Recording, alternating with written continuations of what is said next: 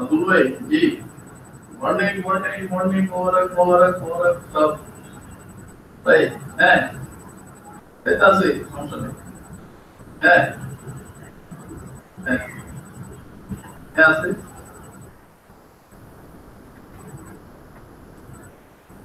আচ্ছা সমস্যা নেই আছে আমি সকাল থেকে আছি হ্যাঁ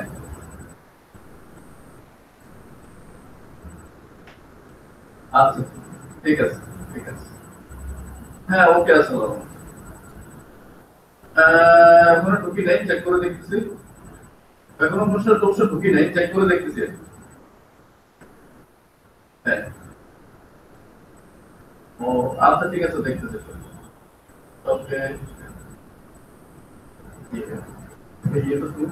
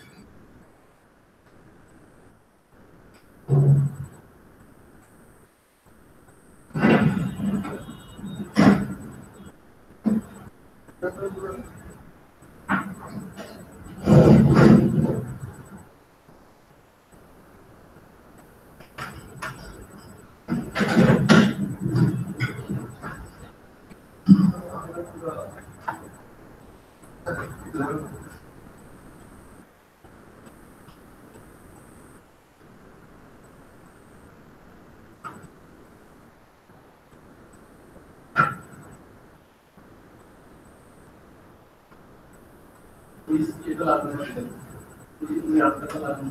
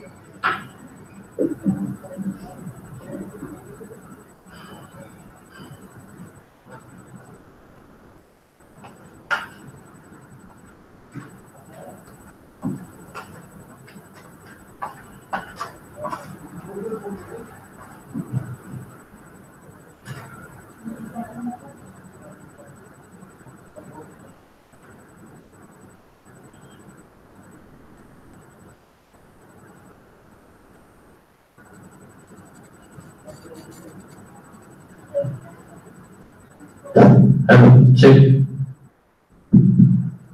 Hello.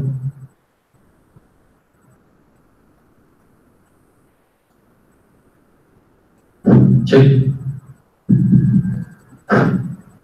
Hello.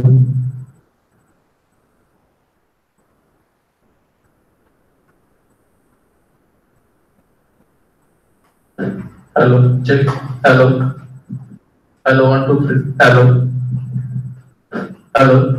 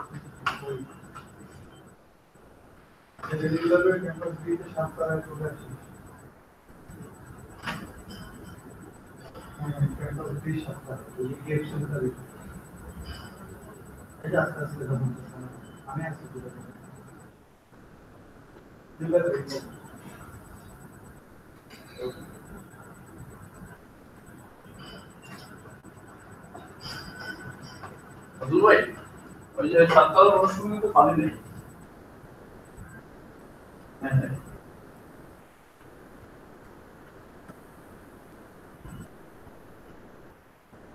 নীতিশ ভাইকে দেখবেন নীতিশ ভাই এখানে আদৌ রেখে বলছে ওকে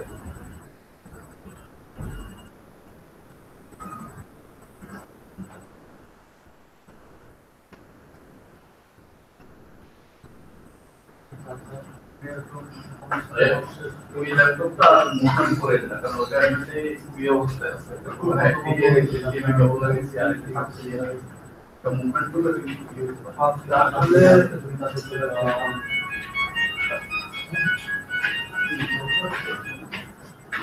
আদুল ভাই হ্যাঁ এই তো কি পাচ্ছেন নাড়া করে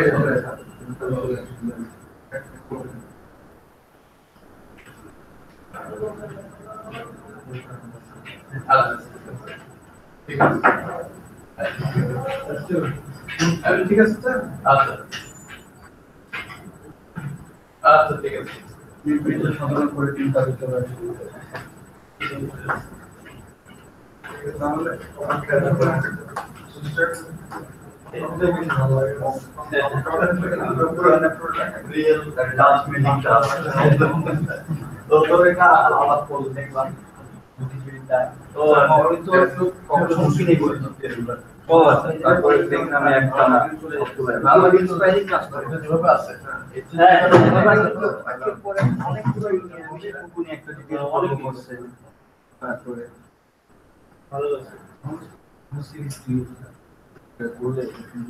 আমাকে নিয়ে আলাপ হয়েছে আমাকে নিয়ে একটা আমাদের এখানে ট্রেনিংয়ের যে প্রোগ্রাম যেটা শুরু করতে নিচ্ছি তা করতে বুঝলে ঘুরে আসি ওই ডিবেট থেকে কিছু আলোচনা একটা কনভারসেশন করা দরকার পার্টিসিপেটের কাজ কি আমরা এই কয়জন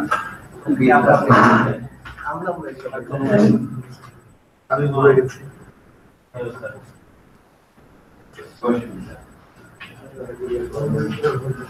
এইখানে 11টা বাজে নিচে কিন্তু 50 আসলে দেখি আসলে ওই পাইছে যদি আগে আসতে পারতো ভালো হতো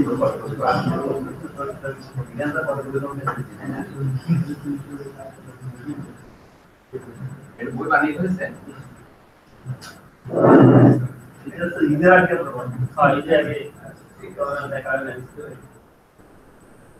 আজকে আমি রিয়েল ওয়ার্কশপ করে বুঝতে চাই বলে না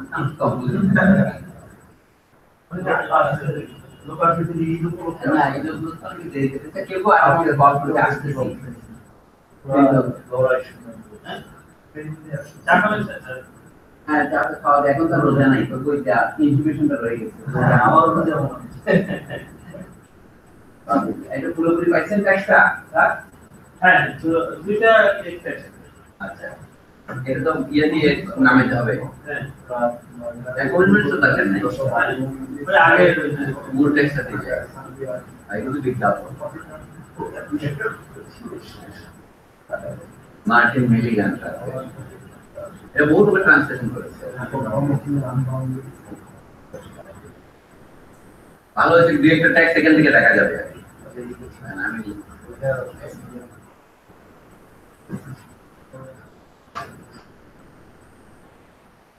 এইটাই দেখে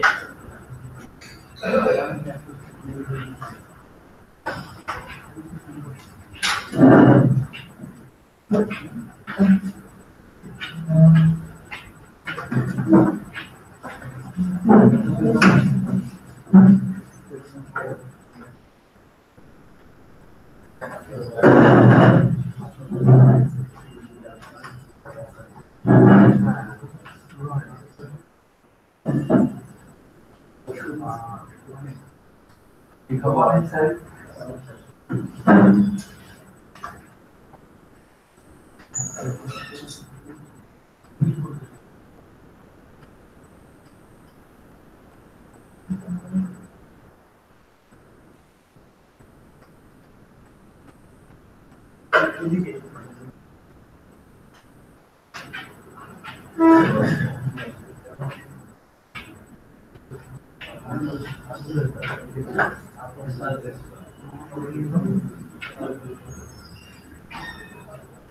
দেখলাম জেইও গিয়েছে আগে আমাদের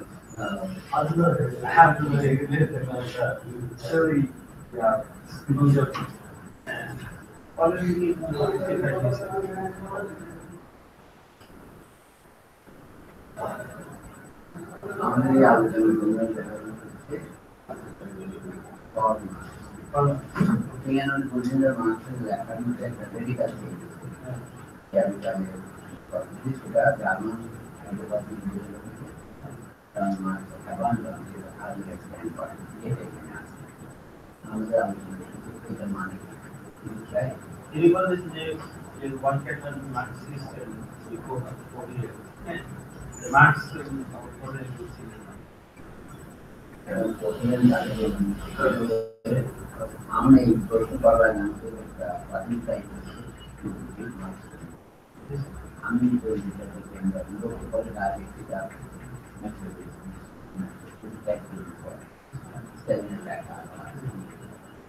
মার্ক্সের মূল লেখাগুলো পড়ার পরে পড়ে কিন্তু মূল লেখাগুলো পড়ে কিন্তু মার্ক্সের ক্যাপিটাল এটা হচ্ছে ক্যাপিটাল সি মার্ক্স 1840 যে প্রোগ্রাম লিখেছিল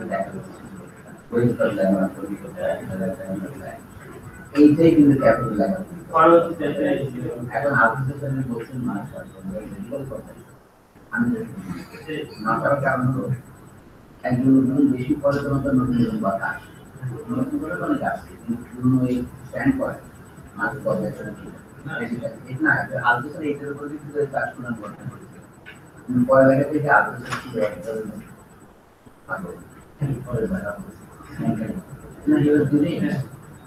কিন্তু সেই বিদেশ থাকার সময় কাছে আমি কিন্তু জনগণের ক্লাস দিয়েছি আমি মার্ক্সের না গোটা ফ্রান্সের পরিবেশ সমাধান করতে পারি এখন তার অনুসারে বলে যে ওইটা আমি পাগল করতে আমি মনে করি যে ওইটাই শুরু করবো The man shows no evidence of having an experience. What is the goal you can do? Reading the capital না করে এই দেশে করলো কি হবে?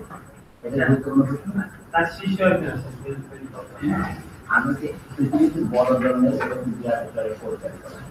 হ্যাঁ, এটা সিস্টেম করে দাও। এটা বড় কনসিস্ট। আমাদের এখন দৃষ্টিতে আমাদের ছোট মাছ ছিল আপনার ছোট মাছ সিস্টেম কিন্তু আগে হচ্ছে আবার চলে যাবে দিতে আসে তো মাঝে আমাদের চাটা খাওয়া দিয়ে চা আমরা যখন শুরু করছি মাছ কিন্তু রেডি হচ্ছে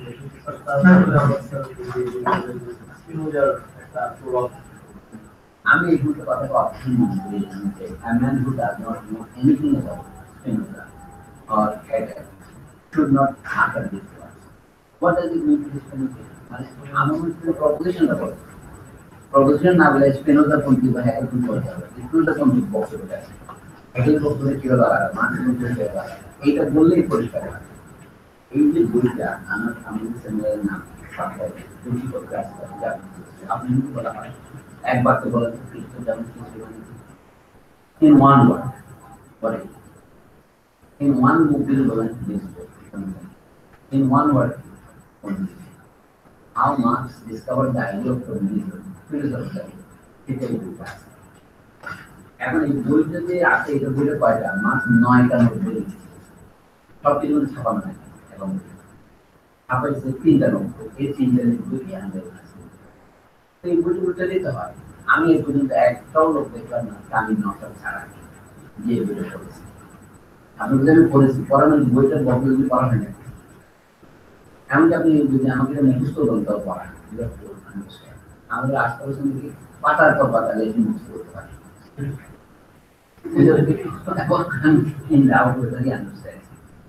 কেন যে হাই স্কুলে যেখানে গিয়েছে কথা বলুন প্রফেসর এখন কিন্তু বইটা আমরা আগে কোরআন দোয়া করতে পারি তাদের বোঝা যায় নাকি আমার নামে ব্রাহ্মণ পদ্ধতি দেখছি বেলা হতে পারে কিন্তু মার্ক্স পড়াটা শুরু দিয়েছে কিন্তু বলে ডাইরেক্টর নিষ্ঠব্দ ম্যাট্রিকের না করে এই বইটা যদি যে কোনো কর্তব্য পড়ে সে মানুষ পেয়েছে মানুষ মানে এনাদের মানসিক গ্রহণ করবে বর্জন করার তো মানুষ অভাব বিভিন্ন বর্জন করবে আমাদের যে দুর্গা কালচার কম্পারেটিভ কালচার না করে এই লোক প্রাইভেট ইউনিভার্সিটি আমাদের বলা যায় আগে ছবি প্রাইভেট ইউনিভার্সিটি শিখতে পারেন না শিখ আমি আগে শিখ চাই মানে বই পড়তে চায় না আপনার পুরা যে লেখকের আর্গুমেন্ট আপনি বলবেন সেগুলো ছোট বই বড় বড় মানুষ অনেক সেকেন্ডারি বই কিন্তু প্রাইমারি বই প্রথম প্রশ্নটাতে হোয়াট আর দি কোয়েশ্চেনস আপনি দেখেন প্রশ্ন না থাকে এই বই পড়তে আমি বই পড়তে যদি সেই বই পড়ে আমাদের কমিউনিকেশন উপকার করে আপনার প্রশ্ন থাকলে সেই উত্তর দিকে চলে যায় বই পড়তে তো মার্ক্সের প্রশ্ন কি ছিল আমরা যদি মার্ক্সের পরীক্ষা তো লোক না তার মার্ক্স নিজেও বিপ্লবের মতো কিন্তু ডিস্ট্রয় করে এই যে 9টা নকশা এখন আছে ওখান থেকে 3টা বের করা হয়েছে এগুলো বলা হয় ফার্স্ট সেকেন্ড থার্ড এটা ফার্স্ট না এখানে মার্ক্স করতে নিয়েছি জার্মান ফিলোসফির কাজ কি করতে হবে পলিটিক্যাল ইকোনমি করতে হবে পলিটিক্যাল ইকোনমি পড়ার তার প্রথম মধ্যে পলিটিক্যাল ফিজিক্সটা আর্থিক ইকোনমিক্স পড়ে কারণ পলিটিক্যাল ইকোনমি এই প্রথম দিকে ওই দিকে কথা 19 পৃষ্ঠা শুরু হয়েছে 34 পর্যন্ত চলছে তারপরে হলো ক্যাপিটালের মুনাফা এরপরে টাকার এখনো পর্যন্ত পণ্ডিতরা এটাই বলে এই 3টা হচ্ছে আমাদের ইনকাম ডিস্ট্রিবিউশন 3টা বড় এই 3টা সাথে আরেকটা মার্ক্স পড়ে এইটাকেই নাম দেওয়া হয়েছে পরে মার্ক্সের নাম সার্কাস এটা কিন্তু সার্কাস দিয়ে বলা হয় ওই ক্যাপিটাল যারা পড়তে চান তার 20 বছর আগে রাখা এটা বই মিলিয়ে পড়লে আমি বুঝতে পারি তাহলে এখানে হ্যাগেল স্পিনোজা এসব কথা বলা হয় এটা পড়া যায় এটা পড়ার পর আপনি বলেন এটা হ্যাগেল কথা স্পিনোজা কথা হ্যাগেলের সমালোচনা হিসেবে তিনি বইটা যদি সকল সাথে থাকতে ভালো হতো আজকে শুরু করে দেন স্যার। আমরা একটা যদি শুরু না করি দেরি হয়ে যাবে।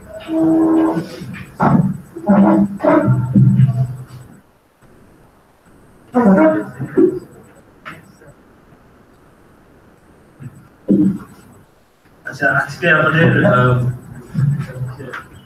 critique of Marx, critique of classical German philosophy এই ওয়ার্কশপের দ্বিতীয় অধিবেশন। এখানে আজকে স্যার মূলত ফোকাস করবেন মার্কসের যে ম্যানস্ক্রিপ্টের মধ্যে ইকোনমিক এন্ড ফিলোসফিক ম্যানস্ক্রিপ্ট, এটা ঘিরেই আমাদের আলোচনাটা হবে। তো আমরা একটার মধ্যে আসলে শেষ করব, এই জন্য খুব দ্রুতই শুরু করতে চাই। এটা 1844 সালের ম্যানস্ক্রিপ্ট যেটাকে বলা হয়। তো আমি স্যারকে অনুরোধ জানাচ্ছি বক্তব্য শুরু করার জন্য। ধন্যবাদ।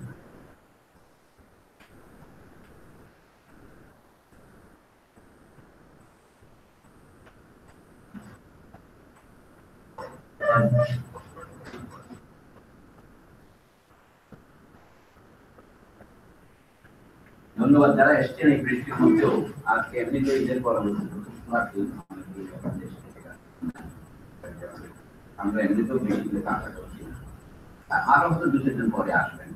গত সপ্তাহে আমি যে আলোচনা শুরু করেছিলাম দুটো আগে, সেই কারণে আমাদের এই জিনিসগুলো খেয়েছে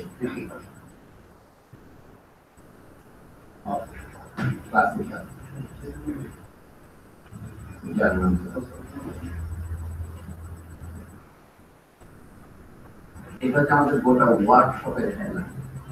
এখানে গত সপ্তাহে আমি যেটা আলোচনা করেছিলাম, কয়টা বিষয় আমরা 9 জুন আর একটা দিন বাদ করেছে। 9 তারিখে আমরা আলোচনা করেছিলাম যে আরেকটা critic of Hegel's philosophy of right. এইটাই আজকে আমরা আরেকটাতে যাব 20 তারিখে। আজকে হেগেলস ফিলোসফি অফ রাইটের জায়গায় যাব। হেগেলের একটা বই আছে যার নাম হচ্ছে ফেনোমেনোলজি, জার্মান ভাষায় বলে ফেনোমেনোলজি। বইটার সমালোচনা মার্কস করেছে, সেইটাই প্রতিফলিত হয়েছে এখানে। এই যে দুটো শব্দ আছে ইকোনমিক্যাল ফিলোসফি, এই মনে রাখতে হবে এই দুটো মার্কসের দেওয়া নয়। এটা তার সম্পাদকরা দিয়েছে। এটা 1840 সালে তিনি লিখেছেন, কিন্তু প্রকাশিত হয়েছে 1932 সালে, মানে প্রায় 100 বছর পরে। 1932 পর্যন্ত ছাপা হয় নাই। লেনিন মারা গেছে 1924 সালে, মানে লেনিন এগুলি করেন। এবং তখন যেমন গিয়র্গ লুকাস 1923 সালে তার হিস্ট্রি অ্যান্ড ক্লাস ফাংশন বই লিখেছেন, তিনি কিন্তু এটা পড়েন না, কারণ পড়া তো সম্ভব ছিল না, বের হয় না। তো প্রশ্ন হচ্ছে মার্কসের বই যেগুলো আমরা পড়েছি, সেগুলো একসময় মনে হচ্ছে যেন আকাশ থেকে নাজেল হয়েছে, যেন ঝুলে আছে, তার তলার ফাউন্ডেশন নেই। এই বইগুলো যখন বেরোলো 1927 সাল থেকে বের হওয়া শুরু হয়েছে। যেমন মার্কসের সমালোচনা 1927 বের হয়, এগুলো 1932 বের হয়। এবং আরো শেষের দিকে 1940 থেকে মার্কসের আরেকটা বই বের হয়, গ্রুন্ডরিস বলে, যেটা ক্যাপিটালের প্রথম ড্রাফট। মানে আমি বোঝাতে চাচ্ছি রুশ বিপ্লবের পরে মার্কসের অনেক প্রকাশিত বাণী, এটা তার মনে হচ্ছে এগুলি মার্কস লিখছেন তখন 1840 বয়স কত? এই যে আমরা এখন যারা বসছেন আমাদের সকলের বয়স হচ্ছে কম। আপনাদের কেউ 26-এর নিচে আছেন, আপনার কত বয়স স্যার? 24। আপনার বয়সে লিখেছেন। তো এই বয়সে লেখা একজন মানুষের লেখার মধ্যে তো দোষ ত্রুটি থাকবে, কিন্তু সবচেয়ে বড় কথা তিনি একটা লিখে কমপ্লিট করে বই তখন লিখেছিলেন। এই হচ্ছে সেই বইটা। এটা মস্কোর এডিশন, আমার হাতে আছে 1977 সালে ছাপা। তো মস্কো একটা নাম দিয়েছে economical philosophy manuscripts, Marxism Leninism institute under CAPS, bureaucratic ভাষায় বলে লেখে। Communist party of the Soviet ইউনিয়নের অধীন মার্কস এঙ্গেলস ইনস্টিটিউটের তরফ থেকে এই বইটা তৈরি হয়েছিল। তো যাই হোক, এটা প্রথম সম্পাদনা যিনি করেছেন ডেভিড রিয়াজানভ, তাকে স্টালিন মেরে ফেলেছে। প্রথমে হয় মার্কসের জীবনী লেখক ও মার্কসের এই ইনস্টিটিউটের পরিচালক ছিলেন তিনি কি রাশিয়ান জু। এবং মার্কসের এই পয়েন্টটা মজা হচ্ছে, এটা প্রথমে বেরোচ্ছে রুশ অনুবাদে, পরে বেরিয়েছে মূল জার্মান। এখন আপনাদের এটা পরিচয় দিয়ে বলি, মার্কস মোট 9টা খাতা লিখেছিলেন প্যারিসে বসে। এই জন্য এগুলিকে পেরিস ম্যানাস্ক্রিপ্টস বলা হয়। আচ্ছা, এখন আমি যে আগে আলোচনা করেছিলাম এটা, এইগুলি তিনি কোথায় লিখেছেন? এটা অনেকগুলো নোট খাতা। ওইটা জার্মানির একটা শহরে, তার এই শহরের নাম হচ্ছে, আমার উচ্চারণ সরাসরি একটু ত্রুটিপূর্ণ হবে, ক্রয়েৎসনাখ, এই জায়গাটার নাম।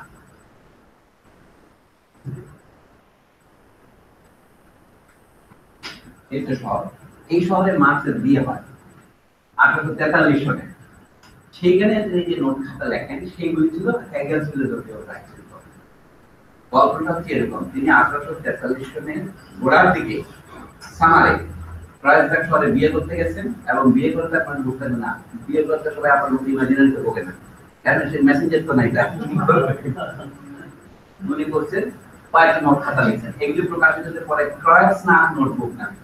সেগুলিকে আমরা এখন ভদ্র নাম দিয়েছি critic of Hegel's philosophy of right. ওইটা লেখা শেষ করার পর তিনি বললেন তিনি একটা পুরো আলোচনা বই লিখবেন। তখন তিনি প্যারিসে চলে আসেন। প্যারিসে এসে আপনারা আগে দেখেছেন 1844 সালের ফেব্রুয়ারি মাসে একটি পত্রিকা বের হয়। পত্রিকার ইংরেজি নাম যদি বলি, annals of German and French scholarship. এটা জার্মান নামটা শুনতে হবে, তাই না? Yearbook, yearbook. আর প্রথম নাম কি? ডয়েশ ফ্রান্সো শিক্ষা, অর্থাৎ জার্মান এন্ড ফ্রেঞ্চ কোলাবোরেশনে বেরোবে। ওই পত্রিকার মাত্র দুটি সংখ্যা বের হয়, দুটি সংখ্যা মানে এক সংখ্যা, নাম্বার 1 আর নাম্বার 2, সম্পাদক দুজন। সিনিয়র সম্পাদকের নাম আর্নল্ড রুগে, জুনিয়র সম্পাদকের নাম কার্ল মার্কস। কার্ল মার্কসের দুটো লেখা থাকে সাধারণত, একটা লেখার নাম হচ্ছে জুইশ কোয়েশ্চেন, যেটা আমাদের জাভেদ হোসেন বাংলা অনুবাদ করেছে, বিরোধী প্রশ্ন। দ্বিতীয় লেখাটা আমি আলোচনা করি গত সপ্তাহে, পুরোপুরি করি নাই, তুলে ধরেছি। নাম কি? Critique of Hegel's philosophy of right colon introduction, অর্থাৎ প্রকাশিত বইয়ের ইন্ট্রোডাকশনটা তিনি লিখেছেন।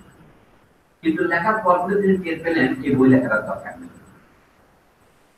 তিনি বললেন যে আমি যদি গোড়ার সমালোচনা না করি, সিভিল সোসাইটির সমালোচনা না করি, তাহলে রাষ্ট্রের সমালোচনাটা ফাউন্ডেশনলেস মনে হবে। তখন কি অ্যাবান্ডন বলতে হবে, অর্থাৎ ওই বইটার মধ্যে প্রকাশিত হয়।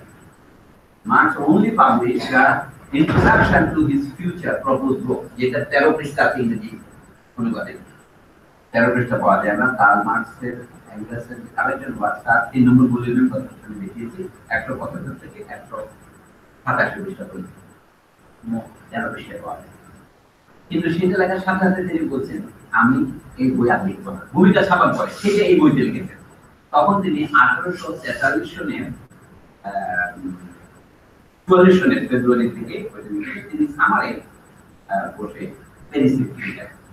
তখন আগের সামারে ক্রয়েৎসনাখে বসে যেটা লিখেছিলেন এটা লিখেছেন প্যারিসে। আজকে আলোচনা করব এটা যদি আপনি নোট দেন, এটা হলো political notebook, political theory notebook. আর এটা কি? Economic and social. মার্কস নিজে কি নাম দিয়েছিলেন? নোট খাতা লেখা আছে ইকোনমিক স্টাডিজ। ফিলোসফি কথা কিন্তু এডিটরে ঢুকেছে এবং সেটা দোকানে যুক্তিসঙ্গত। কারণ এখানে 3টা ম্যানুস্ক্রিপ্ট আছে, তাহলে 2টা ম্যানুস্ক্রিপ্ট ইকোনমিক্স বিষয় আর একটা ম্যানুস্ক্রিপ্ট ফিলোসফি বিষয়।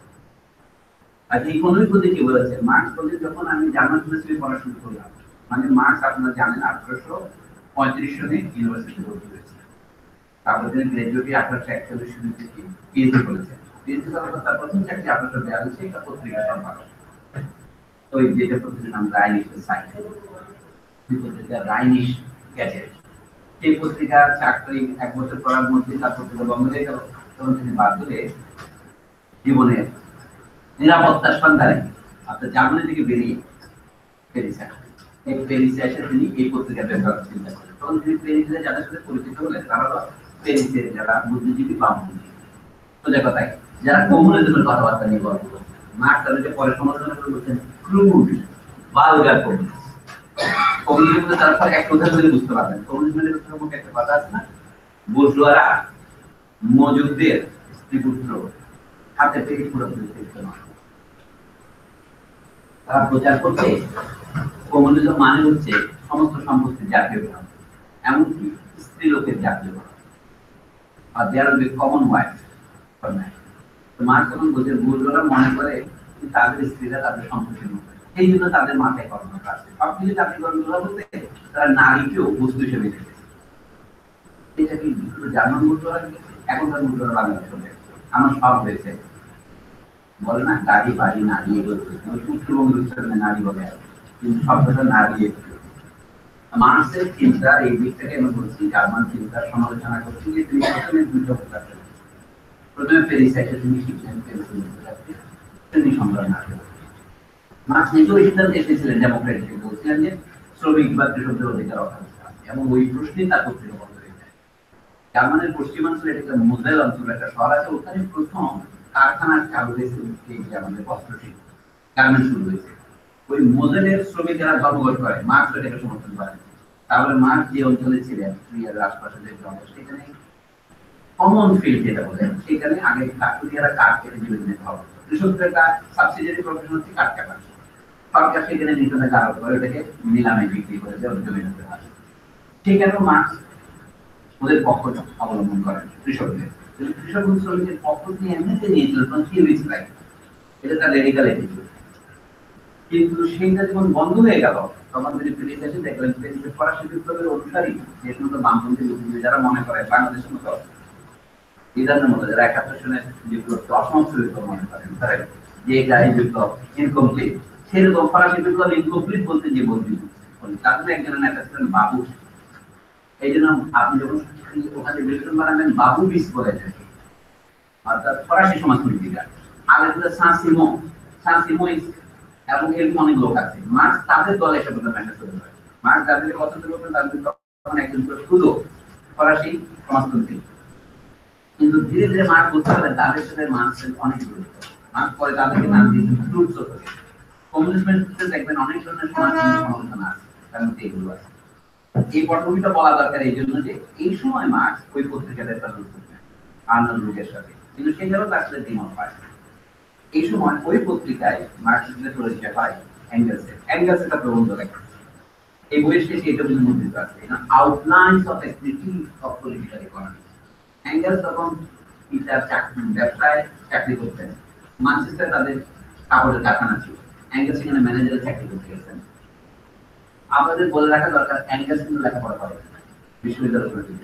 মার্ক্সের পিএইচডি আছে, অ্যাঙ্গেলস হলো কমপ্লিটলি আনস্কুল, হাই স্কুল পর্যন্ত করছেন, কোনো কলেজ বিশ্ববিদ্যালয়ে যান। কিন্তু সংস্কৃত লোক মাতৃ সুশিক্ষিতার প্রমাণ হচ্ছে তিনি ইংল্যান্ডে থাকার সময় ইংল্যান্ডের বইপত্র পড়ে এবং দেখে জার্মান ভাষায় ইংল্যান্ডের অবস্থা নিয়ে রিপোর্ট করে বইগুলো লিখেছে, যেমন এটা আউটলাইন সুপারফেক্টিভ। আবার ইংল্যান্ডে গিয়ে জার্মানির এবং ইউরোপের শ্রমিক আন্দোলন লিখেছে। মার্ক্স তার পরিচয়টা পেয়েছে 1844 সালে ওই পত্রিকা। সেখানে অ্যাঙ্গেলসের প্রবন্ধটা পরে মার্ক্স খুব ইন্টারেস্ট। এখানে দেখা যাচ্ছে অর্থনীতি পড়ার ক্ষেত্রে মার্ক্সের প্রযোজিত করে সেটা পড়ে মার্ক্সের ধারণা হলো হেগেলের দর্শন নিয়ে আমাদের যে অসন্তুষ্টি, এই তালিম নকল আছে যে এইগুলো প্রকাশ করছে।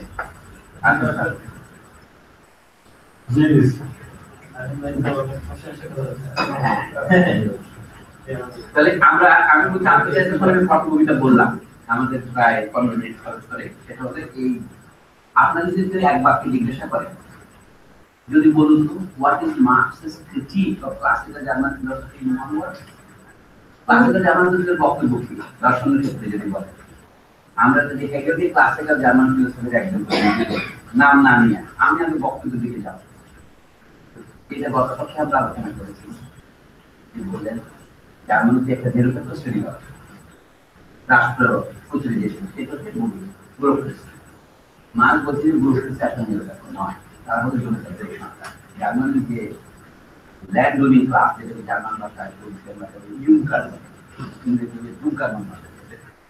এই গোত্রের লোকেরাই সেখানে সিভিল সার্ভিসে এগিয়ে আসে। সুতরাং হেগেল কল্পিত যে নিরপেক্ষতা সেটা আপনার কাছে নাই।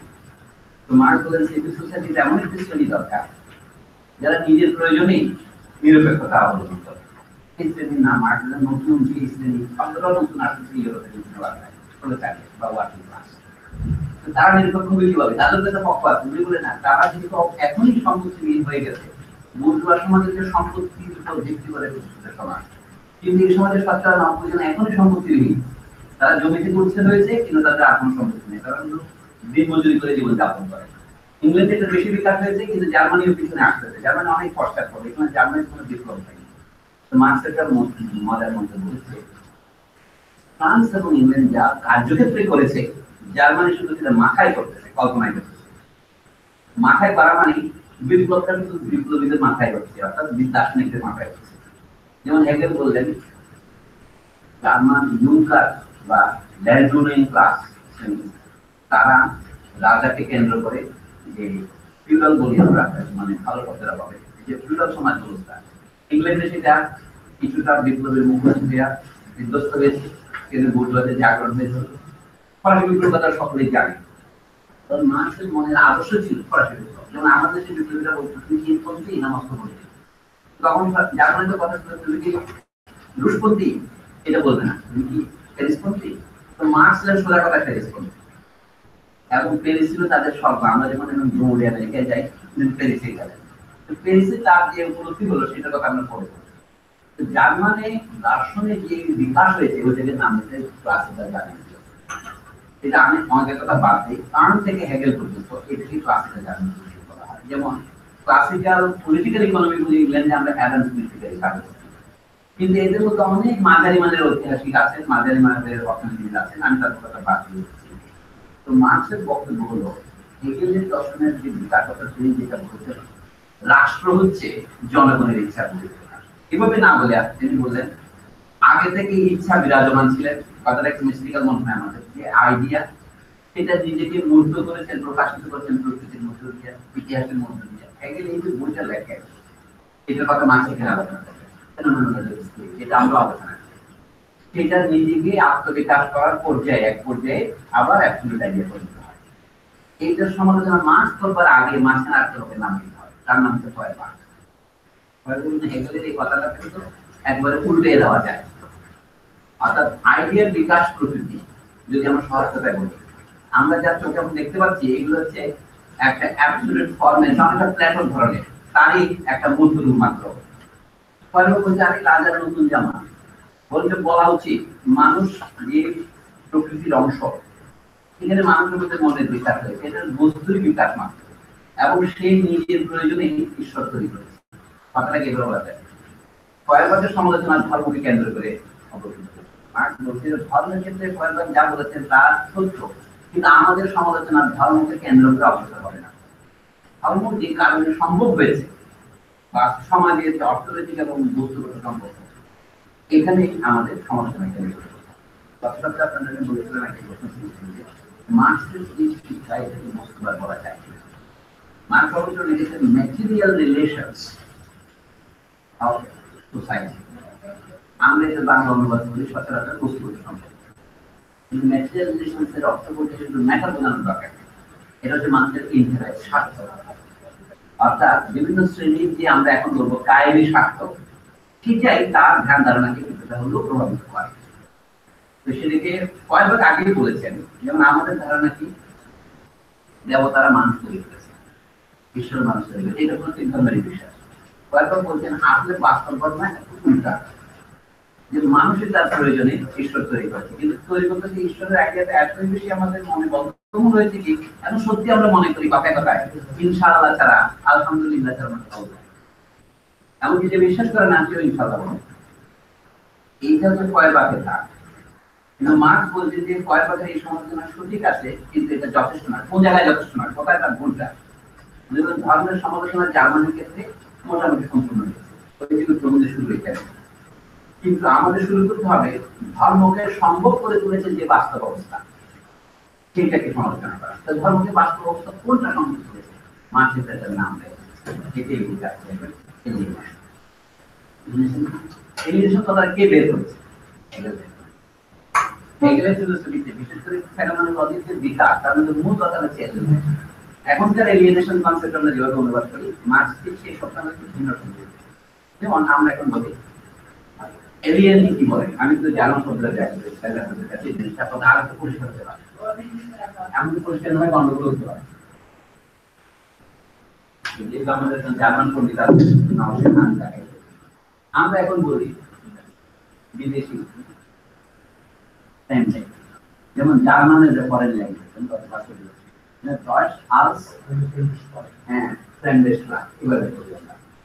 আমি যদি ফ্রেন্ডের আগে যদি ভি লাগাই তখন ফ্রেন্ড, তারপরে ফ্যারফ্রেমডুম এলিয়েনেশন। এলিয়েন মানে বিদেশি, এটা খেয়াল রাখতে হবে। এটা আমি কেন বলছি, এই বইটা বের হওয়ার পর কেবল আলোচনা কেন্দ্রীভূত হচ্ছে এলিয়েনেশন কি এবং কার্ল মার্কস এলিয়েনেশনের কথা বলছে। এলিয়েনেশন মানুষকে নিয়ন্ত্রণ শুরুতে ছিল, এখন আছে, ভবিষ্যতে থাকবে, চিরকাল মানুষকে এলিয়েনেট হবে। কিন্তু মার্কসের মূল আলোচনা সেটা নয়, আপনারা সেটা দেখতে পাবেন। হেগেলকে যে কারণে লোককে ভালো বলুক আর মন্দ বলুক, তার মধ্যে এই আইডিয়াটা তিনি, যেমন the absolute idea alienates itself into nature and that nature evolves.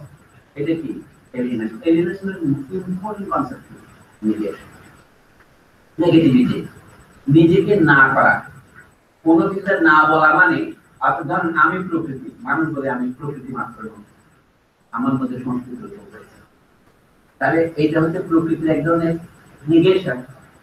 মানুষ প্রকৃতির অংশ, but at the same time প্রকৃতি।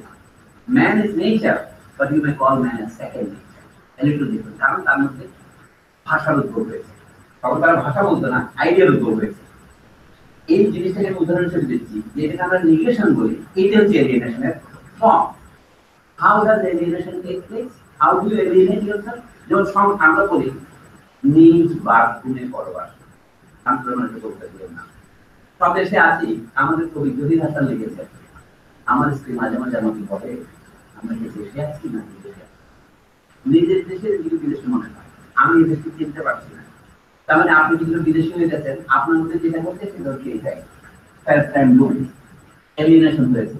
এলিয়েনেশন কথা লেখিন থেকে আপনি ইংরেজিতে আমরা টের পাবেন, নিয়ার মানে সম্পর্ক, এলিয়েন মানে সম্পর্কহীনতা, আপনি নিঃসম্পর্কিত হয়ে যাচ্ছেন, আপনি নিজেকে আলাদা করে নিচ্ছেন। আমাদের কবিদের মধ্যে জনপ্রিয় হয় এটা, আবার যারা এক্সিস্টেন্সিয়ালিস্ট তারা এইভাবে নিয়েছে, অনেকের যে চিরন্তন অবস্থার প্রতিও নিতে পারার চেষ্টা করেছে। কিন্তু মার্কস এটাকে সম্পূর্ণ ভিন্নভাবে ব্যাখ্যা করবেন একটু করে ইমান আসতে দেখতে। মার্কস বলেন এই সবকিছুর উৎপত্তি হচ্ছে মানুষ যে প্রকৃতিকে অনেক বন্ধ, এই যে সমস্ত দালান কোঠা আমরা দেখতে পাচ্ছি, এই যে মানুষ আকাশে আমরা বঙ্গবন্ধু এক স্যাটেলাইট পাঠাচ্ছি, সবই মানুষের পরিশ্রমের কথা। মানুষের তৈরি করার পুরা সভ্যতা কিন্তু মানুষের আদিতে শ্রমের নানা প্রকার বিকাশ, কিন্তু এই শ্রম যিনি করেন, শ্রমের ফলের উপর তার নিজের কোনো কন্ট্রোল নেই। এইটাকে মানুষ নাম দিয়েছেন ফরেন লেবার, এলিয়েনেটেড লেবার। আর একটা শব্দ বলতে এস্ট্রেঞ্জ লেবার, এইটাও তিনটি শব্দ। এস্ট্রেঞ্জমেন্ট, জার্মান অনেক সমৃদ্ধ ভাষা, আর জার্মান অনেক শব্দ আছে। জার্মান যেমন আউস, আপনি কোথা থেকে আসছেন, আউস বাংলাদেশ, যদি আমি বাংলাদেশ থেকে আসছি, আউসেরু মানে হচ্ছে বিদেশি করা, ফরেনার করে নেওয়া। তো এর আগে অন একটা লাগায়,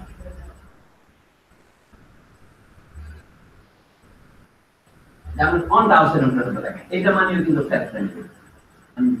আর বহু শব্দ আছে। মার্কস এই শব্দগুলি বেশি লিখেছেন, অন হাউসের, অন ফ্রেমডুম মানে ফেরনালিটা, এই সমস্ত শব্দ আপনি পাবেন। এটা এখানে দেখেন এই বইতে সূচিপত্রে কি কি আছে। এই দেখেন মার্কস এই বইতে কি কি আছে, প্রথমে প্রিফেস আছে। এই প্রিফেসটা খুব মজার, আমি দুই লাইন পড়ে শোনাবো। মার্কস প্রিফেসে কি লিখছেন, আমার একমাত্র আবেদন হচ্ছে আপনাদের কাছে অনুগ্রহ করে ছোট বইটি পড়বেন, dialectical and historical materialism বইটা পড়ে যান। For that book written by Engels or Stalin or whoever is misleading. আপনি এটা পড়ে বুঝতে পারবেন। The group of the Buddhism is misleading. Marx's philosophy foundation এই বইতে পাওয়া যায়। মানে কোন জায়গায় তিনি হেগেল থেকে আলাদা হচ্ছে সেটা পাবেন। এটা আসলে দেখেন এই বই প্রথমেই তিনি লিখছেন, দেখেন মজা, ফার্স্ট ম্যানুস্ক্রিপ্টে কি আছে, পলিটিক্যাল ইকোনমি চর্চা করা শুরু করতে। বুঝুন ম্যাটেরিয়াল রিলেশন যদি না বুঝি এলিয়েনেশন আপনি বুঝবেন না, মানুষ কেন এলিয়েনেটেড হয়। চিরকালীন নয়, বর্তমান কালে এলিয়েনেশন, তারপর চিরকালে যাবে। এই জন্য তিনি তিনটা বইতে এই জিনিসগুলো লিখছেন।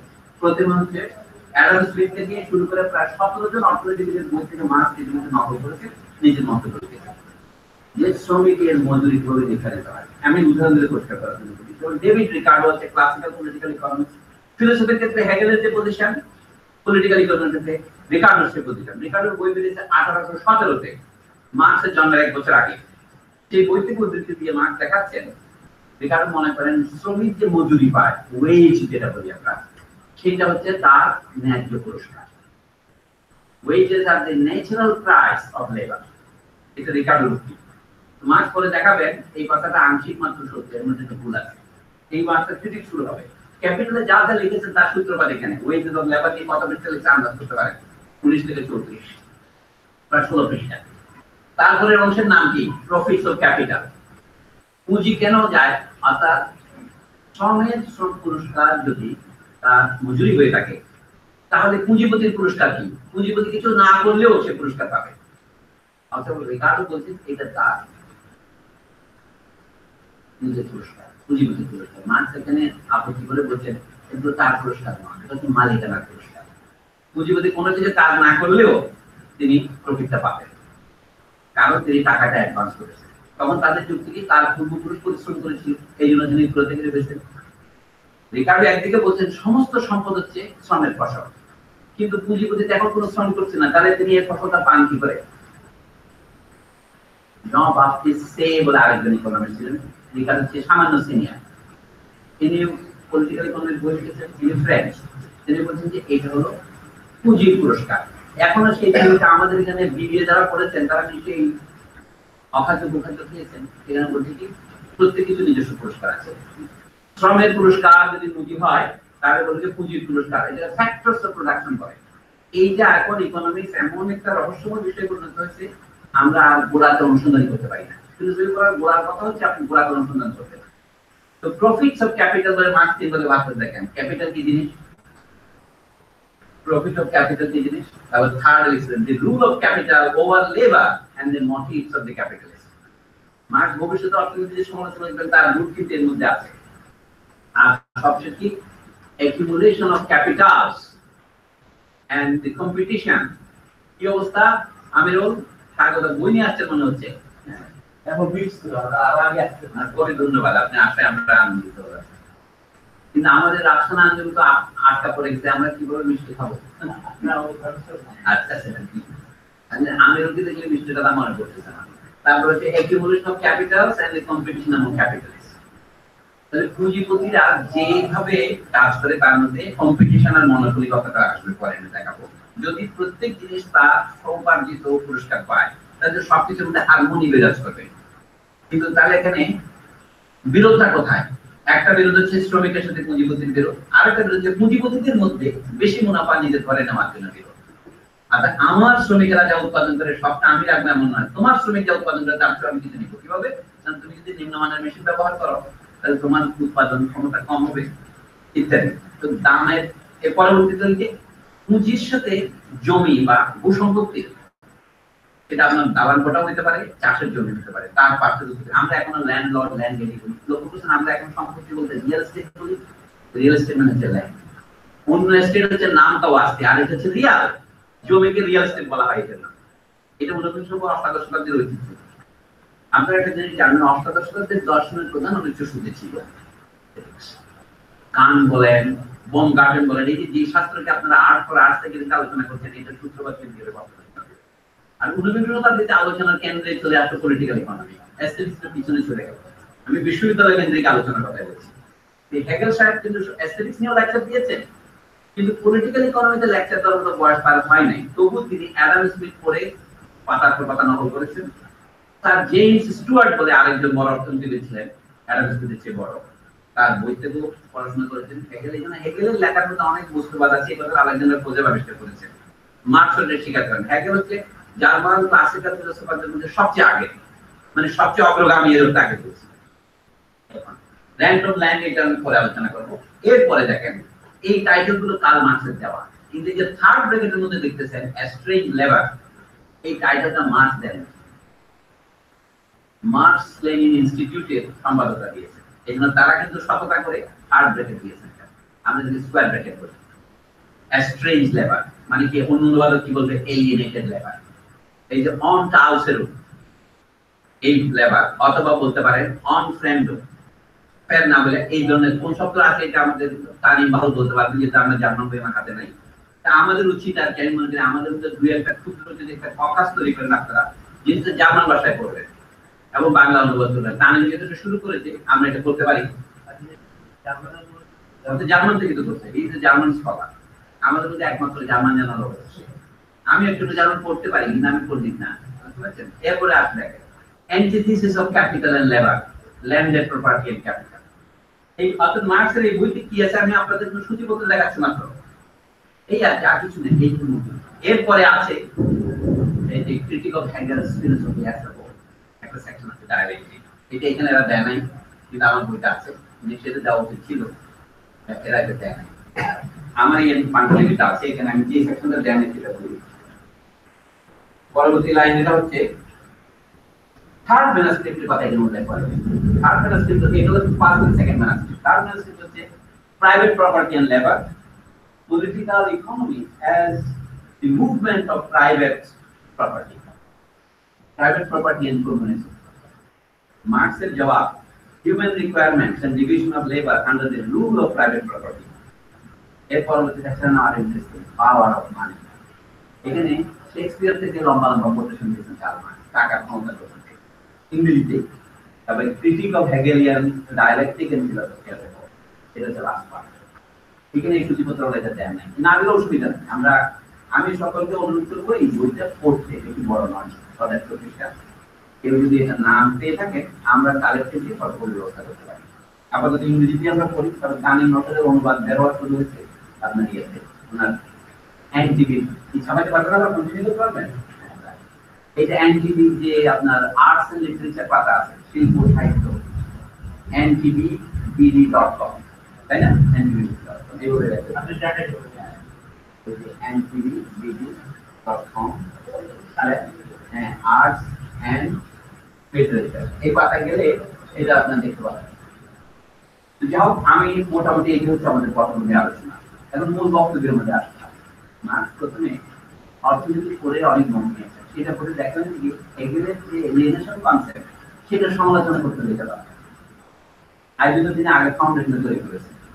তো এলিয়েনেশন অ্যাজ সাচ মানুষের মধ্যে চিন্তার বিকাশের জন্য দায়ী। আইডিয়া আনফোর্স ইটসেলফ থ্রু নেগেশন, কারণ এটা হচ্ছে হেগেলের চিন্তা। মার্কসের জন্য হেগেলকে পুরোপুরি এটা প্রথম প্রয়োগ করলেন ফয়েরবাখ, তার বই এসেন্স অফ ক্রিশ্চিয়ানিটি, ফাউন্ডেশন, অনেকগুলো বই আছে তার। সুকুন মানে কি জানো, ভবিষ্যৎ, যে তার এই ভবিষ্যৎ এনি ফিউচার ফিলসফি, এই যে অনেক বই লিখেছেন। এই বইগুলিতে এই কথা ওনার কয়েকটা বই ইংরেজি অনুবাদ আছে, সংলগ্ন অনুবাদ হয়নি। ফয়েরবাখ ছিল মূলত জার্মানিতে যাদের এখন রিলিজ করি তাদের লেখা। মার্কসও প্রথম দিকে তার ভক্ত ছিলেন এবং তার সাথে দেখাও করেছে, তার সাথে পত্র বিনিময় আছে, সাক্ষাৎকার আছে। কিন্তু তিনি এটাকে ধর্মের ক্ষেত্রে প্রয়োগ করে বলছেন যে আসলে ধর্মই হচ্ছে এলিয়েনেশনের প্রথম। এই যে মানুষ যে ধর্মে বিশ্বাস করে, ঈশ্বরে বিশ্বাস করে, এটা তার আপন মনেরই মাধুরী মিশিয়ে রচিত দেবদেবী।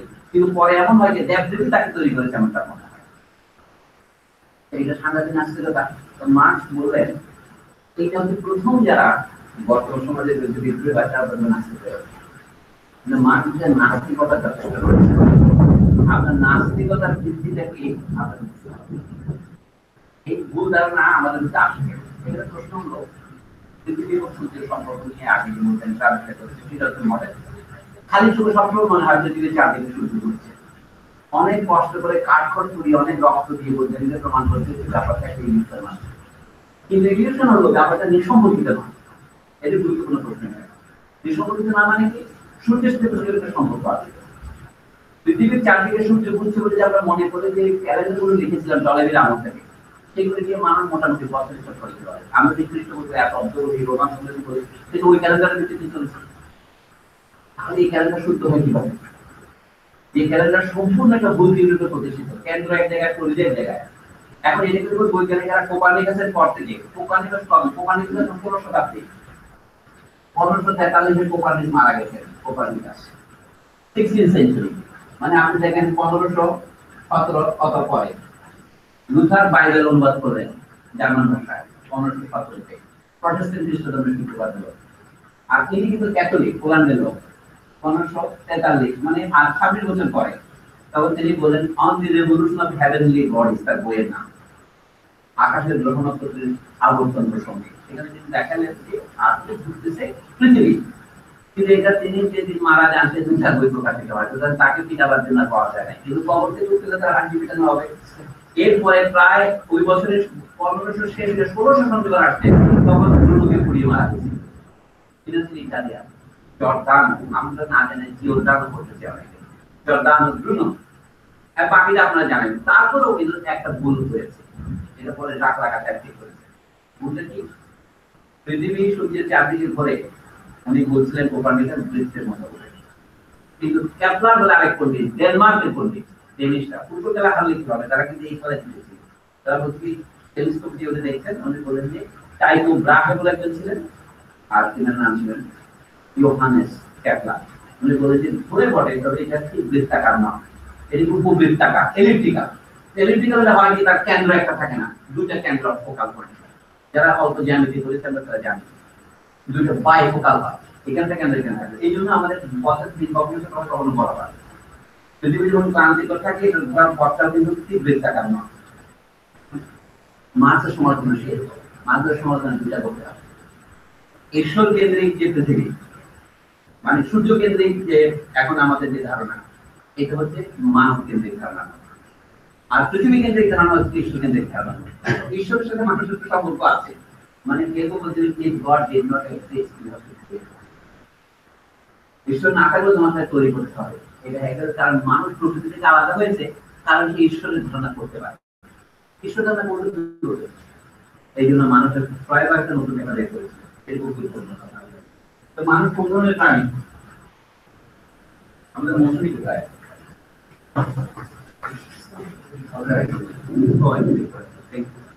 হ্যাঁ, এই ধারণার তার কথাই আমি বলি। ঈশ্বর কেন্দ্রিক ধারণা আমরা তো হেলিওসেন্ট্রিক, জিওসেন্ট্রিক একে বলেছি।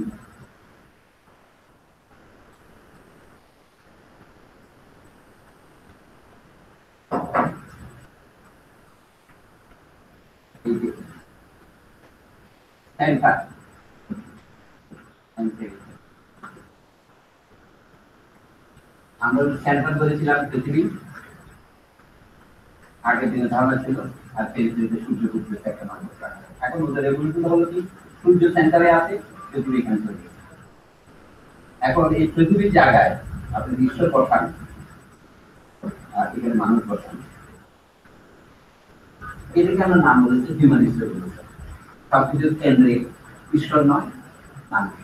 কিন্তু যদি এখন তাদের সম্পর্কটা কি, তাদের সম্পর্কটা বৃত্তাকার না এলিপ্টিক্যাল, ওয়ান ফোকাস না দুই ফোকাস?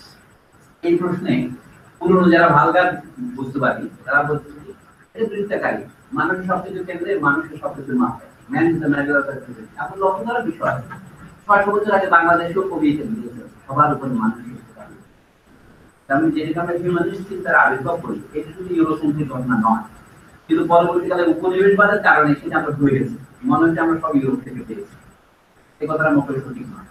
যেমন চুক্তির ধারণা ইউরোপে আসার বহু বছর আগে, আরব দেশে ১৫০০ বছর আগে আসছে বিবাহের চুক্তি, আর প্রচেষ্টাটাই মাত্র এটা স্বীকার করতে শুরু করে বিবাহের চুক্তি, মানে বিবাহটা কিন্তু পবিত্র ব্যাপার।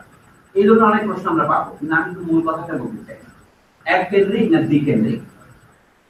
গোল হলে যথেষ্ট হবে না, এর মধ্যে বাইফোকাল হতে পারে। মানুষ যদি বাইফোকাল হিসেবে কোথায়, মানুষ কেবল বুঝতে পারছে না, তার ঈশ্বরের বাস করতে।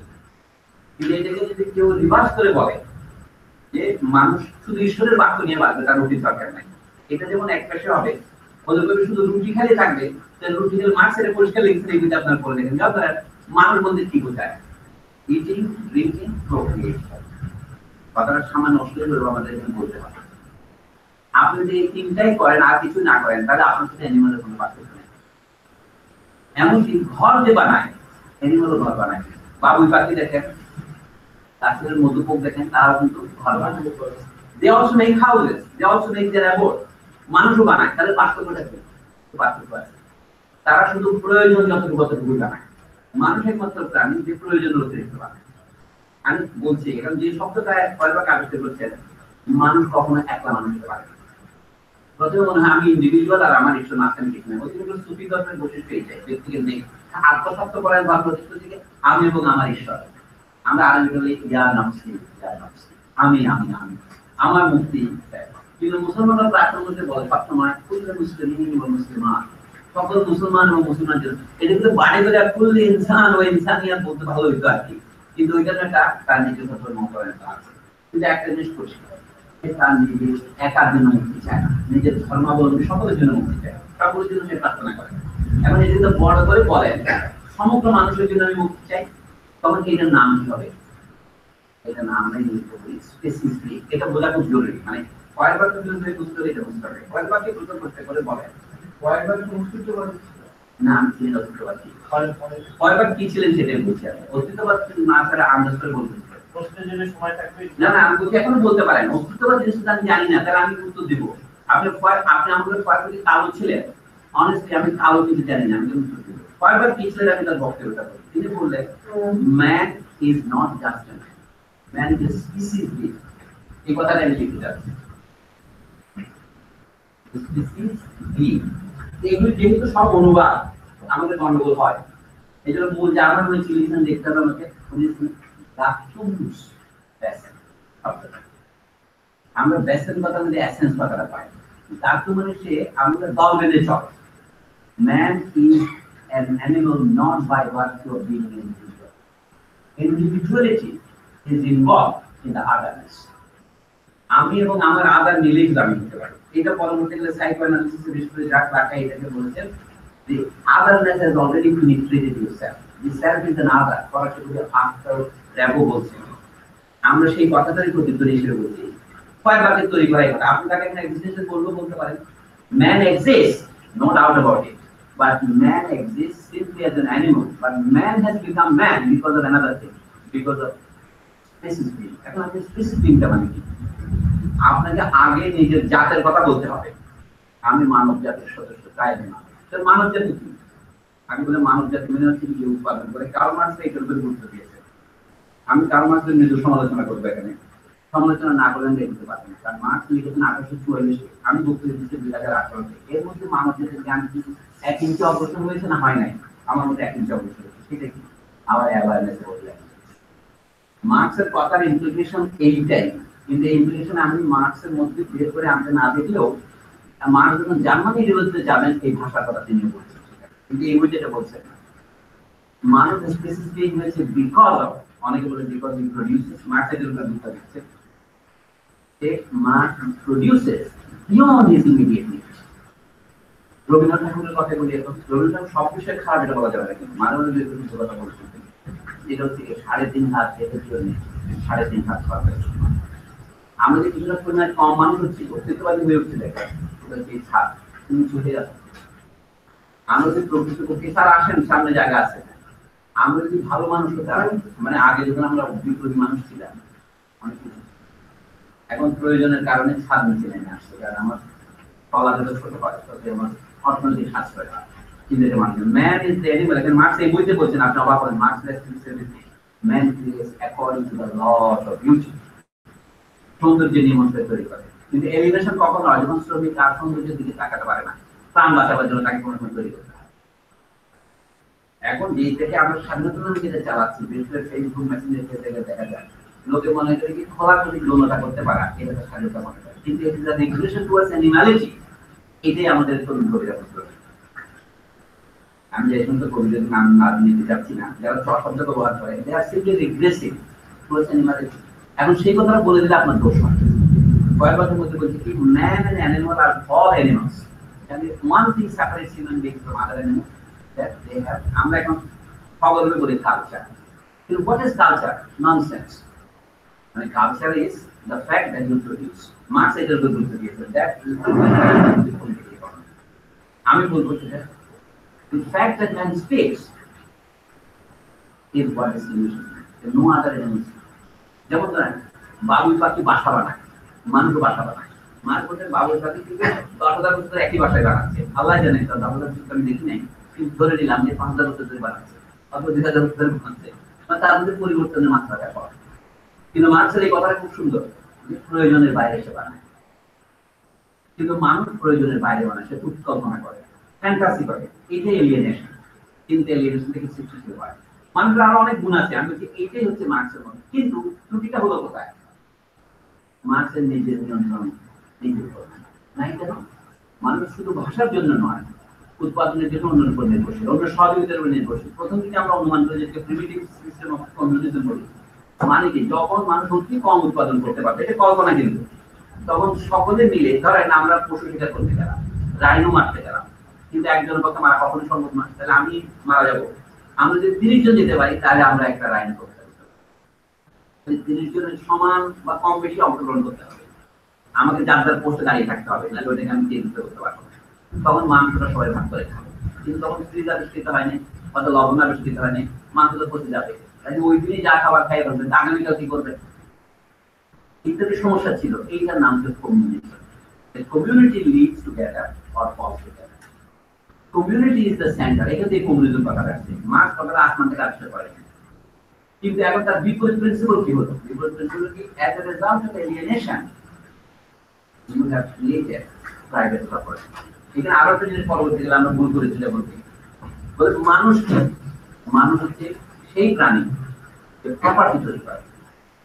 What is proper to man is property. Propriété, French ভাষা বলে, যেমন ক্যাশকুলা প্রোপ্রিয়েটে, বিখ্যাত বইয়ের নাম, তার ক্রুদোর বইয়ের নাম। What is property? ক্যাশকুলা প্রোপ্রিয়েটে। What is property? তো প্রপার্টি মানে হচ্ছে, হেগেল বলছেন প্রপার্টি না থাকলে মানুষ হবে না। Hegel imputed fundamental importance to property.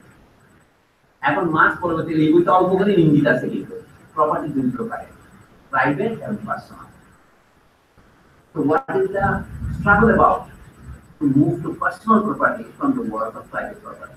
Private শব্দটা খেয়াল করেন আপনারা, তাহলে বুঝতে পারবেন প্রাইভেট কি বলে। এটা আমরা টের পাই যখন প্রাইভেট বলার সময় এই কথাটা বলি। প্রাইভেট মানে কি?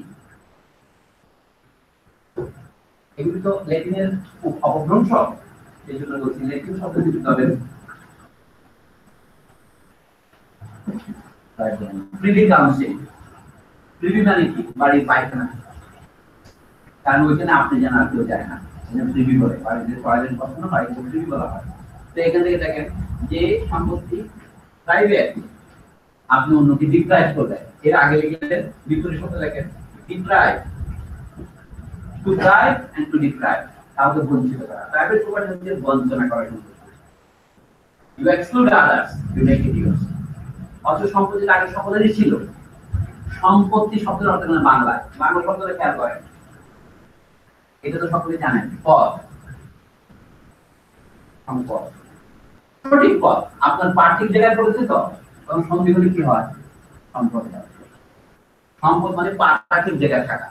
আর যদি সম্পদ যদি লড়ে যায়, বিপদ মানে পাটা সঠিক জায়গায় নাই। আর শব্দ আছে আপদ, ভুল জায়গায় পড়েছে। তিনটা শব্দ দেখেন, সম্পদ, আপদ, বিপদ। হ্যাঁ, আসলে তাই। প্রগতির পরিব্রাজক নয়, এটা হচ্ছে প্রগতির প্রধান পদ। সম্পত্তি মানে হলো যেখানে সম্পদ আছে এই অবস্থায়, পার্থিব জায়গায় থাকলে এটি সম্পত্তি। তাকে একা তো ভুল কিছু বলেন নাই। ইংরেজি proper, what is proper to man? Mankind is the proper study, মানে man is the proper study of mankind. মানুষ কাকে বলে? মানব জাতি ছাড়া মানুষ মানুষ হয়। এই জন্য আমি নকল করে বলেছি, এই যে বিদায় এই মতো ধরতে ধরছি, বর্তমানে ধরতে পারে আমার শাখা বিদ্যেছে। কবিতার কি? কবিতার ইতিহাস হচ্ছে মানুষ কি? মানুষের ইতিহাস বলতে বারবার টটোলজিক্যাল মনে হয়। আমি কি এইটা ইতিহাস বাদ দিয়ে মানুষ এইটা কি কয়েক বার বলছেন রাষ্ট্রুম শুধু আছে, যদি বানান ভুল হয় আমার শুদ্ধ করে দিয়ে রাষ্ট্রুম আছে। এটার নাম হচ্ছে ইংরেজিতে স্পিসিস গুণ, অর্থাৎ মানুষ তার জাতের গুণেই মানুষ। আমরা ওটা জাত গুণেই মানুষ চিনতে হবে। দেখা যায়, এটা অদ্ভুত দেখা যায়, আমরা বট গাছের বাচ্চারা, আপনি যদি বট গাছ বুঝতে পারবেন, সুন্দর জিনিস আছে, আপনি এটাকে শুধু বলবেন বায়োলজিক্যাল। তো মানুষের বাচ্চা থেকে মানুষ হয়, মানুষের বাচ্চাটাকে সাপ হয় না। কিন্তু মানুষের বাচ্চা হিসেবে জন্মালে সে মানুষ হয় না। তাকে যদি জঙ্গলে আফ্রিকায় চলে যায়, সে টার্জান হবে।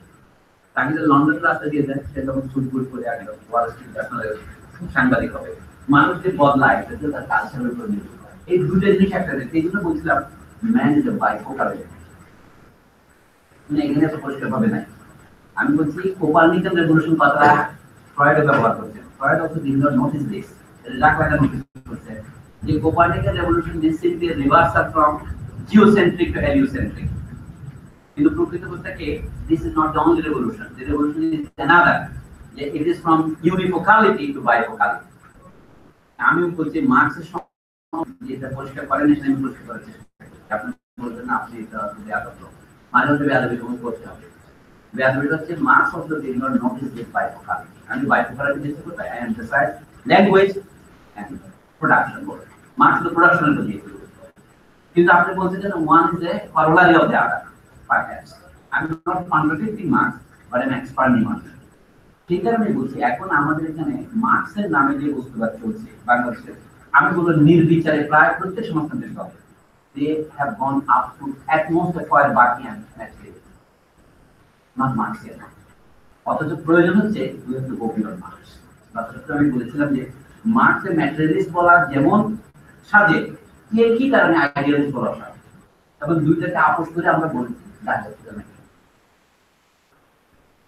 কিন্তু ম্যাটেরিয়ালিস্ট ডায়ালেকটিক্স এরকম বলতে পারে। তার মধ্যে দুটোই পাচ্ছেন। আমি বলবো যে এইগুলি একবাচ্য।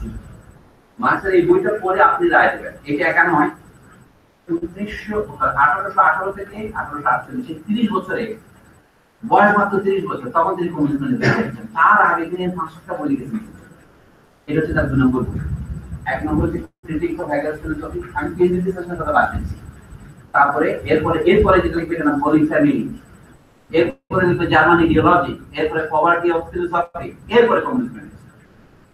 আমরা আশা করি যে এই সেমিনারে এই সবগুলো আলোচনা করব।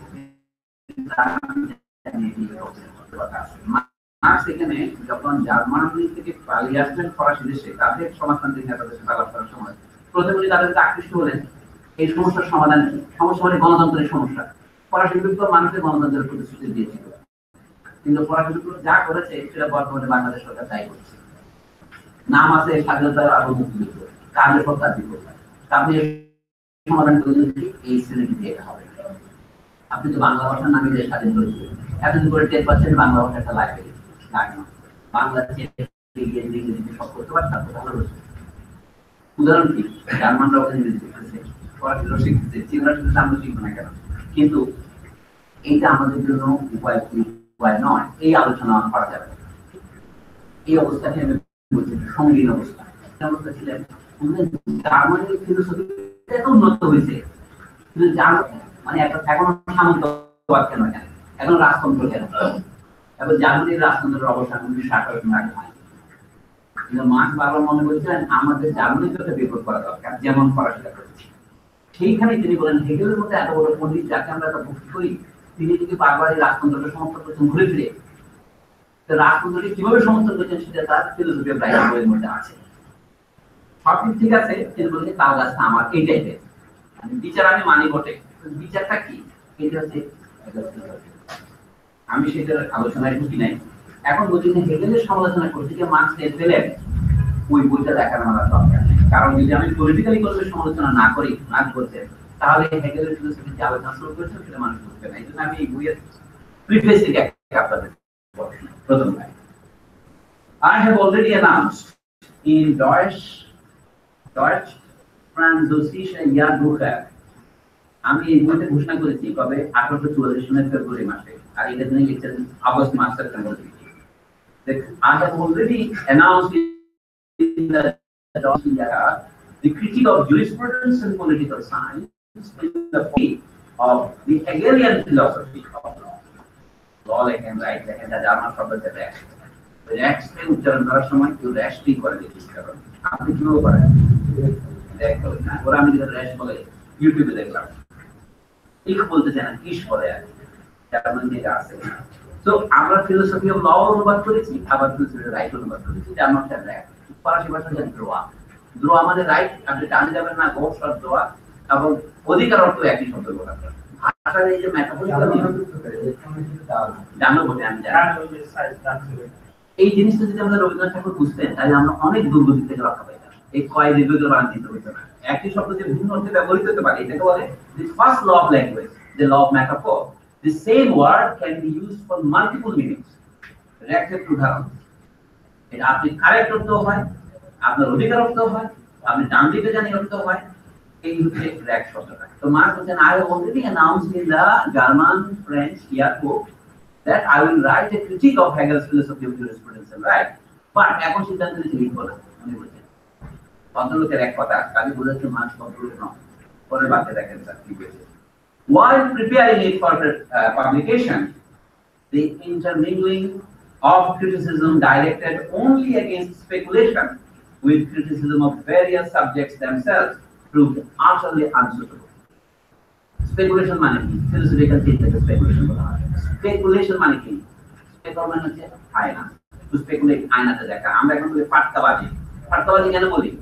আমার শেয়ারের দাম বাড়বে না কমবে, শেয়ার মার্কেটে আন্দাজ করে আপনি শেয়ার কেনেন, যদি মনে করেন যে তার দাম বাড়বে এটা আগে কিনে ফেলেন, যেহেতু আপনি কিনতেছেন আরেকজন কেনে এবং কিনে বলে তার দাম বাড়ে, এটা বলে সেলফ ফুলফিলিং প্রফেসি।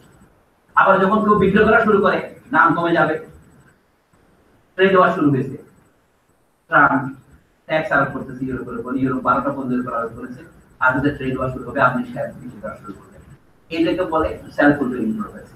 তো সেরকম স্পেকুলেশন বলে কিন্তু না, আপনি ওই যে পানি পড়া, আপনি আয়নায় মুখ দেখেন, ইউজ লুকে, এই জন্য স্পেকুলেশন করে।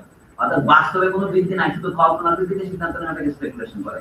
এই জন্য আপনি স্পেকুলেট করেন না, মানে আন্দাজ করে কাজ করেন না। এই জন্য বলছি কি critique of speculation means critique of Hegel and critique of various subjects that I need to do which is real, মানে ধরেন রিকার্ডো এন্ড অ্যাডাম স্মিথ, এই দুটো যদি একসাথে মিশিয়ে ফেলাই তাহলে গন্ডগোল হবে। তো মার্ক বলেন সেই জন্য আমি সিদ্ধান্ত নিয়েছি হেগেল এটা বাদ দিয়ে এখন অ্যাডাম স্মিথ রিকার্ডো সমালোচনা করব, তারপরে হেগেলে ফিরে আসবো। ওনার কল্পনাশীল আর শেষ হয় নাই, হেগেলে ফিরে আসার সময় আমি আর পাইনি, দেখতে হবে। While preparing it for publication, the intermingling of criticism only against speculation with criticism of the various subjects themselves proved utterly unsuitable, hampering the development of the argument and rendering comprehension difficult. বলে আমার আর্গুমেন্টকে আমি বিকশিত করতে পারছি না এবং বুঝতেও আপনাদের তো অসুবিধা হবে তাই না, আমারই অসুবিধা হচ্ছে। দেখেন এটা আমার অবাক আগে 25 বছরের যুবকের লেখা। Look at the clarity. তারপরে বলছেন, moreover, the wealth and the diversity of the subjects to be treated would have been compressed into one work only in a purely aphoristic style, whilst an aphoristic presentation of this kind for its part would have given the impression of arbitrary systematization. উনি বলেন আমি দুই ধরনের সমালোচনা যদি একটা বইয়ের ভিতরে ঢুকাই দিতে চাই, অনলি ওয়ানটাকে ইটালিস করেছেন, যদি ঢুকাই দিতে চাই দেওয়া যায়, কিন্তু মনে হবে যেন আমি আগে থেকে সিদ্ধান্তগুলি নিয়ে বসে আছি, এটা আমাদের আরবিট্রারি সিস্টেমেটাইজেশন। এখন অনেকে বলে এটাতে অ্যাপ্রাইরি সিদ্ধান্ত। আপনি কমিউনিজমের পক্ষে যুক্তি করতেছেন, এই জন্য কেউ যদি, আমি প্রথম প্রশ্ন করেছিলাম এখানে যারা পরে আছে তাদের জন্য, যদি কেউ বলেন আপনি এক বাক্যে বলুন তো what is Marx's critique, what is in one word Marx's critique of German classical philosophy, that word is communism. So what is German classical philosophy then? Private property. মানে জার্মান ফিলোসফির সবচেয়ে উচ্চ পর্যায়ে কি? প্রাইভেট প্রপার্টির বৈধতা এবং পবিত্রতা। মার্কস ক্যাপিটালের ভূমিকা 1867 সালে লিখেছেন, যেটা সাম্প্রতিক এক প্রবন্ধে আমি উদ্ধৃত করেছি। মার্কস বলছে যে চার্চ অফ ইংল্যান্ড, যেটাকে অ্যাংলিকান চার্চ বলে, প্রটেস্ট্যান্ট চার্চ, আপনি যে তার সমালোচনা করেন তার 38-39টা ধারা আছে তার কনস্টিটিউশনে, আপনি যদি তার 38টারও সমালোচনা করেন আপনাকে মাফ করে দেবে, বলবে কি মাথা খারাপ পরে ঠিক হয়ে যাবে। কিন্তু যদি তার 39 ভাগের এক ভাগ তার সম্পত্তির সমালোচনা করেন তাহলে কি আপনাকে মেনে নেবে? This is the attitude of the church. আপনি তার উপর, আপনি কমিউনিজমের জন্য আজকাল কাউকে মৃত্যুদণ্ড দেয় না, কিন্তু নাস্তিকতার জন্য মৃত্যুদণ্ড দেওয়া হচ্ছে। এই মৃত্যুদণ্ড কার্যকর করা হচ্ছে বেসরকারিভাবে, যেটাকে বলে মাসেটি মৃত্যুদণ্ড, সেটা কিন্তু এরকমই একটা কেস। এই মনোভাব থেকে সম্পত্তি হচ্ছে ঈশ্বরের চেয়ে বেশি গুরুত্বপূর্ণ, সামনের শক্তির কাছে। মার্কস এখানে বলছেন দুইটা সমালোচনা আমি একসাথে করব, বলছেন এইভাবে। এরপরে বলছেন I shall therefore publish the critique of law, ethics, politics, etc. in a series of distinct independent pamphlets. প্রত্যেক পণ্ডিতের যে কাল্পনিকতাকে মার্কসের এটা ফেয়ার শেয়ার ছিল। মার্কস ওয়াজ এ রোমান্টিক, মনে রাখতে হবে মার্কস প্রথমে অনেক কবিতা কবিতা লিখেছেন, কবিতা লিখে ব্যস্ত হয়েছে। মার্কস অনেকদিন আমাকে লড়াই করতে হয়েছে দুটোর মধ্যে কোনটা করছে, কবিতা লিখবো না গদ্য লিখবো। বহু কষ্ট করে আমার কবিতা লেখার প্রবণতাকে আমার পায় তাতে চাকরি দিয়েছে যেন আমি গদ্য লিখতে পারি। কারণ পৃথিবীর ইতিহাসও দেখা যাচ্ছে গদ্য এবং গদ্যের মধ্যে সম্পর্ক সেরকম। পৃথিবীর সব দেশে দেখা যায় প্রথম দিকে অনুন্নত অবস্থায় মানুষ গদ্যের দিকে ঝুঁকে বেশি, গদ্যের বিকাশ অপেক্ষাকৃত করে। The time of prose, the time of reasonable thinking, আগে লোক প্রোজ লিখেছে, গ্রিকরা লিখেছে, আমি সেটা বাদছি না, ইউরোপের ইতিহাস দেখেন এবং ভারতীয় অষ্টাদশ শতাব্দী পর্যন্ত দেখেন, এই যে মীর তকিনদের আগমন পর্যন্ত দেখবেন গজল, নানা রকমের কবিতাতে যত বেশি সিদ্ধি অর্জন করেছে, গদ্যটা তৈরি করতে হয়নি। তার কারণ আছে। তো মার্কসও বলছেন আমি দুটোকে মিশাবো না, এখন আমি আলাদা আলাদা প্যাম্পলেট লিখবো। লয়ের উপর একটা লিখবো, এথিক্সের উপর লিখবো, পলিটিক্সের উপর লিখবো, তার প্ল্যান আছে, প্ল্যানটা লেআউট করে বলছেন। এর সাথে মিলিয়ে দেখেন 15 বছর পরে তিনি যখন ক্রিটিক্যাল পলিটিক্যালি করে ভূমিকা লিখছেন, তখন তিনি বলেন আমি জীবনে এইভাবে শুরু করেছিলাম, কিন্তু এখানে এসে পৌঁছেছি। এই দুটো মিলিয়ে পড়লে লাভ হয়েছে আমাদের জন্য। I shall therefore publish the critique of law, ethics, politics, etc. in a series of distinct, independent pamphlets, and afterwards try in a special work to present them again as a connected whole, showing the interrelationship of the separate parts, and lastly attempt a critique of এটা আমি অনুবাদ করি। উনি বলেন আমি প্রথমে economics এর আলোচনা করব, পলিটিক্যাল সায়েন্স এর আলোচনা করব, পরিশেষে সবশেষে আবার ফিলোসফি থেকে আসব। তখন speculative treatment of that whole material আমি দেখাবো। কিন্তু এইটা তার কখনো শেষ হয় না। আপনাদের ওই প্যাম্পলেট একটা লিখতেই জীবন শেষ। ওই প্যাম্পলেটের নাম ক্যাপিটাল। তারপরে যখন ক্যাপিটাল প্রকাশ করেছেন এই 22 বছর পরে 44 থেকে 67। For this reason it will be found that the interconnection between political economy and the state, law, ethics, civil life, etc. is touched upon in the present to the extent to which political economy itself expressly touches upon this subject. এই বইটাতে আমি শুধু political economy নিয়ে লিখবো, তবে political ইকোনমির সাথে সম্পৃক্ত কি কি সেটা হচ্ছে অন্যান্য বিষয়গুলো আলোচনা করব। তাহলে আমি এই জন্য বলে মার্ক্স প্রথমে এটার নাম দিয়েছিলাম ইকোনমিক স্টাডিজ, ইকোনমিক্স স্টুডিয়ান এর নাম ছিল। পরে আমাদের সম্পাদকরা দেখেছি শেষে একটা অংশ নিয়ে লিখেছেন critique of Hegel's philosophy as a whole, যেটাকে আমরা একসাথে ডায়ালেকটিক করি। এখন হেগেলকে অনেক এক্সিস্টেন্সিয়ালিস্ট প্রমাণ করার চেষ্টা করেছে। এখন আপনাদেরকে আমি কয়েকটা আগাম সংবাদ দিই। গত সপ্তাহে একজনের নাম বলেছিলাম জন ইপোলে, ওই বইটা আপনারা পড়বেন। সেখানে তিনি মার্ক্সের কিভাবে আক্রমণ করেছেন সেটা হলো ভদ্রলোকের আক্রমণ, সেখান থেকে শেখা আছে আমাদের। হেগেল ফিলোসফি অফ স্টেট আর মার্ক্সের ফিলোসফির মধ্যে পার্থক্য কি? এলিয়েনেশন প্রসঙ্গে জন ইপোলের লেখা পড় আমাদের সবার জন্য পাঠ্য। বইটার নাম হচ্ছে studies in Marx and Hegel, ইংরেজি অনুবাদ 1969, studies in Marx and Hegel. এটার ফরাসি নাম হচ্ছে স্টুডিয়ান টুবের, ওইরকম নাম আছে সুল মার্ক্স এ হেগেল। এটা 1955 তে বেরিয়েছিল। জন ইপোলে একজন বড় দার্শনিক। ইপোলিট নামটা দিলে মনে হয় বড় ব্যবসায়ী, আর আসলে ইপোলিট মানে হলো যে সৈন্যবাহিনীতে একদল সৈন্য থাকে যারা ওই যে বল্লম ছুড়ে মারে, তাদের ইপোলিট বলা হয়। যুদ্ধের সময় সক্রেটিস এই বলতে চায় হিপো মানে হচ্ছে ঘোড়া যে ভাষায়। এখানে আমাদের হিপোপোটামাস কথাটা আসছে। আমরা যদি জলহস্তি করি ওটা হচ্ছে জল অশ্ব অ্যাকচুয়ালি। তো যাই হোক, জন ইপোলিটকে আমি পছন্দ করি। উনি 1968 সালে মারা গেছেন। তার মৃত্যুর পরে বলছে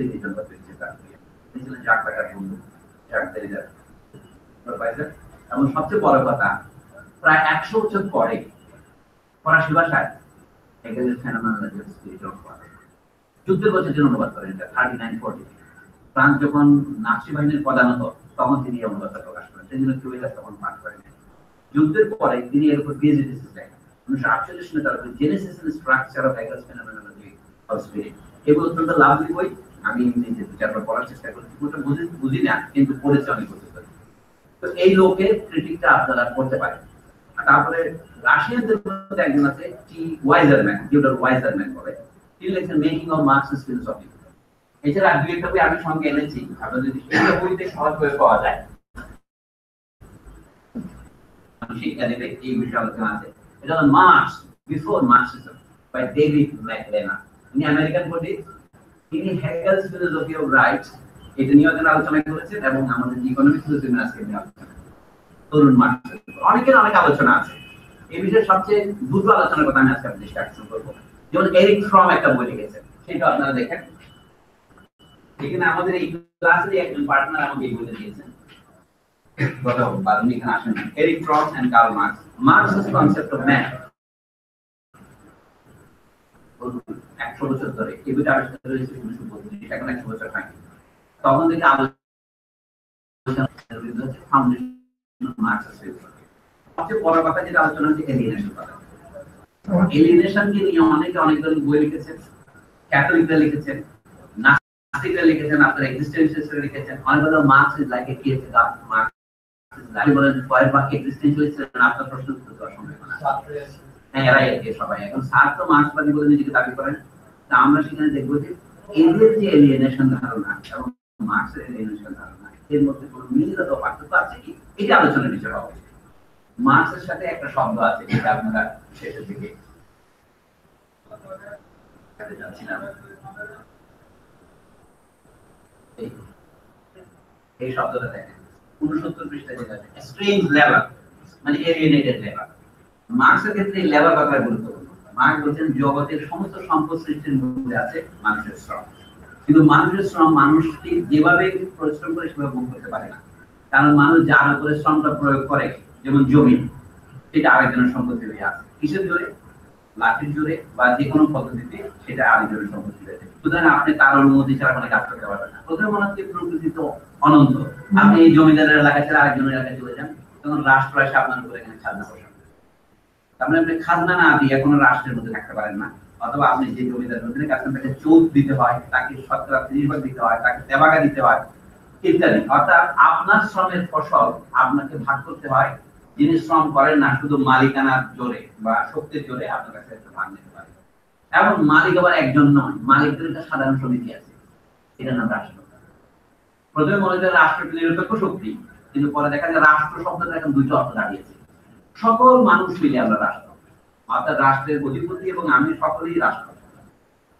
মুসলমানদের মতো যেমন নামাজ পড়ার সময় সকলেই সমান, ইমাম এবং আমরা সকলেই সমান, আল্লাহর চোখে সবাই সমান।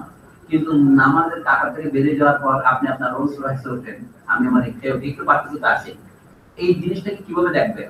বলেন যে সম্পত্তির মালিক যেহেতু একজন নয়, তাদের একটা সাধারণ সমিতি আছে, কিন্তু প্রত্যেক মালিকের জায়গাটা ভাগ করে নিয়েছে, জায়গির হিসেবে ভাগ করে নিয়েছে। ভারতের মধ্যে ইকতা, আপনি ইকতাদার হবেন, এটা আপনাকে এটা সরকার দিয়েছে, অথবা আপনি এটা লাখেরা অনুভব করবেন, কিন্তু কৃষকের কাছে আপনি টাকা নেবেন। এইরকম যে সম্পত্তির প্রথা, এটা প্রথম হলো ল্যান্ড অফ ল্যান্ড। কিন্তু পুঁজি বলে একটা শক্তি ইতিহাসে আবির্ভূত হয়েছে, যে দেখা যায় সে শ্রমিক কি শ্রম করবে বা কোথায় শ্রম করবে সেটা ওই পুঁজিওয়ালা নির্ধারণ করবে। যেমন সে এখন ফ্যাক্টরি দেওয়া শুরু করলো, সে একটা জমি টুকরো ভাড়া করলো এবং সেটা ফ্যাক্টরি দিল। আপনাকে এটা বললো যে কাজ করো, আপনি আপনার দিনের বেলা 8 টাকা নিয়ে চলে যাবেন। এখন অর্থনীতিবিদ বলে যে পণ্ডিত সমাজ বেরিয়েছে, তারা বলছে এইটা কিন্তু শ্রমিক পুরস্কার। যে কাঠামোটা লোক বলছে ন্যাচারাল প্রাইস, ন্যাচারাল শব্দকে আমি ন্যায্য বলবো এখন। Natural price of labour is wage. Therefore, logically তিনি বলতে পারতেন যে natural price of capital is profit and natural price of land is উপরে চলে গেছে।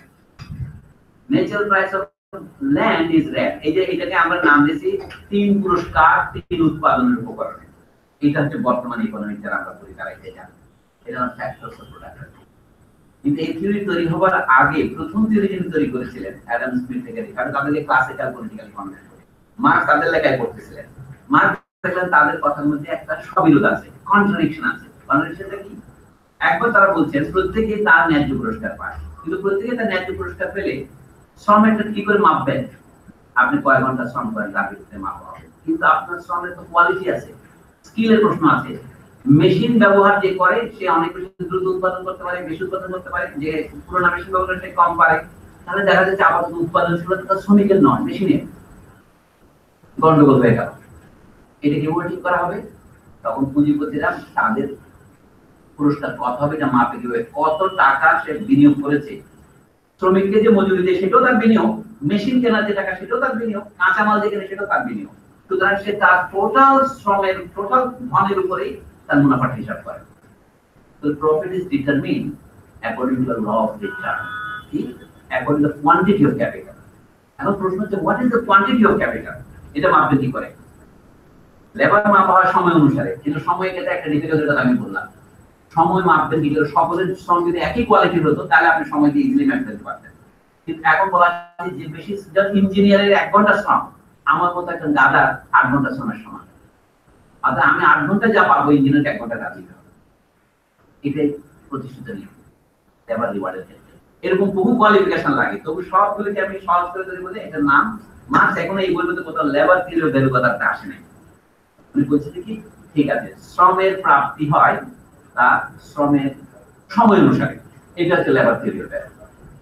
আপনি কথা বলতে ধরে নেন সকলে একই কোয়ালিটির, তাহলে যে যত ঘন্টা কাজ করে সে তত ঘন্টার পরিমাণে পাবে, কিন্তু তাতে কি সমাজের মোট উৎপন্ন যে নতুন মূল্য তা ভাগ শেষ হয়ে যাবে? না, হবে না, যা পড়ে থাকবে রেসিডুয়াল, এটা পুঁজি। তো পুঁজিওয়ালার কাছে ভাগ বসায় জমির মালিক বলে আমার খাজনাটা দাও, তাহলে এটা ডিডাকশন হয়। তো পুঁজিপতিরা বারবার বলে rent is a deduction, rent মুক্ত হওয়া যায় না, তাহলে পুঁজি অবাধ ও স্বাধীন হবে। এটা ছিল তাদের তৎকালীন একটা দাবি, যে to make land free of land. Ricardo বলেন জমি নানা কোয়ালিটির হয়, শ্রমিক জীবন নানা কোয়ালিটির। জমি কিন্তু তাহলে 4 ধরনের জমি আছে, এ বি সি ডি। সবচেয়ে খারাপ জমি যেটা আছে মার্জিনে, সেটার কোনো খাজনা থাকবে না। কিন্তু এরপরে যদি কোনো জমির উৎপাদিকা শক্তি সবচেয়ে মার্জিনাল ল্যান্ডের চেয়ে ভালো হয়, তাহলে তাকে একটা খাজনা দিতে হবে। এটার নাম কি? Differential land. Differential productivity of different pieces of land will lead to differential land. তাহলে সবচেয়ে শেষের যে জমি আছে তার কোনো খাজনা থাকবে না, কারণ এটা প্রকৃতির দান। মার্কস বলে দেখা যায় না, সেটার একটা খাজনা আছে, ওটার নাম মার্কস দিয়েছেন অ্যাবসলিউট রেট। যার কোনো খাজনা নাই বলে রিকার্ডো মনে করেছিলেন মার্কস দেখলে সেখানে খাজনা আছে। তাহলে আমি একজন পুরো পলিটিক্যাল ইকোনমির সাক্ষরতা আপনাদের বলছি, যদি আপনি পুরোপুরি জানতে চান এই জিনিসগুলো মার্কস লিখেছেন। তো বেস্ট হচ্ছে আমার মুখে না শুনে মার্কসের উদ্ধৃতিগুলো শোনা। মার্কস 15 থেকে 17 জন পলিটিক্যাল ইকোনমি লেখা থেকে উদ্ধৃতি নিয়ে শুধু ওই অংশটা ধরে, ওই জবে এবং তারপর নিজের মন্তব্য। এটা হচ্ছে কার্ল মার্কস কি করে চিন্তা করতেন, তার চিন্তা পদ্ধতি সেটা করতে হবে, কিন্তু ফলাফল নয়। আমি যা বলছি এটা ফলাফল। মার্কস ফলাফল কি পাইলেন আমি থামবো এখন। ফলাফলটা হলো কি, একটা স্ববিরোধ আছে। একদিকে বলা হচ্ছে সমস্ত সম্পদের উৎপাদক স্রষ্টা শ্রমিক, মানে মানুষের শ্রম, কিন্তু তার বন্টনের নিয়ম নানাবিধ। শ্রমিক পায় তার সময় অনুসারে, অনুমিত সময় অনুসারে, কিন্তু উৎপাদিকা শক্তি অনুসারে। কিন্তু পুঁজিপতি কি শুরু করে পায়, তখন পুঁজিপতি বলে সে পায় তার মালিকানা শর্ত অনুসারে। এই জন্য মার্কস এর নাম দিলেন property that deprives other from its ownership is called private property. Private property কিন্তু সবিরোধী কথা, it is deprived property, deprivate property. সম্পত্তি আমার হয় তখনই যখন অন্যকে আমি বঞ্চিত করি, তাই না?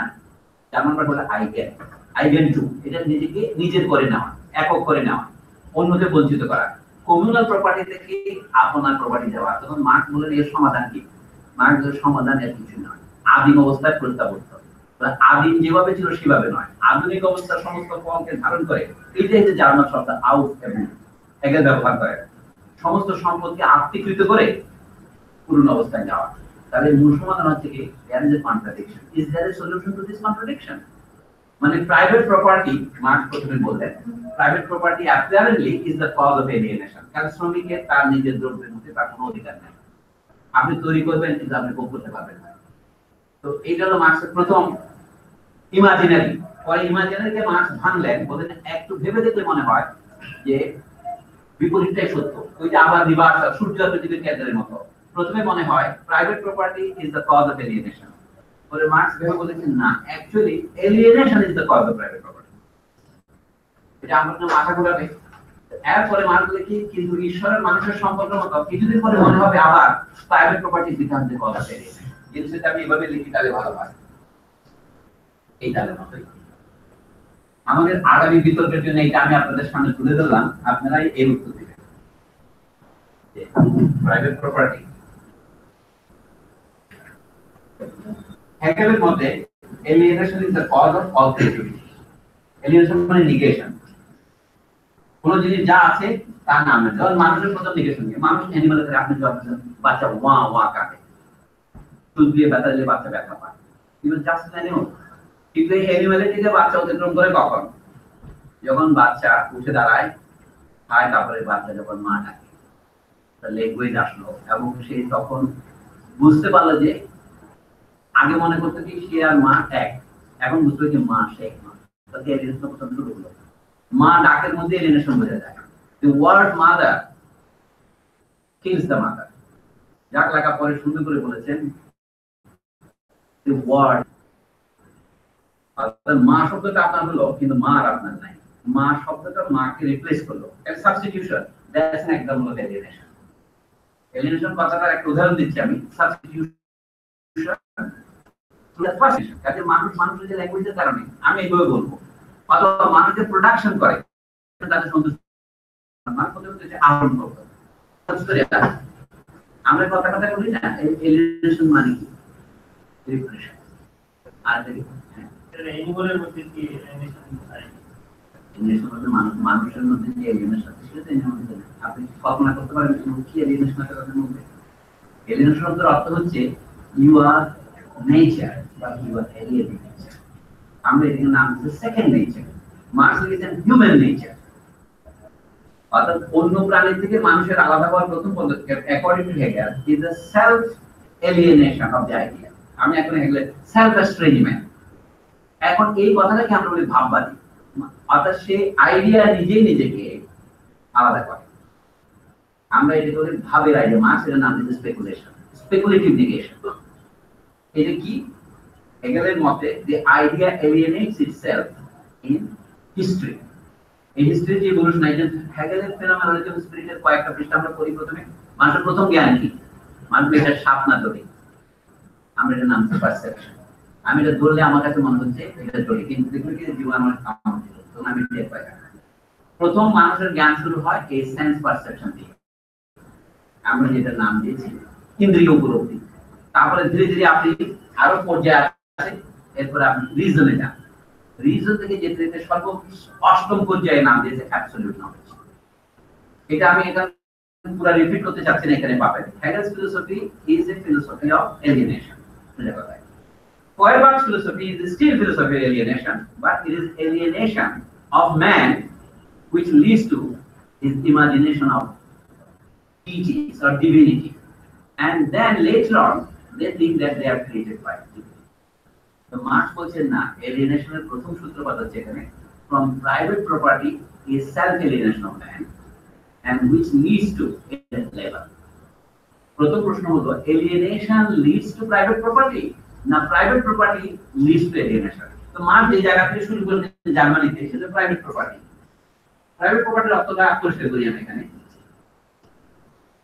Private property in land, private property in capital এবং private property in what you call the law of privilege. জ্যেষ্ঠ উত্তরাধিকার। এক ভাই সম্পত্তি পাবে আর কেউ সম্পত্তি পাবে না, এটা হলো প্রিভিলেজ। যেমন রাজতন্ত্রের ক্ষেত্রে একজনই রাজা হবে, অন্য রাজা পাবে, তার কেউ অন্য পেশায় চলে যাবে। এগুলো হচ্ছে জার্মানির বিশেষ রূপের কথা বলছি। জার্মানি এবং ফ্রান্স আগে থেকে এক দেশে ছিল।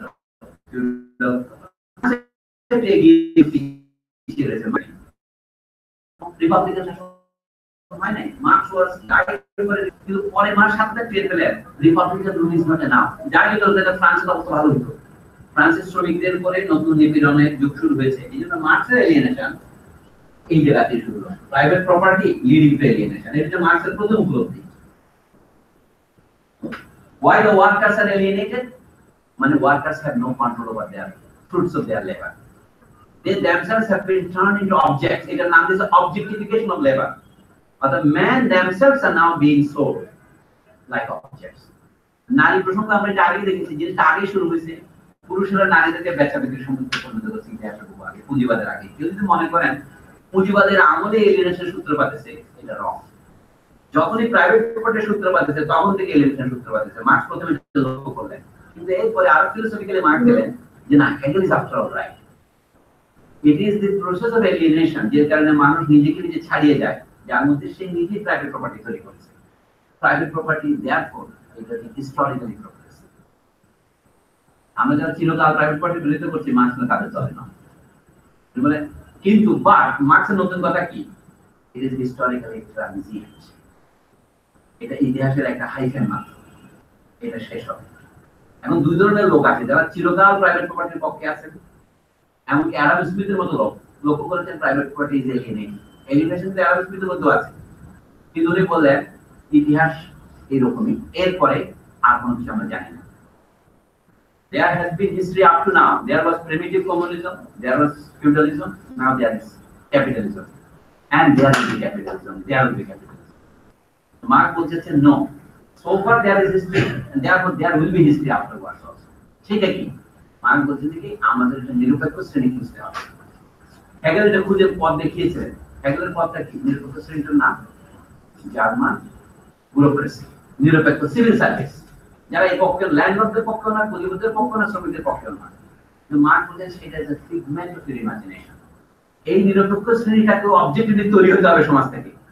সমাজ সেই শ্রেণী থেকে সম্পত্তি বিহীন করে গড়ে তুলেছে because they are deprived of private property for the result of history up to now. That class which Marx gives the name proletariat have not. It is in their objective interest, Marx's motto, to make everybody free of private property. So society returns to the early stage of communal management. Therefore, Marx's motto, it is the only answer to it. So it is the answer to this. The answer to alienation is this alienation. এই হচ্ছে মার্ক্সের project. এখন তিনি সফলভাবে কি করতে পেরেছেন এখানে? কোন কথাগুলি মার্ক্স বলতে পেরেছেন, কোন কথা বলতে পারেন না, এটা আমরা পরে দেখব। আমি আপনাদের সামনে শুধু প্রশ্নটা তুলে ধরলাম।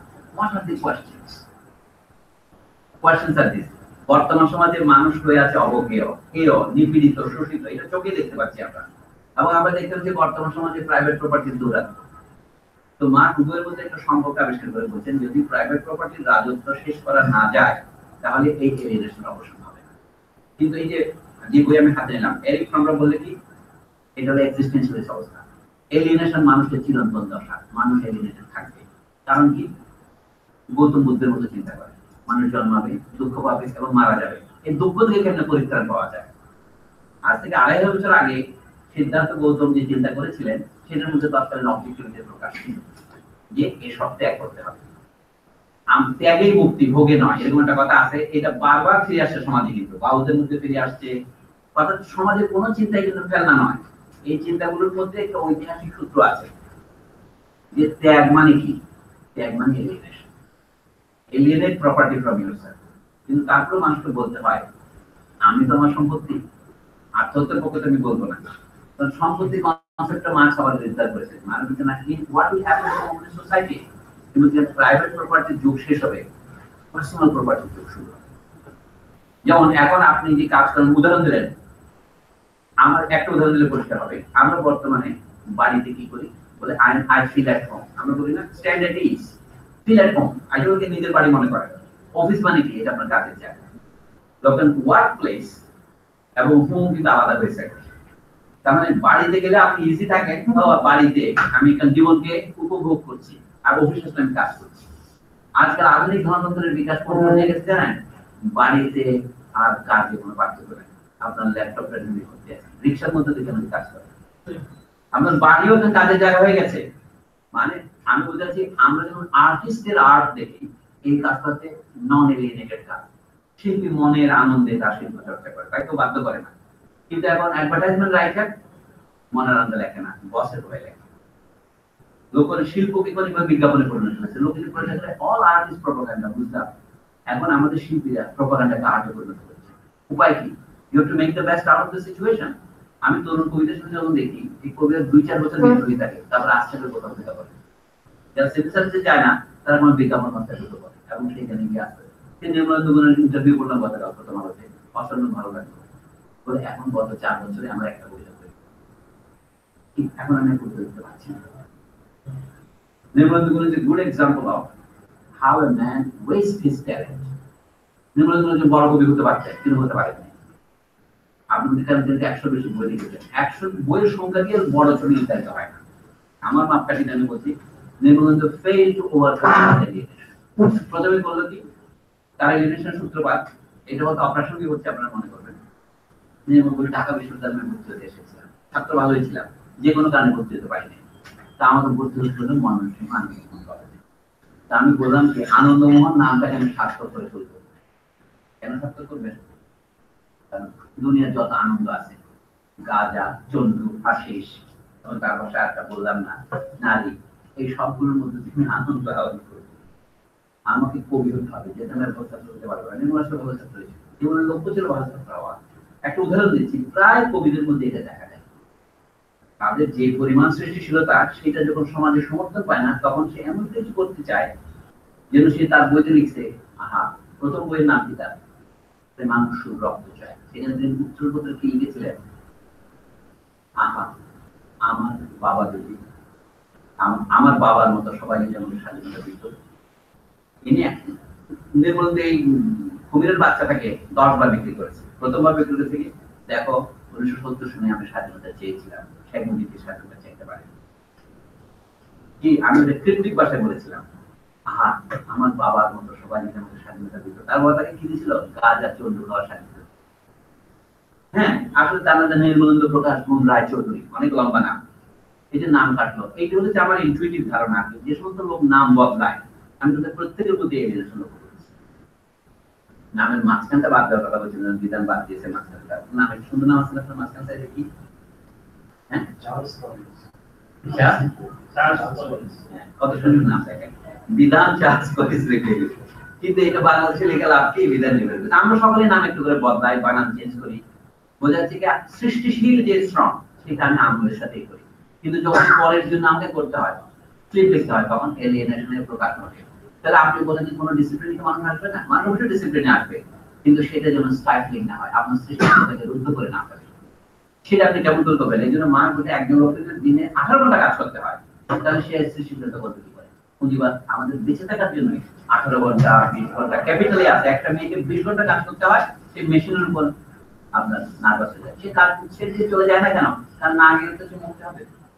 আপনি বলছেন যে একজন ব্যক্তির সমস্যা নয়, একটা অ্যান্সার তো আসলে যখন এরকম হয়, তার কোনো আর উপায় থাকে না, তখন সে বাধ্য হয়ে নিজের ইচ্ছা করতে কর্মক্ষেত্রে লিপ্ত হয়। এইটা হচ্ছে এলিয়েনেশনের চূড়ান্ত প্রকাশ। So under capitalism, most forms of labor, most forms, not all, are alienated forms of labor. অর্থাৎ যে কাজ করি সে কাজে আমার আনন্দ নেই। যেমন আমি নিজে তার একটা উদাহরণ, আমি লতে ভর্তি দিয়েছিলাম, but I found absolutely no interest in that subject. কিন্তু যেহেতু আমি আপোষকামী, তাই আমি এটা পরীক্ষা পাস করার জন্য অপেক্ষা করেছি। I লেবার্ড against my best. তারপর আরেকটা ইমাজিনারি দেখেন, তখন শুনলাম কি এই সব কার্ল মার্ক্স অনুসরণ করলাম, যে ইকোনমিক্স না পড়লে বোধহয় এই সমাজের রহস্য বুঝে যাবে না। ইকোনমিক্স পড়তে গেলাম, ইকোনমিক্স তো সেই ইকোনমিক্স নয়। I was completely cheated. Economics আপনার বিবেতে যা পড়ার সেই ইকোনমিক্স, ওই জিনিস পড়ার জন্য তো আমি আমেরিকায় যাইনি।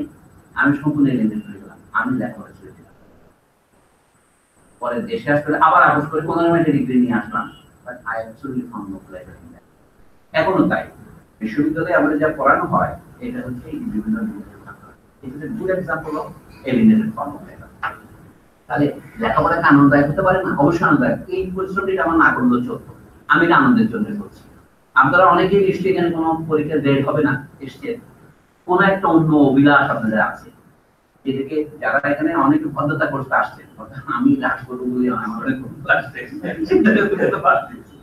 এই দেখে আমি বলি non equivalent form of labour, non alienated form. এই জিনিসগুলো লক্ষ্য করেন যারা আগে দেখেছেন।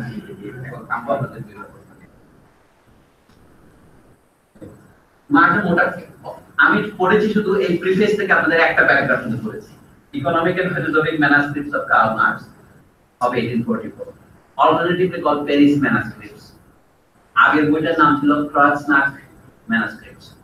তারপর এখানে প্রিফেসের পরে আছে এই একটা অংশের নাম ওয়েজেস অফ লেবার, লিখেছি কিভাবে? অনেক কোটেশন, কয়েকটা মন্তব্য।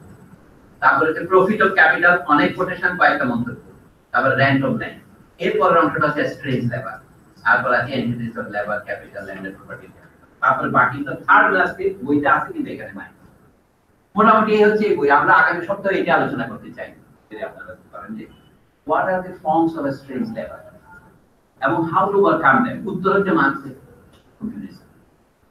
তো মার্ক্সের classical political economy is equal to private property and alienation, and critique means substitution, overcoming this through the form of communal ownership of property, or rather transition from private property to personal property.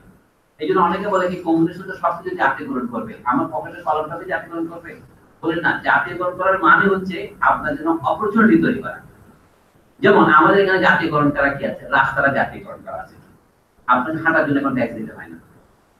সমুদ্রটা জাতীয়করণ করাই ছিল, এখন নানা জাতির লড়াইয়ের ফলে সেখানে এখন ব্লক বসতেছে।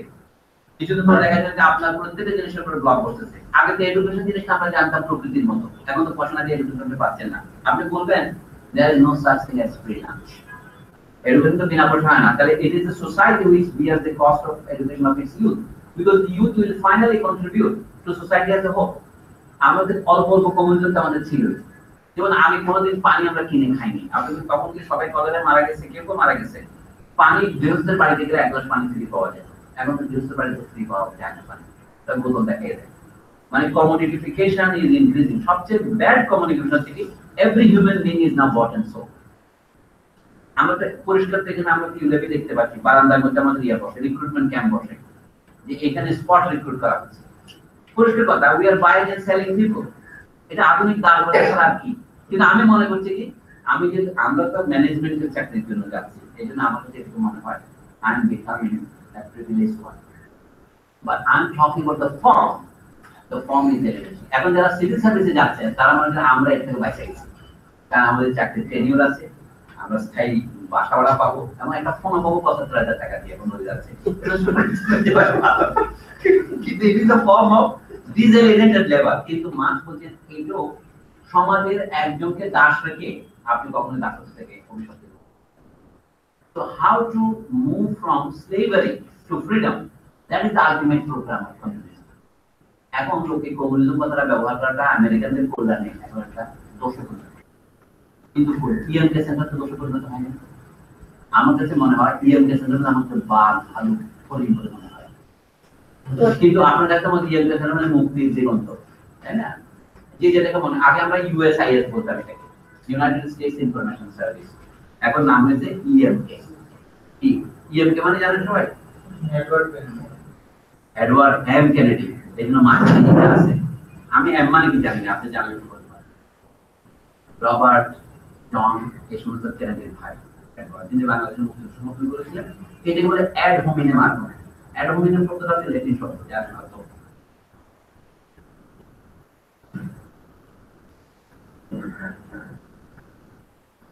অর্থাৎ যেটা বলতে মানুষের কাছে সুবিধা পাওয়া যাবে অ্যাড মানে অ্যাডভান্স অগ্রগামী আর কি হোমিনেম মানে মানুষ অর্থাৎ জনগণকে যেটা দিলে কাঁদানো যাবে মুক্তিযুদ্ধ আমাদের একটা বড় ঘটনা মুক্তিযুদ্ধ নিয়ে আমাদের যে সমাজের প্রকাশ করেছিলেন তার নাম আমেরিকা সেন্টারটা করি রিচার্ড নেক্সন করতেন ইন্ডিয়ানরা ফলো করেছে ইন্দিরা গান্ধী সাংস্কৃতিক কেন্দ্র আর মুক্তিযুদ্ধে ইন্দিরা গান্ধীর অবদান আছে তাই না এখনো প্রতিদিন পদ গড়লে এগুলি করা উচিত রাশিয়ানদের উপর অবদান ছিল কিন্তু দেখেন রাশিয়ানদের নামে করার দরকার নেই আমেরিকানদের নামে করেছে আমেরিকান কাকে করছে বন্ধু হিসেবে this are forms of alienation আমি এলিয়েনেশন নানা প্রকারের আছে আত্মপ্রতারণাও কিন্তু এক ধরনের এলিয়েনেশন এবং সবচেয়ে বড় এলিয়েনেশন হচ্ছে আধুনিক যুগে একটি প্রাইভেট প্রপার্টি কিন্তু যে মীমাংসা আমি এখন করছি না alienation leads to private property না private property leads to alienation এই বিতর্ক আছে আর কি বলছি এলিয়েনেশন হচ্ছে মানুষের কন্ডিশন অফ ম্যান চিরকাল এটা এক্সিস্টেন্সের একটা শাখার নাম এই যে এরিক ফ্রম সাহেব সেই মুখ ব্যাখ্যা করেছে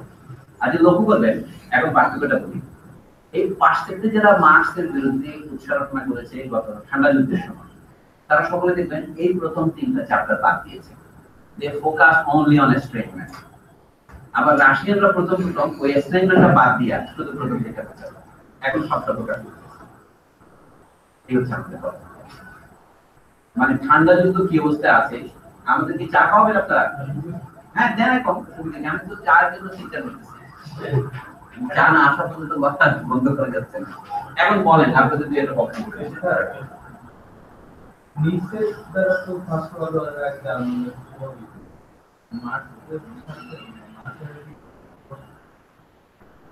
আমার মনে হয় নিচের জন্ম হচ্ছে এই বছর 1844 যে বছর কাঠমান্ডুর বই লেখা হচ্ছে নিচের প্রথম বই প্রকাশ করা শুরু করেন 1872 বাস্তব ট্রাজেডি 1872 তার বয়স কত হয়েছে কেবুর না এই যে বাস্তব ট্রাজেডি এই বইটা 1872 নিচে অরিজিনালি বলে টিচার অফ ফিলোলজি অর্থাৎ গ্রিক ভাষা ইত্যাদি তিনি পড়াইতেন তিনি 1888 পাগল হয়ে যান তার মানে তার মোট সাহিত্যকর্ম 16 বছর এই 16 বছর ধরে এত বই লিখেছে কল্পনা করা যায় না সাংঘাতিক এবং তৎকালীন জার্মানির যে অবস্থার সমালোচনা কার্ল মার্কস করছিলেন যে Germany is politically a backward country but it is an anomaly that Germany is philosophically advanced তাহলে আপনার ঝড় হয় কখন আবহাওয়ার মধ্যে যখন গুরুতর পরিবর্তন হয় কখনো গরম কখনো ঠান্ডা রাইট জার্মান সম্পর্কে মার্কসের এই বক্তব্য পারেন Germany I am sorry to say this German lovers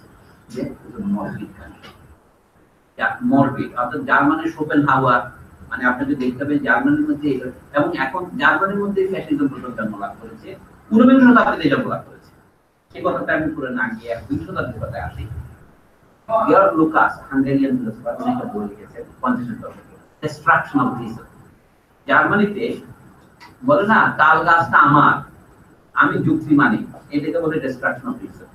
জার্মানরা সবসময় বলছে যে আমরা জার্মানরা প্রাউড জাতি, আমরা এরিয়ান, ইংরেজরা আমাদের ছোট ভাই, ফরাসিরাও, আমরা ফরাসিদের দখল করেছি, ফরাসি দেশের নাম যে ফ্রান্স হলো এটা আমাদেরই নাম, ফ্রাঙ্কিশ কিংডম এটা, ফ্রাঙ্ক রাইট বলে জার্মান ভাষা এখন, ফ্রান্সের নাম কি ফ্রাঙ্কদের রাজ্য, ফ্রাঙ্ক রাইট। তো এই ফ্রাঙ্ক রাইট যে আমাদের উপর প্রতিষ্ঠিত করবে এটা হয়, কিন্তু ফরাসিদের সুযোগ করে ফরাসিরা করছে তারা রাজতন্ত্রের মাথা করবে। এই রাজতন্ত্র 800 বছর ওখানে ছিল কিসের নাম? বিজয়ের অধিকারীর নাম। We are the জার্মানস and we conquered France. আর ফ্রান্সের যারা আদিবাসী ছিল গলিশ, তারা আমাদের কাজ, তারা আমাদের সাথ। তো কিন্তু পূর্ব দিকে আপনার ধরেন রাইন নদী থেকে দানিউব পর্যন্ত যেটা জার্মানির সাম্রাজ্য, তারা এটাকে ধর্মের নামে চালাইছে, হোলি রোমান এম্পায়ার করে চালাইছে বহুদিন। ভলটেয়ারের বিখ্যাত কথা আপনারা জানেন, which was neither holy nor Roman nor Roman empire. তো এম্পায়ার বলতে যা বোঝায় এটা নয়, এটা হচ্ছে একটা নোশনাল আইডিয়া।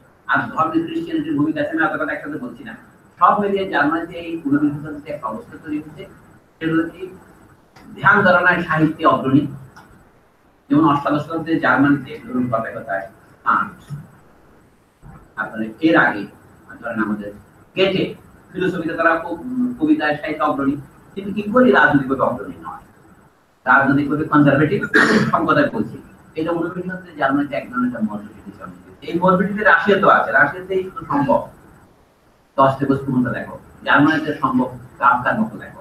আমাদের দেশে বাংলাদেশের সাথে একটা মিল আছে, বাংলাদেশ হচ্ছে একটা country advance I will say in sensibility, but you are a servant. এই কথা বললে তো মানে অনেকে আমাকে বলে যে আপনি তো বিদেশি কথা বলেন, সত্য কথা বলতে বিদেশি মনে হয়। আমরা যখন পাকিস্তান করেছিলাম, আমরা তখন মনে হচ্ছে উর্দুর অধীনে আসতেছি, কিন্তু উর্দুটা কি এটা তো চিন্তা করি না। উর্দু হচ্ছে উত্তর ভারতের ভাষা।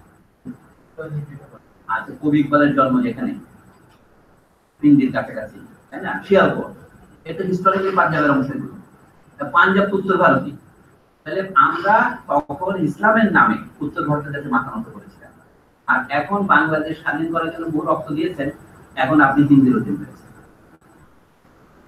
বাংলা ঠিক স্বাধীনভাবে দাঁড়াতে এখনো পারছে না। এই পারবেন কিনা জানি, যেন বাংলাদেশের একটা পিকুলিয়ার মরবিডিটি তৈরি হচ্ছে। আপনারা বলছেন জাতি বিভক্ত হয়েছে, আমি সত্য বলবো না, দেয়ার ইজ এ মরবিডিটি। আমি দুটো শুধু বলতে চাই, একটা হচ্ছে মরবিডিটি মানে অসুস্থতা, আর হচ্ছে মর্টালিটি, আর হচ্ছে মৃত্যুময়। আমরা মর্টালিটির বিনিময়ে মরবিডিটি গ্রহণ করেছি। এটা মরবিডিটি মানে কি? আগে দুর্ভিক্ষে লোক মারা যেত। আমার বন্ধু হোসেন জিল্লুর রহমানের বলে খুব গৌরব করে বলে 1974 সালের দুর্ভিক্ষে এখানে 6 লক্ষ লোক মারা গেছে, এখন 1 লোক মারা যায় না। এটা কি প্রগতি নয়? মজা হচ্ছে কি, বেগম মতিয়া চৌধুরী তার সাথে যে আমাদের খাদ্য স্বয়ংসম্পূর্ণ হয়েছে, কিন্তু খাদ্য স্বয়ংসম্পূর্ণতা কাকে বলে সেটা ব্যাখ্যা জিজ্ঞেস করেন, চুপ করে থাকেন। হ্যাঁ, বলবে কি এখন আমাদের খাদ্য আমদানি করতে হয়, আমরা খাদ্য রপ্তানি করতে পারি, তো পারেন। 1943 সালের দুর্ভিক্ষের সময় প্রচুর খাদ্য রপ্তানি হয়েছে। রপ্তানি হওয়ার সাথে কোনো যুক্ত না। অমর হোসেন এই ক্ষেত্রে আমাদের প্রতি বল দিয়েছে, আমি সে কথা আলোচনা করছি না। পভার্টি এন্ড ফেমিন যে বইটি তিনি বিখ্যাত, সে বইয়ের গোলের সমষ্টি। বাংলাদেশের কৃষি তখন ডুবন্ত, 50 বছর ধরে যেখানে কৃষির গ্রোথ রেট 0.5% নয়, সেটাকে আপনি কি গ্রোয়িং কৃষি বলতে পারেন? অমর হোসেনের বইতে সে তথ্য আছে। তারপরে তিনি বলছেন খাদ্যের কোনো অভাব ছিল না।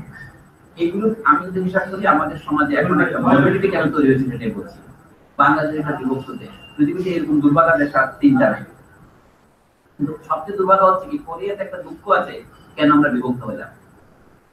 আমরা একদিকে চীনের সাথে আছি, তোমরা আমেরিকার সাথে আছো, কিন্তু তাদের দুইটা দেশের মধ্যে এক ধরনের নমিনাল সভরেনিটি আছে। তো if they can unite, they can unite, if they wish to. কিন্তু in Bangladesh you cannot do it. Paschimbanga আর পূর্ববঙ্গ দুটো আলাদা স্বাধীন দেশ নয়, কাজে আপনি ইচ্ছে করলে ইউনাইট করতে পারবেন না। That has become part of the empire. আমরা এম্পায়ার থেকে বেরিয়েছি বটে, কিন্তু আসলে বেরিয়েছি কি? আমরা বলি কি, we remain under the suzerainty of North India. We remain first in the name of Urdu, now we remain in the name of Hindi. এটা খুব খারাপ কথা। তো in Bangladesh a peculiar morbidity exists. এটার নাম হচ্ছে malnutrition। আগেটা ছিল কি মর্টালিটি, আপনি তো মারা যাচ্ছিলেন না খেতে পেয়ে। 14 সালে দুর্ভিক্ষ হয়েছে দেশে, তার 30 বছর আগে 43 সালে দুর্ভিক্ষ হয়েছে, লোক মারা গেছে। এখন লোক মারা যাচ্ছে না, কিন্তু লোকের কোনো স্টান্টিং বন্ধ রাখে। এখন যে মাথা পিছু আয় বেড়েছে, মাথা পিছু আয়ের মতো প্রতারণা, তার মানে দেখেন another alienated form of information, alienated form of knowledge, যে আমাদের গড়ায় বেড়েছে। গড়ায় বেড়ে আমার কি হবে? আমি যদি তার ভাগ্যে বাকিটা না করি বা তার কোনো প্রভাব আমার উপর না পড়ে, মার্কস এই বইতে এইটা আপনাদের এই বইটা পড়েন, আমি আপনাদেরকে স্বনির্বন্ধ অনুরোধ করি কষ্ট করে পড়ার চেষ্টা করেন এটা। এখানে মার্কস বলছেন সমাজে যদি সম্পদ কমতে থাকে সকলেই ভুক্তভোগী হয়, কিন্তু সবচেয়ে বেশি ভুক্তভোগী হয় কারা? যাদের কোনো সম্পত্তি নেই। If the economic growth rate slows down, the first victim are the working class. কিন্তু সমাজে যখন উন্নতি হতে থাকে তখন working class is not the first beneficiary. Why? কারণ পুঁজির যারা মালিক সম্পত্তি নেই তারাই সুফল ভোগ করে। কারণ এটাকে ম্যাথমেটিক্সের ভাষায় যদি বলি, there is a certain asymmetry in the growth process and the decline process. এগুলো হচ্ছে এলিয়েনেশন আরেকটা ফর্ম। বর্তমানে যা চলছে আমাদের দেশে, আমরা তো যে কারণে অন্যায়ের বিরুদ্ধে লড়াই করে দেশ স্বাধীন করতে গিয়েছিলাম, সবাই গিয়েছে এটা আমি বলছি না, অনেক লোকের বিরোধিতা করেছে, সেটা এখন প্রকাশ পাচ্ছে। এবং যেহেতু যারা দেশের স্বাধীনতার গ্যারান্টি দিয়েছিলেন, যারা তারা কিন্তু এখন স্বাধীনতার প্রতিশ্রুতি কোনটাই পূরণ করছেন না, except better in their own politics. ফলে সমাজে এখন কিন্তু ওইটা বেড়ে যাচ্ছে, এলিয়েনেশন বেড়ে যাচ্ছে। এলিয়েনেশন কত প্রকারের কি কি মার্কস এখানে আলোচনা করেছেন, আমি তো একটা শব্দ ব্যবহার করছি। মানুষের প্রথম এলিয়েনেশন শুরু হয়েছে যেটা আমরা বলি এলিয়েনেশন ফ্রম নেচার, যে মানুষ ডিনেচার হয়েছে। আমরা কথা বলি না, আগে তুলে লোকের বাড়িতে গেলে ভাত খেতে বলতো, এখন চানাচুর খাওয়ায় না। আমি ঢাকায় একটা প্রথম আবিষ্কার, গ্রাম থেকে আসছে একটা অজপাড়াগা থেকে, বন্ধুদের বাড়িতে দাওয়াত দিয়ে বসে থাকে, বলে কি তুমি যাওয়ার মতো এরকম বউ বাসা থেকে আমি চলে আসছি, এখন সে লাঞ্চের টাইম এখন তুমি যাও।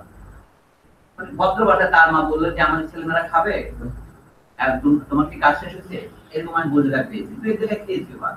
অর্থাৎ এই হচ্ছে আমাদের সমাজের একটা, আমার কাছে তখন মনে হচ্ছিল ডি নেচার। কারণ নেচার মানে কি বাড়িতে গেলে খাওয়াবে, এখন খাওয়াচ্ছে না। এখন বর্তমানে আমার বাড়িতে সকাল আমি খাওয়াই না, আমি যে যাবো। আচ্ছা, ওই আফটার কিন্তু এই বইটা খুব সায়েন্স সাউথ এশিয়া আপনার বাংলাদেশ আর কেউ নিতে চাইলে আজকে দিতে পারেন। এটা আমাদের পত্রিকা, আমরা বছরে একটা দুটো করে বের করার চিন্তা করছি, ওয়ার্কিং পেপার।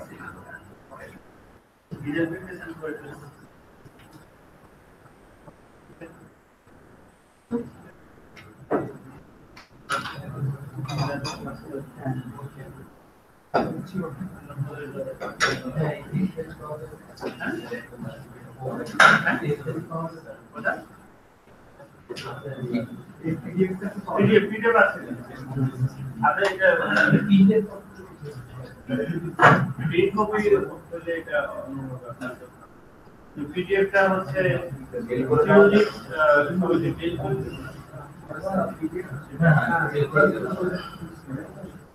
পুরা বই নয়, পুরা বইয়ের জন্য এটা পুরা নয়, এটা দুটো মাস এখানে দেখতে পাচ্ছি।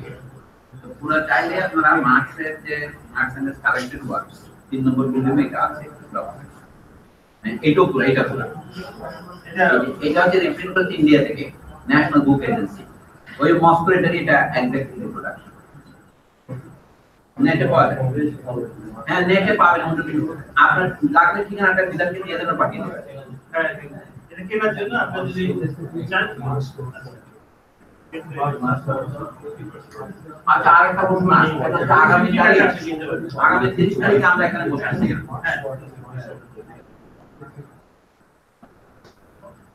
এটা 30 জুন আমাদের আলোচনা সভাটা স্থগিত থাকবে, কারণ আমরা আহমদ সভা দিবস পালন করছি ঢাকা বিশ্ববিদ্যালয়ের বাণিজ্য অনুষদ সম্মেলন কক্ষে।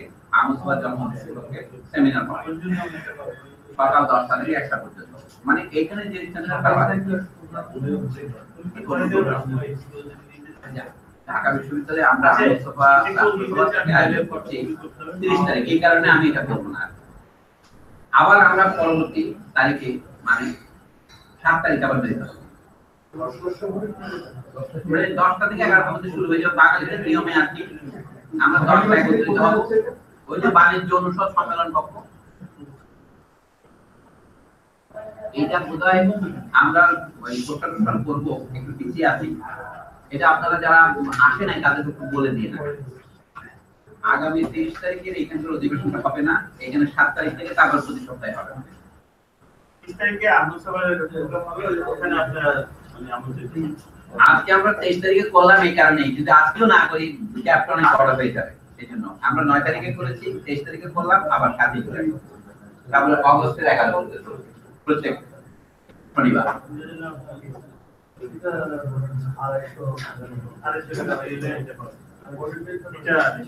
এটা দাম কত? মানে বড়ি দাম কত?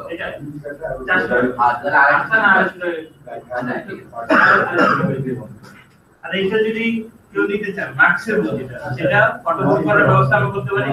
সেটা মাওয়ের কাছে 250 টাকা দিতে হবে। এটা মাও হয়তো 250 টাকা। এখন আপনারা চা খেতে থাকেন, আপনি যদি কোনো প্রশ্ন কেউ করতে চান প্লিজ এখানে এসে করেন। আচ্ছা এই ফটোকপি কেউ করবেন কিনা সেটা আছে কিনা তাহলে বলতে পারেন।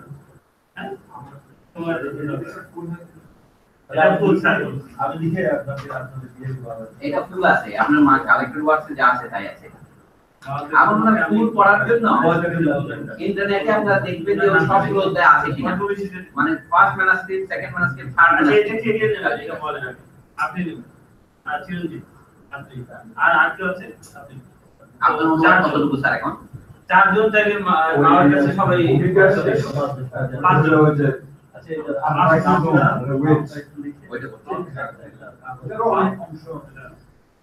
আচ্ছা আপনারা যারা এখানে যারা আছেন মাওয়ার কাছে সবাই এই দুইটা নিয়ম ফটোকপি করতে চাইলে আপনি কিভাবে নিবেন? আপনি ঠিকানাটা দেন না, এখানে লিখে দেন। আপনি এক কাজ করেন, এখানে লেখেন বোর্ডের মধ্যে লিখে দেন, মানে যারা করবে তাদের ঠিকানা দিয়ে আমাকে দিলে এটা আপনার টাকা এটা এক্সট্রিমলি ইন্টারেস্টিং বই। আপনারা যারা পড়তে চান তাদের জন্য আমি বলি, এটা মার্কসের লেখা সম্পর্কে যাদের যে পূর্বধারণা থাকুক না কেন, এটা অত্যন্ত সহজ এবং পরিচ্ছন্ন লেখা। এটা বুঝতে না পারার কোনো কারণ নাই। যদি আপনি দুই একটা কনসেপ্ট যদি কঠিন থাকে সেটা আগে রাখেন, সেটা ভালো। আপনার দুইজন থেকে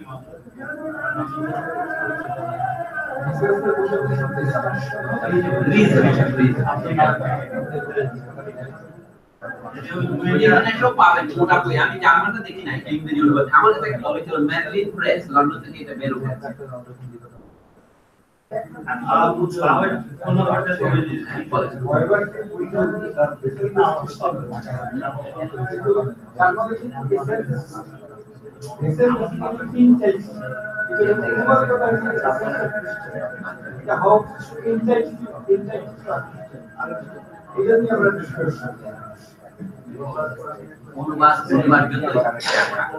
Every translator inevitably interprets. এখন কোন ইন্টারপ্রিটেশন নেবেন? আমি যা দেখছি যে মস্কো থেকে নির্ধারিত বাংলা অনুবাদ আসছে, এর অধিকাংশই জিনিসটাকে অবস্কিউট করে বোঝা যায়। যেমন ভারতের প্রথম সংখ্যাটা ছিল, এটা পড়ে দেখলাম এইটা একুরেট নয় এবং সঠিক বুঝেও না কোনটা কি অনুবাদ করবে। এইগুলো বাংলা থেকে যে আমরা পড়ে অনুবাদ করিনি, প্রকাশ করিনি, এইটাই প্রমাণ যে এইগুলি মার্ক করে আমরা কখনোই আয়ত্ত করিনি।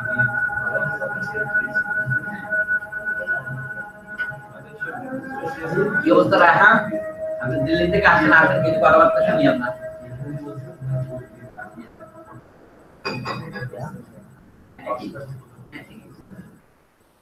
এখানে ছাপাও একটা জিনিস, ওরা আপনারা তো দিয়ে দেয় নাই, ওদিকে থেকে আসেন তাহলে এটা কেটে দিতে পারেন। ও আছে, এটা বেশি আছে, ওই যে দিলে সেটা তো আছে। এটা কত পৃষ্ঠা?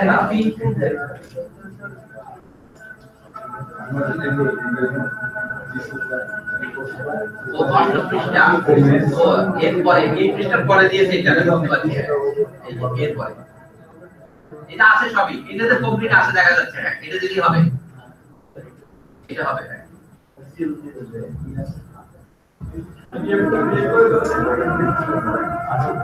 ওদের সাথে ঠিকানা বিনিময় করা সেটা দিয়ে দেবে।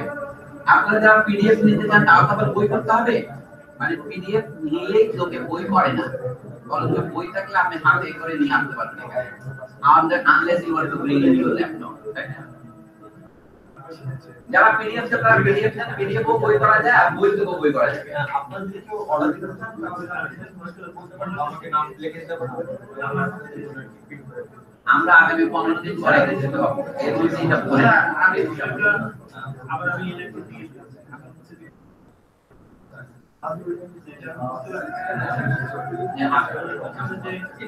আমাকে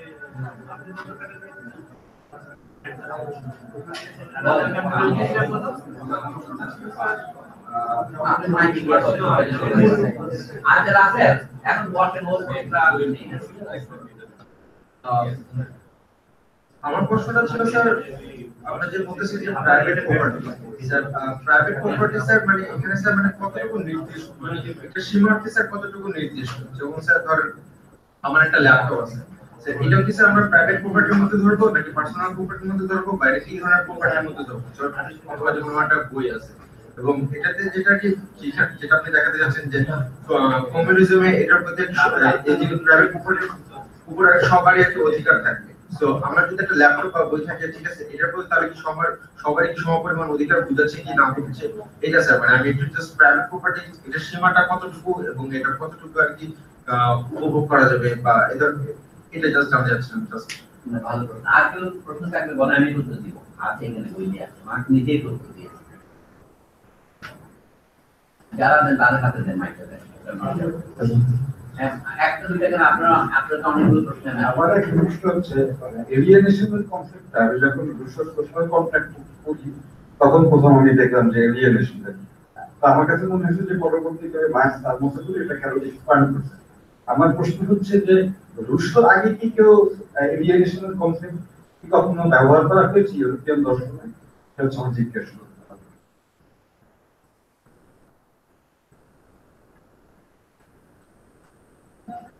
দুটি শব্দ ব্যবহার হচ্ছে, যেটা প্রাইভেট প্রপার্টি, পার্সোনাল প্রপার্টি, এই দুটোর ব্যবধানটা এটার মধ্যে আছে।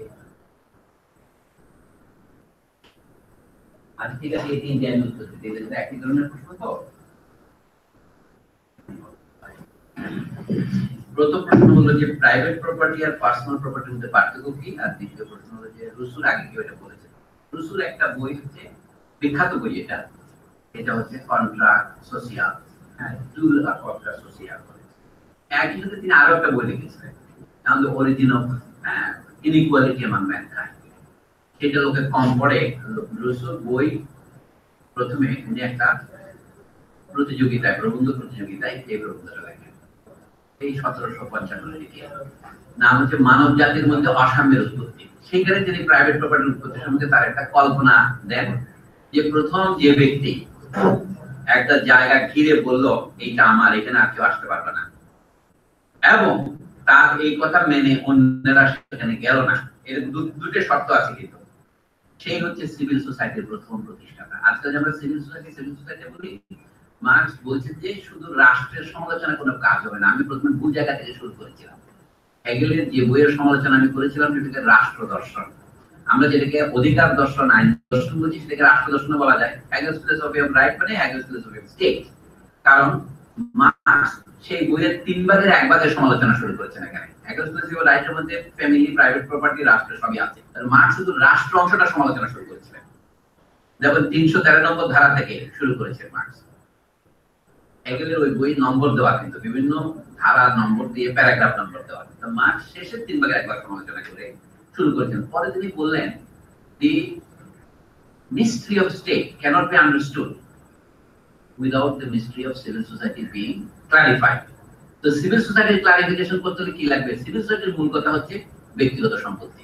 ব্যক্তিগত কথা অনুবাদ করছে প্রাইভেট অনুবাদে, পার্সোনাল অনুবাদ হিসেবে নয়। কেন? মার্কস বলছেন এইভাবে, সমাজে তিনি 3টা ইনস্টিটিউশন হেগেল আবিষ্কার করেছেন। একটা হচ্ছে পরিবার, আর একটা হচ্ছে আপনার এই যে ব্যবসা সমাজ, যেটা আমরা সিভিল সোসাইটি বলছি, সম্পত্তি ভিত্তিক সমাজ, আর হচ্ছে রাষ্ট্র। তো মার্কস দেখালেন যে হেগেলের এই আলোচনা ঠিকই আছে, কিন্তু হেগেল সেখানে কতগুলি বিরোধের মধ্যে জড়িয়ে পড়েছে। আমি একটু গত সপ্তাহে আলোচনা করেছিলাম বলে করতে চাই আজকে। প্রথম হলো, খুব সংক্ষেপে বলি, পরিবারের ভিত্তি হচ্ছে ভালোবাসা, মা বাবার মধ্যে ভালোবাসা এবং সন্তানের সাথে মা বাবার ভালোবাসা, এটা হচ্ছে পরিবারের নিয়ম। তাদের সম্পত্তি প্রথা সেখানে কিভাবে উত্তরাধিকার সূত্রে বর্তায়। মা বাবা মারা গেলে রাষ্ট্র স্বীকার করে নিয়েছে, সমাজে স্বীকার করেছে আপনি সম্পত্তির অধিকারী হবে তার সন্তানেরা। কিন্তু কোন পদ্ধতিতে হবে? ইউরোপে দেখা যাচ্ছে জ্যেষ্ঠ সন্তান বেশি পাবে, অন্য সন্তান সেটা পাবে না। এটা ইউরোপীয় সমাজের বিশেষ বৈশিষ্ট্য, অন্য সমাজে তা ছিল না। কিন্তু তারপরেও হেগেলের কথাটা ঠিক আছে, পরিবারের ভিত্তি ভালোবাসা। এই জন্য আমাদের ওবায়দুল কাদের বললো কি, রাজনীতিতে ভালোবাসার কোনো স্থান নেই। অর্থাৎ সেই ভালোবাসা অনুসারে আমরা বিএনপিকে করুণাও করবো না, এটা নাকি বলছেন। অহংকার জিনিসটা হয়তো সবসময় ভালো নয়, কিন্তু কখনো কখনো ভালো দেখা যাচ্ছে। দ্বিতীয় হচ্ছে সমাজ। সমাজ মানে আমরা ইংরেজিতে থেকে সিভিল সোসাইটি বলি, আমাদের দেশে শুধু সমাজ বলি, আমাদের কোনো বিশেষণ লাগে না। কিন্তু ওরা যেহেতু সমাজের আগে একটা বিশেষণ ব্যবহার করেছে, আমরাও ব্যবহার করি। আমরা পুরো সমাজ, পৌর সমাজ, সিভিল সমাজ কত রকমের করেছি। আমাদের অসহায়ত্ব প্রকট হয়ে ওঠে আমাদের বুদ্ধিজীবীরা যখন সিভিল সোসাইটি কনসেপ্টটা বোঝে না। সিভিল সোসাইটি মানে হচ্ছে যাকে আপনি নিজের স্বার্থের কারণে আপনি যার সেবা করেন। সকালবেলা হকার এসে আপনার দরজায় পত্রিকা দিয়ে যায়, গোয়ালা এসে দুধ দিয়ে যায়। আমাদের কবি শামসুর রহমান কি লেখেননি, পায়ের শব্দ শুনেই বলে দিতে পারি হকার না গোয়ালা, শালিক না চড়াই। অর্থাৎ আমি এত অভ্যস্ত যে আমি গৃহস্থ। তো গৃহস্থ, এই যে গৃহস্থদের যে সম্পর্ক, গৃহের ভিতরে সম্পর্কটা ভালোবাসা। এক গৃহস্থের সাথে আরেক গৃহস্থের সম্পর্ক কিন্তু ভালোবাসার নয়, স্বার্থে। সে আপনাকে দুধ দেবে, আপনি তাকে টাকা দেবেন। সে নিজের স্বার্থে আপনার দরবারে আসে, আপনি তাকে সেবা করেন। এইটা হলো সিভিল সোসাইটির নিয়ম, দোকানদারের সম্পর্ক। সিভিল সোসাইটি দেখা যায় হিন্দুর দোকান থেকে তেল কিনলে মুসলমানের রান্না না যায় হয় না, মুসলমানি বিধান অনুসারে এটা চলে। কিন্তু এখন রাষ্ট্রের ক্ষেত্রে কি হবে আমরা বুঝলাম, একটা হচ্ছে ভালোবাসা আর একটা হলো আপনার স্বার্থ। এখন রাষ্ট্র তো এই দুটাকে মিলাতে হবে। হেগেল এখানে বলছেন রাষ্ট্রটা হচ্ছে একটা সুপার ন্যাচারাল সংস্থা অথবা ওভার ন্যাচারাল, এটা উবের ম্যানসের মতো, এটা উবের সিভিল সোসাইটি। মার্কস বারবার বলতে চাচ্ছেন এটা উবের নয়, এটা ইনসাইড সিভিল সোসাইটি। এই জন্য গায়ত্রী চক্রবর্তী স্পিবাকের কথা গত সপ্তাহে আমি বলেছিলাম, outside in the teaching machine. উনি বলে আমি যে চাকরি করি আউটসাইড, কারণ আমি ইন্ডিয়ান, আমেরিকান একাডেমিক মেশিনের মধ্যে I am outside, but I am nevertheless inside. I am university professor of Columbia University, but still I know I am a woman, I am an alien and so on and so forth. সেগুলো outside in the teaching machine. আমি বলি রাষ্ট্র মধ্যে ভালোবাসা outside in the state. Marx এটাকে বলছেন না, রাষ্ট্রের মূলনীতি ভালোবাসা নয়। আমরা প্রায় সময় বলি, এখানে আমরা ইউরোপে বলি আমরা ইউরোপ পরিবারের সদস্যরা। ইট ইজ এ ইউফেমিজম, একটা পরিবার নয়, কিন্তু আমরা পরিবার বলি। আমরা বাংলাদেশ বলি কি ছোটদের, বড়দের, গরিবের, নিঃস্বের, ফকিরের, আমাদের দেশ সব মানুষের। এবং গানটা কেন লিখছে না, যেমন আমরা বলছিলাম সবগুলি জানালা খুলে দাও না, এই গানটা কেন রেডিতে গায় না, কিন্তু সবগুলি জানালা খুলে দিল দেখি কি জানালা দিয়ে বাঘ বালুক আসে, বাতাস করবে কথা নেই। এই হচ্ছে আমাদের রাষ্ট্র। রাষ্ট্র স্বার্থের মেলবন্ধনের ফলে একটা ভারসাম্য হয়, এবং এই জন্য রাষ্ট্র হচ্ছে এক অদ্ভুত জিনিস। সেটা রাষ্ট্র মানে নিরপেক্ষ। ভারতের মধ্যযুগের রাষ্ট্রকে যে এখানে বদনাম করা হয়, এমনকি আওরঙ্গজেবের সময় রাষ্ট্র সম্পূর্ণ ধর্ম নিরপেক্ষ ছিল। ধর্ম নিরপেক্ষ না হলে আপনি সবার সমস্ত পাবেন না। আমাদের রাষ্ট্র হওয়া উচিত জাতি নিরপেক্ষ, কিন্তু আমরা এখন গৌরব করে এটা বাঙালি রাষ্ট্র বলতেছি। ইনজাস্টিস। যেমন এটা মুসলমানের রাষ্ট্র বলে যে পরিমাণে ইনজাস্টিস হয়, মানে রাষ্ট্র রাষ্ট্র থাকে না যদি সে শুধু মুসলমানের রাষ্ট্র হয়, রাষ্ট্র রাষ্ট্র থাকে না যদি সে বাঙালি রাষ্ট্র হয়। রাষ্ট্র শব্দের মধ্যেই আছে নিরপেক্ষতার অপনাম রাষ্ট্র। এই নিরপেক্ষতার মানে কি? ভারসাম্য। তার মানে এর মধ্যে পক্ষ নাই তা নয়, পক্ষে পক্ষে ভারসাম্য। ভারসাম্য যখনই বিচ্যুত হয় তখন সে পরাধীন হয়, তাহলে ইংরেজদের হাতে ক্ষমতা যেত না। মানে এক একটা দেশ যে বিদেশি দ্বারা মাঝে মাঝে বিজিত হয়েছে অথবা দেশের ভিতরে অন্তর্বিপ্লব হয়েছে, অনেক কাহিনী আছে। তো যাই হোক, আমার বক্তব্য হলো রাষ্ট্রের নীতি একজন বলেছিলেন মোটামুটি ভালোবাসার নীতি, মার্কস বলেছিলেন না, এটা স্বার্থের নীতি। Is the state like a family or the state is more like a civil society? এখানে মার্কস আর হেগেলের পার্থক্য বোঝানোর জন্য আমি বলছি, নয় যে তারা এত বোকা নয় যে হুবহু বলবে। মার্কস বলছেন the state is more like civil society because it contains the contradictions of civil society, but it stays in a state of equilibrium. বিপ্লব হয় যখন ইকুইলিব্রিয়াম ভেঙে পড়ে, one class replaces another. Marks সুন্দর করে বলছেন বিপ্লব মানে প্রবন্ধ রচনা নয় বা বোধসভা নয়। বিপ্লব মানে কি বলপূর্বক যখন এক শ্রেণী আরেক শ্রেণীকে ক্ষমতা থেকে চ্যুত করে। এখানে শ্রেণী কথাটার অনেক অর্থ আছে। শ্রেণী কিভাবে হয়? শ্রেণী অনেক সময় জাতিগত হয়, শ্রেণী অনেক সময় বহিরাগত হয় ইত্যাদি। দ্বিতীয় কথা হলো হেগেল কি বলেছিলেন? হেগেল বলেছিলেন রাষ্ট্রের যে নিরপেক্ষতার গ্যারান্টি দেবে সিভিল সার্ভিস, যারা কোনো পক্ষে নয়। মার্কস বারবার দেখিয়েছেন যে জার্মানিতে সিভিল সার্ভিস বিরাজ করে সেটা কিন্তু ল্যান্ডলর্ড শ্রেণীর পক্ষপাতী, শ্রমিক বিরোধী, সুতরাং সে নিরপেক্ষতার গ্যারান্টি নয়। তো মার্কস সেখান থেকে বলেছিলেন ভবিষ্যৎ রাষ্ট্র হবে প্রথম স্টেপ, উনি বললেন ট্রানজিশন, যে একটা শ্রেণীকে ক্ষমতায় আসতে হবে যে কমিউনিজম প্রতিষ্ঠা করবে নিজের স্বার্থে, কিন্তু নিজের স্বার্থটাই তার শেষ কথা নয়, তার ওই স্বার্থ হবে সকলের স্বার্থ। এটা হচ্ছে universalising spirit of a particular class. Particular class হচ্ছে প্রোলেটারিয়েট। মার্কসের এই কথাটাই কিন্তু গায়ত্রী স্পিবাক পরে ব্যবহার করেছেন নিজের বইয়ের নামে। মার্কস বলছেন proletariat is a class in civil society which is outside. Outside in civil society কে? শ্রমিক শ্রেণী। এটা আপনি বোঝেন কিভাবে? আপনি মধ্যবিত্ত শ্রেণীর কথাই ধরেন, আপনি যদি মানে আপনার মেয়ে বিয়ে দেওয়ার কথা হবে, জামাই কি করে? আপনি বলেন জামাই রিক্সাওয়ালা। আপনার কি মেয়ে বিয়ে দিতে চাইবেন?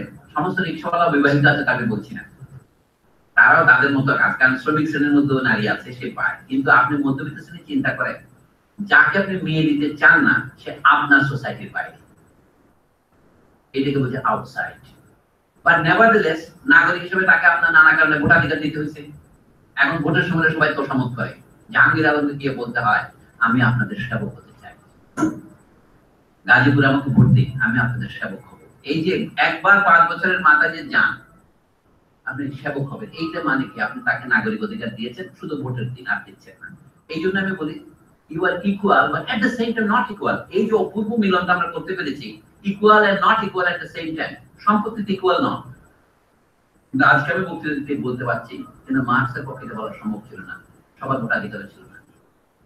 ইংল্যান্ডে 10% লোককে ভোটাধিকার দেওয়া হয়েছে 1832। তা কাদের? মধ্যবিত্ত শ্রেণীকে। শ্রমিক শ্রেণীকে ভোটাধিকার দেওয়া হয়নি তখনও, কিন্তু মার্কস যখন লিখছেন। এখন আধুনিক ধনতন্ত্রে এইভাবে মানুষের ভোটাধিকার বাড়ানো হয়েছে, কিন্তু অর্থনৈতিক সাম্য বাড়ানো হয়নি। সেই জন্য যাদেরকে আমরা সোশ্যাল ডেমোক্রেটিক পার্টি বলতাম, মার্কস তো তার উপরে উঠতে পারেন নাই। মার্কস যদি বা কমিউনিজমের কথা বলেছেন, কিন্তু মার্কস দেশের পার্টি না কমিউনিস্ট পার্টি হতে পারেনি। মার্কস যে পার্টির জন্য কমিউনিস্ট পার্টির ম্যানিফেস্টো লিখছিলেন ওটা হলো কমিউনিস্ট লীগ। কিন্তু তারপরে জার্মানিতে সবচেয়ে বড় যে দলটা বেরিয়ে হলো, যারা প্রায় ক্ষমতার কাছাকাছি চলে গিয়েছে, তার নাম কি? Social Democratic party. লেনিন যে পার্টির নামে বিপ্লব করে ক্ষমতা দখল করলেন, সেই পার্টির নাম কি? Social Democratic party. তারপরে বিভক্ত হওয়ার পর নাম দিয়েছেন সোশ্যাল ডেমোক্রেটিক পার্টি, সংখ্যাগরিষ্ঠ অংশ বলশেভিক। আমি এই জন্য বলছি সোশ্যাল ডেমোক্রেসি এই ছিল তৎকালীন সমাজে। মার্কস বারবার লিখছেন সোশ্যালিজম এন্ড কমিউনিজম কথা ইন্টারচেঞ্জেবলি।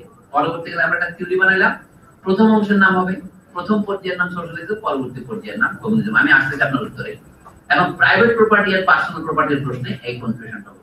মার্কস এই বইতে আপনারা পাবেন না property in means of production কথা লিখতে, কারণ মার্কস তো আসমান থেকে নাজেল হন নাই। তিনি তো হেগেলের ছাত্র হিসেবে, ফয়েরবাখের ছাত্র হিসেবে নিজের চিন্তাকে বিকশিত করেছেন। এখনো লেবার থিওরি অফ ভ্যালু তিনি গ্রহণ করেন নাই, তিনি বুঝতে পারছেন না। তিনি কিন্তু বুঝতে পারছেন কম্পিটিশন মনোপলি বলতে বুঝতে পেরেছেন। উনি দেখছেন একটা কন্ট্রাডিকশন আছে, ভ্যালু কবে নির্ধারিত হয়, লেবার টাইমটা নির্ধারিত হয়, আবার প্রফিট বর্ধিত হয় on the process of equal profitability for equal capital.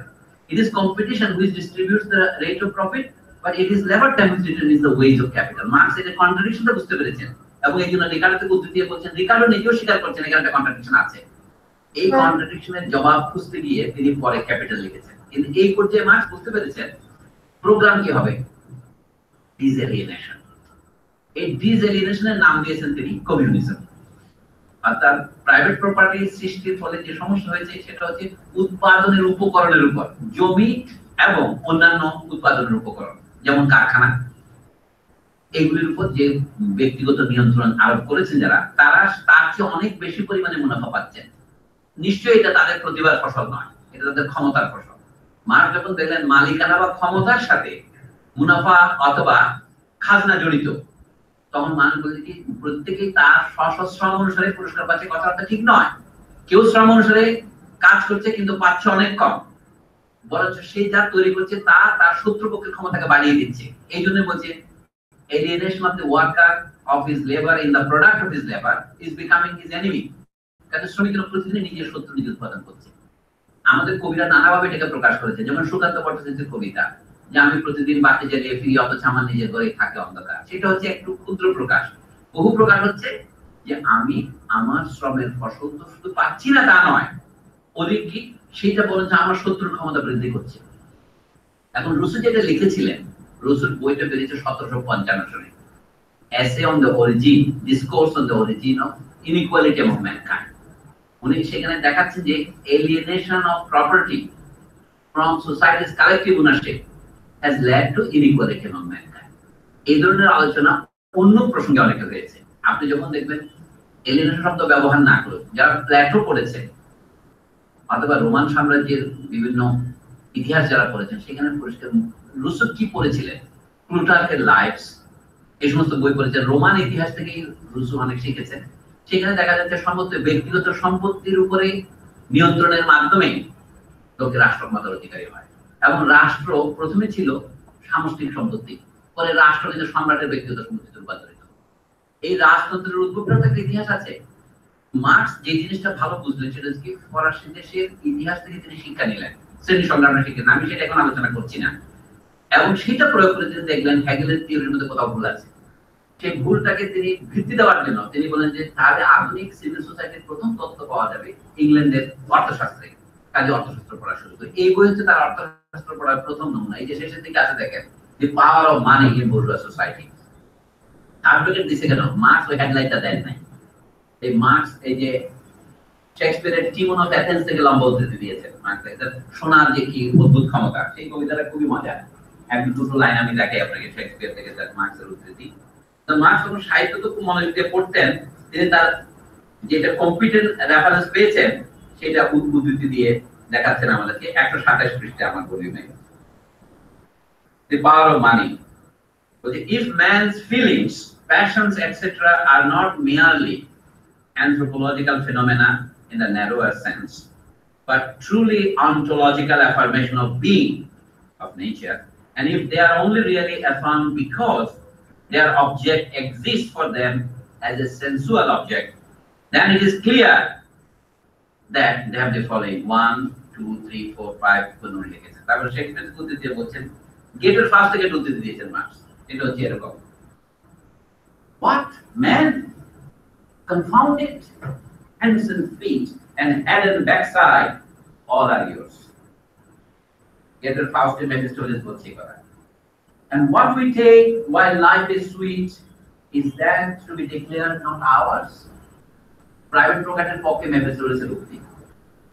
6 stallions say, I can afford. Is not their strength my property? Mephistopheles said, I tear along as sporting lord, as if their legs belong. আমার ঘোড়া যখন আমার সম্পত্তি, আমার ঘোড়ার পাওয়া আমার ঘোড়া যখন দৌড়ে আমি যেন দৌড়ি, অর্থাৎ my property belongs to me.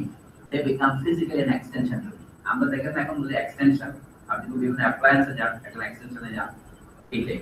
Shakespeare থেকে টিমন অফ অ্যাথেন্স থেকে উদ্ধৃতি দিচ্ছেন, এটা 129 পৃষ্ঠায়। Gold, yellow, glittering, precious gold, সমস্ত অবজেক্ট কি করে প্রকাশিত হয়, মোস্ট প্রেশাস অবজেক্টে এটা ম্যাটার। এখানে বলা একটা ডায়ালেক্টিক কথাটা লোকে যে ভুল ব্যবহার করে বাংলাদেশ অন্তত, ইউরোপেও করে আমি দেখেছি, এটা ডায়ালেক্টিক কাজ সেটা তারা বুঝতে পারে না। ডায়ালেক্টিক অফ সাবজেক্ট এন্ড অবজেক্ট, এটা সবসময় মনে রাখতে হবে। দুইটা অবজেক্টের মধ্যে ডায়ালেক্টিক হয় না, এবং দুইটা সাবজেক্টের মধ্যেও হবে না without the mediation of an object. এখন gold is the best mediation, media of mean of exchange. Gold শোনার কথা বলছো, দ্য ফিজিক্যাল প্রপার্টি বলছে। Glittering, all that glitters is not gold, but gold glitters. Precious gold, no, because I am no idol potterist. Thus much of these will make black white, foul fair, wrong right, base noble, old young, coward valiant. Shakespeare বলছে, সোনা সবকিছু উল্টা করতে পারে, কাপুরুষকে সুপুরুষ করতে পারে। Why? This will lug your priests and servants from your sides, pluck stout men's pillows from below their heads. This yellow slave will knead and brag religions. A হলুদ দাস ধর্মকে বলবে আর ভাঙবে, ব্লেস অভিশপ্ত দিশে আশীর্বাদ করবে। মে দ্য ওল্ড লেপ্রোসি অ্যাডোর, অনেক পুরনো কুষ্ঠরোগীকে সে আপনাকে নায়ক বানাবে। Place thieves and give them title. Me and approbation with senators on the bench. চোরকে সে সেনেটর বানাবে। This is it that makes the woman widow wed again. যে বিধবাকে আবার বিবাহিত করবে আর কি। She whom the spital house and ulcerous sores would cast the gorge at, these embalms and spices to the aphrodite again. And thou common whore of mankind, that puts odds among the routed nations. Borke was a common core of mankind. মানব জাতির সর্বসাধারণের গণিকা। গণিকা বলতে একটা খারাপ পাই না, আমরা public ইউনিভার্সিটির অনুবাদ করি গণিকা বিশ্ববিদ্যালয়, আর প্রাইভেট ইউনিভার্সিটির অনুবাদ কি হবে? পত্রিকা বিশ্ববিদ্যালয়। আমরা প্রসিত পত্রিকা বলে যে নারীর স্বামী বিদেশে থাকে, পূর্ণ বাংলা কি বলে? প্রসিত পত্রিকা। তো আমাদের হচ্ছে পত্রিকা বিশ্ববিদ্যালয়, আর ওগুলো হচ্ছে পত্রিকা বিশ্ববিদ্যালয়। গণের ছোট গণিকা, পত্রের ছোট পত্রিকা, কাজে এই কিছু করার নেই আমাদের। তো বলছি কি মানব জাতির কমন কোর, এটা শেক্সপিয়ারের কথা, কি মনে ব্যালেন্স করতে পারা হচ্ছে। এর অংশ আরো আছে। তো marks was writing this section, the power of money in ruler society. ঠিক আছে, তার মানে মার্কসের first critic of political economy and application of that results of that critique on Hegel's phenomenology of spirit. এটাই হচ্ছে কথা। মার্কস এখানে একটা কথা বলেছেন, the center of Hegel's philosophy is phenomenology of spirit. এটা একটা আবিষ্কারের মূল কথা। কারণ হেগেল তো এরপর আরো অনেক বই লিখেছেন। মার্কস এটা 1807 সনে লেখা হেগেলের এই বইটা। মার্কসের জন্মের আপনার প্রায় 12 বছর 7 বছর 8 বছর আগে লেখা। 7 থেকে কত যোগ করলে 18 হয়? 11 বছর। এক মার্কসের জন্য 11 বছর আগে লেখা। ওইটাই হচ্ছে জার্মান, আমারও মত এটাই, যে জার্মান ক্লাসিক্যাল ফিলোসফির সবচেয়ে উন্নত পজিশনে হেগেল পৌঁছে গেছেন 37 বছর বয়সে ওই বই। তো সেইটার সমালোচনা করে মার্কস বলছেন যে হেগেলের এলিয়েনেশন ধারণাটা হচ্ছে যুগান্তকারী ধারণা, কিন্তু সেইটা have been applied to wrong objects. So আমি এটাকে right object লিখি by appending the word labor. It is the estrangement of human labor that Hegel discovers in an inverted way as the estrangement of the idea. So Marx capital লেখার সময় বলেছেন কি যখন হেগেলকে লোক একটা কুত্তার মতো বিবেচনা করতেছিল 30 বছর আগে বলছেন, তখন আমি তাকে আমার গুরু হিসেবে স্বীকার করে নিয়েছি এবং তার পদ্ধতি প্রয়োগ করে আমি ক্যাপিটালের রহস্য আবিষ্কার করেছি। কাজেই গিয়র্গ লুকাস পরে এক জায়গায় বলছেন হিস্ট্রি এন্ড ক্লাস কনসিয়াসনেস বইতে, বইটার নাম what is orthodox Marxism. Lucas 1923 সনে বই লেখেন, সেখানে উনি বলছেন in Marxism orthodoxy relates solely to the method,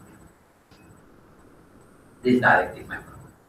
মানে এই জিনিসটা মার্ক্সবাদী না মার্ক্সবাদী নয়। 1970 এর দশকে আমরা যখন বিশ্ববিদ্যালয়ের ছাত্র হিসেবে আসি, তখন ছাত্রদের মধ্যে প্রতিযোগিতা হতো কে বেশি মার্ক্সবাদী, কে খাঁটি মার্ক্সবাদী, কে খাঁটি মার্ক্সবাদী নয়। এখন এটা কয়েকজনের মধ্যে সীমিত হয়ে গেছে, এখন আর কেউ বলে না এই তোমার এই লেখা মার্ক্স সম্মত হয় নাই, এরকম বলে না, তখন বলতে পারে। কিন্তু মার্ক্স সম্মত কি, কোন জিনিসটাতে মার্ক্সের কথা, স্টালিনে বিশ্বাস করা, মাওতে বিশ্বাস করা, মার্ক্সের কোন আর্টিকেলে লোকে ওই যে তখন ওই বই পড়তো ডায়ালেকটিক এন্ড হিস্টোরিক্যাল ম্যাটেরিয়াল, বাংলাদেশে মার্ক্সের বক্তব্যের যেটা বলে ভিত্তি সেটা নিয়ে কোনো আলোচনা হয় নাই, অন্তত ভিজিবল আলোচনা হয়নি। এই জন্য গত মার্ক্সের 200 বছর উপলক্ষে আলোচনা করে আমি যখন বললাম যে বাংলাদেশের মার্ক্সের ক্যাপিটাল একটা অপোজিট কেউ করেন, তখন আমার বন্ধু নুরুল ইসলাম খুব মনে ব্যথা পেলেন, তখন পরেও তিনি 3-4 দিন ধরে অভিযোগ করতে আসেন যে আপনি একাই করেছেন আর কেউ করে নাই। আমি বলছি আমি পড়ি নাই, আমি পড়লে তো আমি এটা অনুবাদ করতাম, আমি এটা বই লিখতাম, আমি শুধু কেউ করি নাই। তো সেগুলো আপনি জানলেন কিভাবে? আমি সেটাই তো রহস্য, আপনি যে পরেন নাই সেটা আমি বুঝতে পেরেছি। আমি তখন বললাম যে ভাই আমি তো ডিম পাই নাই, কিন্তু কোনটা ডিম ছোট কোনটা বড় বলতে পারবো না। বাংলাদেশে দেখে হচ্ছে আমি মনে করি যে ডায়ালেকটিক্যাল হিস্টোরিক্যাল ম্যাটেরিয়াল না পড়ে এই বইটা পড়লেও লোকে অনেকগুলো কথা অগাধ থেকে পাচ্ছে। এই বইতে কি নাই, মার্ক্সের সবকিছু কিনা আপনি করে করতেন না। He only laid out the program of studying political economy. This is the beginning. এবং he was modest enough not to publish it. এটা self clarification এর জন্য লিখেছে, কিন্তু তারপরে আমাদের জন্য মূল্যবান কেন? because it shows the method how Marx works. তো এই যে হাতের কাছে অল্প পয়সায় বই পাওয়া যায়, এটা না পড়ে আপনি কেন অন্যকে অভিযোগ করতে চান? আর কি বলবো, মানে আপনার লোকে যারা আমাকে প্রায় দাওয়াত দেয়, অনেকে দাওয়াত দেন, জাহাঙ্গীরনগরে একটা গ্রুপ আছে সেখানে দাওয়াত দিতে, কার্ল মার্ক্সের উপর একটা বক্তৃতা দিতে আসে, লুকাসের উপর বক্তৃতা দিতে আসে, আলথুসের উপর বক্তৃতা আসে। আমি তার মার্ক্সের উপর বক্তৃতা ডাক না কেন? কারণ তাদের কাছে মনে হচ্ছে মার্ক্স ইজ নট ইম্পর্টেন্ট, কারণ Marx is not up to date. এটা আমাদের তরুণদের এলিয়েনেশনের আরেকটা প্রমাণ, যে তারা মনে করে যে মার্ক্স না পড়েই তারা লুকাস পড়তে পারে। মার্ক্স পড়ার পর লুকাস পড়লে আপনার লাভ হবে, অথবা লুকাস পড়ার পর আবার মার্ক্স পড়লে লাভ হবে, কিন্তু মার্ক্সের সাথে ইন্টারাকশন করা উচিত। এই বুদ্ধিজীবীদের ছেলে আমাকে যে লিখেছিল ওলিউর রহমান সান, তাকে আজকে দাওয়াত দিয়েছিলাম আসলে, মানে তারা বদরুদ্দিন উমরের ইন্টারভিউ করে এবং সেটা ইউটিউবে ছাড়ে, প্রধানমন্ত্রীর ইন্টারভিউ ইউটিউবে ছাড়ে, আরো বহু রকমের লোকের জাভেদ হোসেনের ইন্টারভিউ করার প্রবলেম ছাড়ে। আমাকেও যোগ্যতায় নিয়ে গিয়েছি, তাদের আগ্রহ ওই ধরনের বিষয়, যেটা আমারও আগ্রহ আছে, ফুকু, দেরিদা এইসব বিষয়ে। কিন্তু আমাদের এটা গোড়াতেই আমরা জল দিই নাই। মানে Marx is the thinker of the millennium, আর ওরা হচ্ছে thinker of the century at best. তো আপনি থিঙ্কার অফ দ্য মিলেনিয়ামের সাথে যোগাযোগ করার পরে যদি সেঞ্চুরিয়ানদের পড়েন ভালো হয়, কিন্তু এইটুকু যদি আপনি আপনার সততা না থাকে, টু ডু দ্য হোমওয়ার্ক, নিজের বুকে হাত দিয়ে তো বলতে পারেন আমি এটা পড়ার চেষ্টা করেছি কিনা, এর মধ্যে সমালোচনা করতে পেরেছি কিনা। আমি বললাম এখানে দেখবেন অ্যাঙ্গার্স যে প্রথম প্রবন্ধ লিখছে এটা শেষে দিয়েছে, আউটলাইনস দ্য ক্রিটিক্যাল পলিটিক্যাল। এটা ছাপা হয়েছিল কোথায়?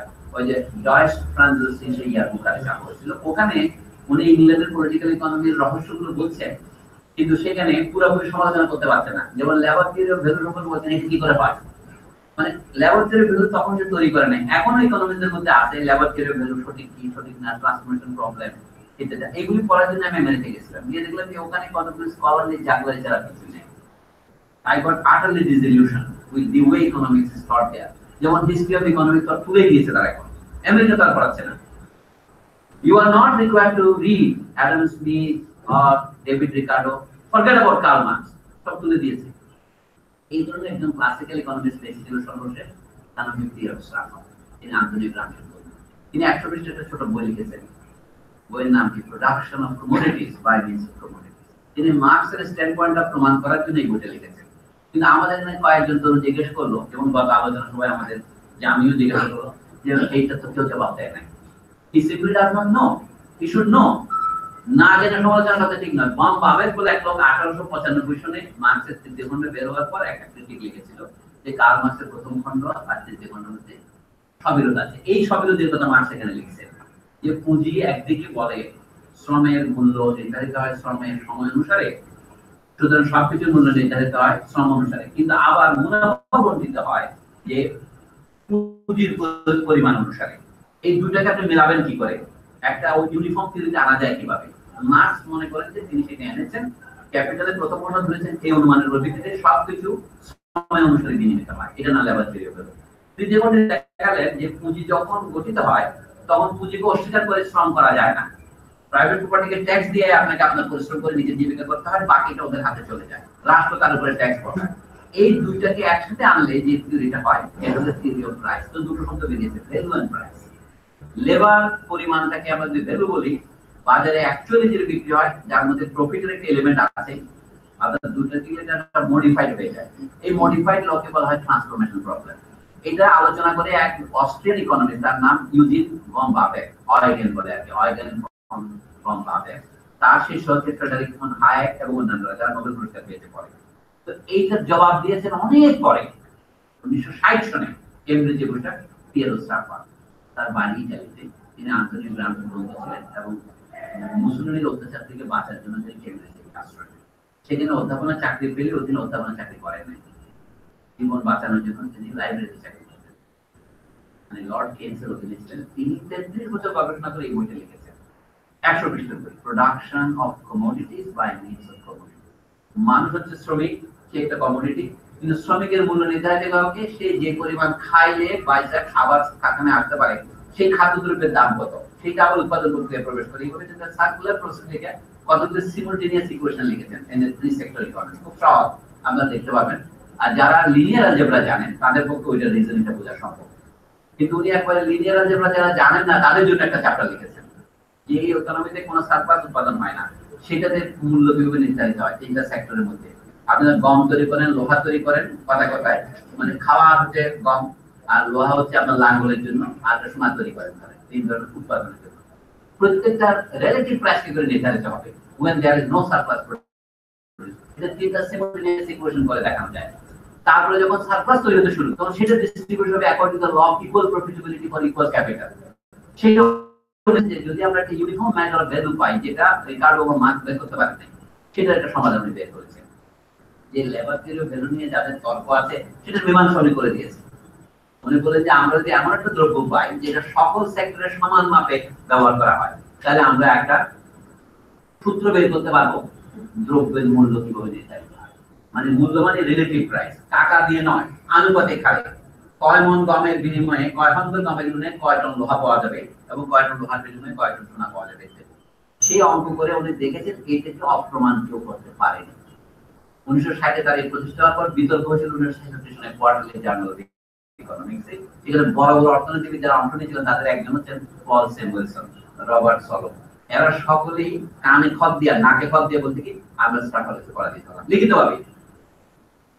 ডেভিড লেবারি বলে ইসরায়েলি একজন ইকোনমিস্ট ছিলেন, তিনি ছিলেন পল স্যামুয়েলসনের ছাত্র। আমি 1966-এর কথা বলছি। এই তর্কের শেষের দিকে আমাদের অমর্ত্য সেন অংশগ্রহণ করেছিলেন। অমর্ত্য সেন হচ্ছে এগুলো আছে ওগুলো আছে, এই জন্য অমর্ত্য সেনের প্রতি আমার শ্রদ্ধা নষ্ট হয়েছে তখন ওই তর্ক পড়ার পর। কিন্তু কমপ্লিট অপরচুনিস্ট ওখানে পড়লে বোঝা যায়। পিয়েরো সাভার সাথে তার খ্যাতি ছিল, পিয়েরো সাভার ছাত্রই ছিলেন তিনি। জন রবিনসন এদের নাম আপনারা শুনে থাকবেন ক্যাম্ব্রিজে। অমর্ত্য সেনের একটা প্রবন্ধ 1974 8 বছর পরে। সেই জন্য বলছি যে মার্ক্সের এই তত্ত্ব কিন্তু জীবিত আছে, কিন্তু আমি বিষয়ে আমরা প্রথম এটা কোনো খবরে না। ঢাকা বিশ্ববিদ্যালয়ে আমি একজন প্রফেসর পাইছেন যিনি আমার নাম শুনেছেন, একে মনোয়ারউদ্দিন আহমেদ তার নাম। আমি যখন ছাত্র ছিলাম তখন আমার বলে সাফার বই তুমি পড়েছো? আমি জানি একটা চেষ্টা করতেছি স্যার, এই 1976-77-এর কথা। উনি এখনো বেঁচে আছেন, একে মনোয়ারউদ্দিন আহমেদ ইকোনমিক্স। আর কোনো প্রফেসর দেখেন আপনি একে জিজ্ঞাসা করেন, এম এম আকাশকে জিজ্ঞাসা করেন, আনু মোহাম্মদ জিজ্ঞাসা করেন, তারা এই বিষয়ে বাংলাদেশের মার্ক্সীয় অর্থনৈতিক চর্চা অনেক নিম্নমানের। তারা এগুলি শুনে কোনো খোঁজ খবরই রাখে না। আমি বলছি মার্ক্স এইখানে যে সূত্রপাত হয়েছিল যে problem, Marx began as a critique of Ricardo, কিন্তু আমাদের দেশে রিকার্ডো পড়ে না এখন। যে আপনি ইকোনমিক্স পড়বেন, এখন ইকোনমিক্স করেছে কখন 1870 করে যে ইকোনমিক্স আছে ফ্যাক্টর অফ প্রোডাকশন, এই যে পল স্যামুয়েলসন, রবার্ট সলো এরা ডেভেলপমেন্ট ইকোনমিক্স আছে, এই গোটা জিনিসটা উইদাউট এনি ফাউন্ডেশন। এখন মানুষের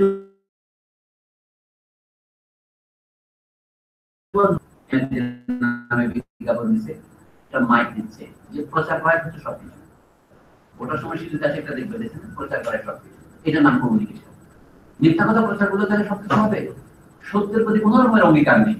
তখন আপনি যদি জিজ্ঞাসা করেন সত্য কি, তখন সে বলবে ফয়েরবাখ কি সত্য বলেছিলেন, স্পিনোজা কি, এই যে বললেন না বড় বড় নাম নেন, আমি নো রিড স্পিনোজা। আমি যদি স্পিনোজার যদি আমরা সত্যি পড়ি তাহলে উই উইল কনফ্রন্টিং দ্য ট্রুথ। এই যে আপনি নাম বললেন, রুশো পড়ে না, বাংলাদেশে পড়ে না বলছি, ইউরোপে প্রত্যেক বছর রুশো অনুবাদ হচ্ছে ফ্রেঞ্চ থেকে। কতবার আমি 100 ফ্রেঞ্চ ভাষায় যেটা না হলেই নয়, সেটা কি অফসেট থিওরি আছে, রকেট থিওরি আছে, এগুলি পরে কিন্তু রুশো লিখেছে। এই জন্য আপনি যখন বললেন কি করে এলিয়েনেটেড হলো, এই বিষয়ে ফ্রান্সের জন বোদং বিওটিআই উনি প্রথম অন কমনওয়েলথ বই লিখেছেন, মাল্টিপল ভলিউম। এর মধ্যে রাষ্ট্রের উৎপত্তির কাহিনীটা লিখেছেন। ইউরোপে দেখতে হবে জার্মানিতে লুথার, লুথার সম্পর্কে এখানে প্রথম বাক্য কি আছে, অ্যাঙ্গেলস কি লিখতেছেন, লুথার এবং অ্যাডাম স্মিথের তুলনা করতেন, বলে Adam Smith is the Luther of political economy. তার মানেটা কি, লুথার কি করেছেন, আগে খ্রিস্টান ক্যাথলিকরা ধর্মকে বাইরে স্থাপন করেছিল, মাঝখানে একজন মিডিয়েটর লাগবে না। লুথার বলে মিডিয়েটর সমান নিজের ভিতরে। মজা হচ্ছে কি ইসলাম এটা তার 1000 বছর আগে তৈরি করে, তোমার আর কাউকে লাগে না, তুমি সরাসরি ঈশ্বরের কাছে প্রার্থনা করো। খ্রিস্টানরা এটা ইসলামের 1000 বছর পরে আবিষ্কার করেছে, সেটা ব্যবহার করে অ্যাঙ্গেলস এখানে লিখতেছেন যে ইজ দা, মা সবাই এটা কোট করছেন, বলে অ্যাঙ্গেলসের আর্টিকেল এত ভালো, যেমন এই কথাটা মা বলছে যে আমার বন্ধু ফ্রেডারিক অ্যাঙ্গেল, যার সাথে আমার নতুন পরিচয় হলো, তার প্রবন্ধের মধ্যে এই কথাটা আছে। ওই প্রবন্ধটা অ্যাপেন্ডিক্স এর মধ্যে বলছে outlines of a critique of political economy, সেখানে এক জায়গার মধ্যে বলতেছে যে অ্যাডাম স্মিথ লোকটা কে, বলে Adam Smith is the Luther of political economy. Why, খুব সুন্দর করে বলছে, দি 18th century, আমি অ্যাঙ্গেলসের প্রবন্ধ থেকে বলতেছি, the century of revolution also revolutionized economics, but just as all the revolutions of this century were one-sided and bogged down in antithesis, just as abstract materialism was set in opposition to abstract spiritualism. Abstract materialism মানে ফয়েরবাখ একটা, আর abstract spiritualism মানে Hegel একটা। বলছে the republic to monarchy, মানে বলছে Republic দিয়ে মনার্কিকে পুরোপুরি দূর করা যাবে না, এই রিপাবলিককে সোশ্যালিস্ট করে করতে হবে। তারপরে বলছেন the social contract to divine right। রুসোর বইয়ের নাম সোশ্যাল কন্ট্রাক্ট কেন, তার মর্ম বুঝতে হলে বিপরীত তত্ত্বটা বুঝতে হবে। এখন তো ডিভাইন রাইট দিয়ে সৌদি আরবে চলতেছে, তাই না? আর আল্লাহ তাকে কখন মনোনয়ন দিয়েছে? অষ্টাদশ শতাব্দীতে। এত বছর পর আল্লাহর কাজ নাই তার মনোনয়ন দেওয়ার জন্য? মাঝখানে কি হয়েছিল দেখেন। Likewise, the economic revolution did not get beyond. The premises remain everywhere in force. Did not matter. And merely posited nature with capital N instead of Christian God as the absolute. Argument did not proceed beyond. প্রকৃতি হচ্ছে ঈশ্বরের জায়গা দখল করেছে। অনেক সময় প্রকৃতির জায়গায় মানুষ বসে করে, এটাকে রেনেসান্স বলতেছে। এটা থেকে নাৎসিজম উৎপত্তি হয়। যার মধ্যে থেকে নাৎসিজম উৎপত্তি হলো সে অনুসন্ধান আমরা পরে করব। তারপরে বলছি in politics no one dreamt of examining the premises of the state as such. It did not occur to economics to question the validity of private property. It Engels লিখতেছে independent of Marx সঙ্গে বেরিয়েছে লেখা। Therefore the new economics was only half an advance. It was obliged to be about its own premises to have recourse to so as to cover up the contradictions in which it became entangled, so as to reach the conclusions to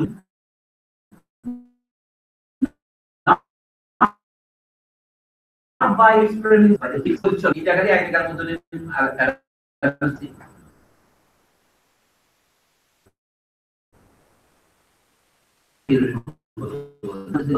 যে আমাদের সমগ্র দারিদ্র্যের মূল কারণ হলো বর্তমানে আমেরিকাতে আমরাও কিনেছি এই জিনিসটা আপাতত দৃষ্টিতে সত্য মনে হয় যে আমাদের জনসংখ্যা দিন দিন বেড়ে গেলে আমরা খাওয়াবো কি করে। অর্থাৎ আমাদের দারিদ্র্যের কারণ আমাদের জনসংখ্যা বৃদ্ধি, এই থিওরিটা রং। আমাদের জনসংখ্যা বেশি হয়েছে সেটা সমস্যা নয়, জনসংখ্যাকে কিভাবে কেন আপনি কমাবেন সেটার কথা পরে আসার আগে এটা কারণ কিনা আপনার দারিদ্র্যের অন্যান্য কারণগুলিকে আড়াল করা হয় এটা বলে তুমি বলছেন এইভাবে। মালথুস crudest theory that ever existed, a system of despair which is struggle phrases about philanthropy and world citizenship. লোক বিষয় আপনি নিয়ে যান না কানাডা, আপনি নিয়ে যান না অস্ট্রেলিয়া, তখন কথা তা করবেন না। আপনি বলবেন যে এখানে জনসংখ্যা কমাইতে হবে, তাহলে আপনার ওয়ার্ল্ড সিটিজেনশিপ এখন কি হচ্ছে ইউরোপে, ফোর্ট্রেস ইউরোপ, ইউরোপে চলছে দেয়াল দাও। সিরিয়াতে আপনি যুদ্ধ বাঁধাবেন, সিরিয়া থেকে লোক গেলে আপনি তাকে সমুদ্রে ডুবে আইল্যান্ড মারবেন। এইটা হচ্ছে ফিলান্থ্রপি এবং ওয়ার্ল্ড সিটিজেনশিপ। বলে না বিশ্বের সব মানুষ ভাই ভাই, এখন ভাই ভাই কোথায় যাবে? তখন আপনার সীমান্তের দেয়াল বড় হতে লাগে। The premises and reaffirm the factory system, which yields nothing in humanity and cruelty to ancient slavery. Clashing slavery to is not কোনো ক্রমে এই যে আদম ব্যবসা বলি আমরা, এটা প্রাচীন দার্শনিকদের কোনটা আলাদা? আপনার প্রতিদিন পত্রিকা পড়তে না আপনার লজ্জা করা উচিত না? সৌদি আরবে নারী রপ্তানি আর করেন না, তো করছেন কেন? নারী দেখলে জিনিসটা থেকে এক হুমেন আর্গুমেন্ট হয়, আমি সেটা করতে চাচ্ছি না। পুরুষ বলে আপনারা যে করছেন সেখানে তার হিউম্যান কন্ডিশন আছে। আচ্ছা, তারপরে বলছেন modern economics, free trade, consistency and immorality, which now comes from free humanity in every. একটা 22 বছরের লিখতেছে with the son a dropout. আমাদের ছেলে ড্রপ আউট করে অনার্স পাস করার পরে আমাদের রায়হান পাল দিল্লি থেকে ফিরে আসে, নিশ্চিত টাইমে পাস করে আসবেন। আমাদের প্রিয় বাল ড্রপ আউট করছে অনার্স করার পর। মাহমুদ হাসান আত্মহত্যা করলো অনার্স করার আগে। হ্যাঁ, আমরা অনেকেই ড্রপ আউট করি। এটা হচ্ছে Engels was also drop out by the way. Karl মার্কসের চেয়ে কম, উনি ম্যাট্রিক করে আর পড়েন নাই। তারপর বলছেন but he was nice writer, but was the Smith system then not an advance? Of course, advance. It was necessary to overthrow the mercantile system with its monopolies and so that the true consequences of private property could come to light. আমি আগে বলছিলাম private property marks an advance in the progress of mankind. They don't say private property is historical and Marx's good news or gospel is that it is transient. কিন্তু এখন মার্ক্সের যে utopia সেটার কি হবে এটা আমরা আগে সামনে আলোচনা করব। একদম ইউটোপিয়া বুঝলাম, নিরপেক্ষ শ্রেণী একটাই আছে, সেটা কি? ব্যুরোক্রেসি। মার্কস এটা কাইটা দেখলেন ব্যুরোক্রেসি নট, এটা প্রলেটারিয়েট। কিন্তু মার্কসের এটা তো largely utopian in that context সেই সময়। কিন্তু আজও পর্যন্ত আমরা এটা নিশ্চিত না হোয়াট ইজ প্রলেটারিয়েট, এখন এটা সংজ্ঞা দিতে পারবে না। am I a member of the proletariat or am I a member of the management? এখন আপনি এইসব প্রশ্ন তোলার আগেই চোখের সামনে আসা হচ্ছে ধর্মের প্রশ্ন। আমরা তো প্রাথমিক প্রশ্নগুলি মীমাংসা করতে পারি না, ভাষার প্রশ্ন মীমাংসা করতে পারছেন না, ধর্মের প্রশ্ন মীমাংসা করতে পারছেন না, কাজে জীবনের আরো অনেক জটিলতা আছে। এই প্রবন্ধের মধ্যে আছে অনেক জায়গায় আমি দেখেছি অ্যাডাম স্মিথ ইজ দি কি বলে Luther of political economy. Luther বলছেন কি জন্য? কারণ লুথার এই যে লিখছে, but when the economic Luther Adam Smith criticized past economics, things had changed considerably. The century had been humanized, reason had asserted itself, morality began to claim its eternal right. The extorted trade treaties. Marks এই বইতে এটা উদ্ধৃত করেছেন, মার্কসের উদ্ধৃতিটাই বলি, আমি ওইটা আগে বলেছিলাম। মার্কস কি বলেছিলেন? 79 পৃষ্ঠা। আপনারা এই এডিশন যারা নেবেন দেখবেন তার 89 পৃষ্ঠা পাবেন, 89। Marx বলছেন, to this enlightened political economy which has discovered within private property the subjective essence of wealth. Subjective essence. Political economy আবিষ্কার করেছে আধুনিক সমাজের কর্তৃ শক্তি হচ্ছে এই প্রাইভেট প্রপার্টি। প্রাইভেট প্রপার্টির কারণে সমাজে গতিশীলতা আসছে। এটা রুসো বলেছে, private property is the cause of progress, but at the same time it is a tentacle, it is an obstacle. সেটা কি? The subjective essence of wealth, the adherence of the monetary and mercantile system. প্রথম 200 বছরের অর্থনৈতিক ব্যবস্থাকে monetary and mercantile system বলা হয় ইউরোপে, 16-17 শতাব্দী, অষ্টাদশ শতাব্দী পর্যন্ত। তারপরে পলিটিক্যাল ইকোনমির যুগ শুরু হচ্ছে, মানে অ্যাডাম স্মিথের কম্পিটিশনের যুগ। উনি বলছেন, who look upon private property only as an objective substance confronting them may seem therefore to be fetishists, Catholics. Engels was therefore right to call Adam Smith the Luther of political. But just as Luther, আমি এটা পড়ার জন্য খুঁজতেছিলাম, but just as Luther recognized religion, namely faith, as the substance of external world, and in consequence stood opposed to Catholic paganism. Catholic paganism হচ্ছে কেন? খ্রিস্টের আবির্ভাবের আগে ইউরোপের প্যাগানরা যা করতো, বিভিন্ন আইডলের পূজা করতো, তারা খ্রিস্টের নামে মূর্তি পূজা শুরু করেছে। মুসলমানরা যেটা সমালোচনা করে বারবার ট্রিনিটির পূজা করা শুরু করেছে। It doesn't go with the idea of monotheism. তখন মার্কস বলছেন, just as the Catholic Christians introduced a new form of paganism. আমাদের দেশে মৌলবী ওহাবিরা যে আন্দোলন শুরু করেছে শতাব্দীতে, তারা বলছে তোমরা বিদআত করতেছো, তোমরা কেন আল্লাহর সাথে শরীক করতেছো, একই ধরনের সমালোচনা এখানে হচ্ছে। তো বলছে, just as he suppressed external religiosity, Luther suppressed external religion. যেমন কি আপনি বেহেশতে যাওয়ার টিকিট কিনতে পারবেন, আপনি যদি রোমান চার্চকে একটা টিকিট কিনে দেন তাহলে আপনি বেহেশতে চলে যাবেন, জার্মানি থেকে সব টাকা রোমান চার্চে চলে যেত, কোটি কোটি টাকা চলে যেত। এটা জার্মান প্রিন্সরা বন্ধ করার চেষ্টা করলো এবং তারা তাদের ধর্মগুরু হিসেবে লুথার। এই হচ্ছে কাহিনীর সূত্রপাত। তো বলছে, just as he superseded external religiosity by making religiosity the inner substance of man. অর্থাৎ ঈশ্বরকে প্রার্থনা করার জন্য আপনারা প্রার্থিত হবেন, তিনি বাইবেলটা জার্মান ভাষায় করতেন। আমরা এখন লুথারের স্ট্যান্ড পয়েন্টে বুঝতে পারি বাংলাদেশে, এমনকি 19 শতাব্দীর আগে, 100 বছর আগে, অষ্টাদশ শতাব্দীর শাহ ওয়ালিউল্লাহ কোরআনকে প্রথম অনুবাদ করেন ফার্সি ভাষায়, উর্দুতে অনুবাদ করতে পারেননি। তারপরে 50 বছরের বেশি করে তার পুত্র 2-3 জন ওরা প্রথম উর্দুতে কোরআন অনুবাদ করেন। কারণ মুসলমানদের যে কুসংস্কার ছিল অন্য ভাষায় অনুবাদ করলে কোরআনের মর্যাদা হানি হবে। কিন্তু খ্রিস্টানরা বহু আগে এটা টের পেয়েছে, অন্তত প্রোটেস্ট্যান্টরা টের পেয়েছে, কারণ বাইবেল যেটা নিয়ে রোমান চার্চ বলছে এটা তো অনুবাদ, ল্যাটিন তো অনুবাদই।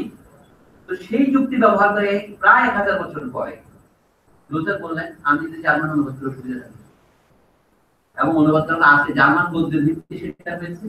এবং ধর্মের ক্ষেত্রে দেখা যাচ্ছে এক্সটার্নাল রিলিজিওসিটি, টাকা পয়সা দিয়ে পুণ্য ক্রয় করার ক্ষেত্রে নিজের অন্তরকে বিশুদ্ধ করা, এটা বাংলাদেশে ব্রাহ্ম ধর্মের অনুসারে এটা চালু করার চেষ্টা করছে রবীন্দ্রনাথ ঠাকুর, তারা কিন্তু সফল হয়নি।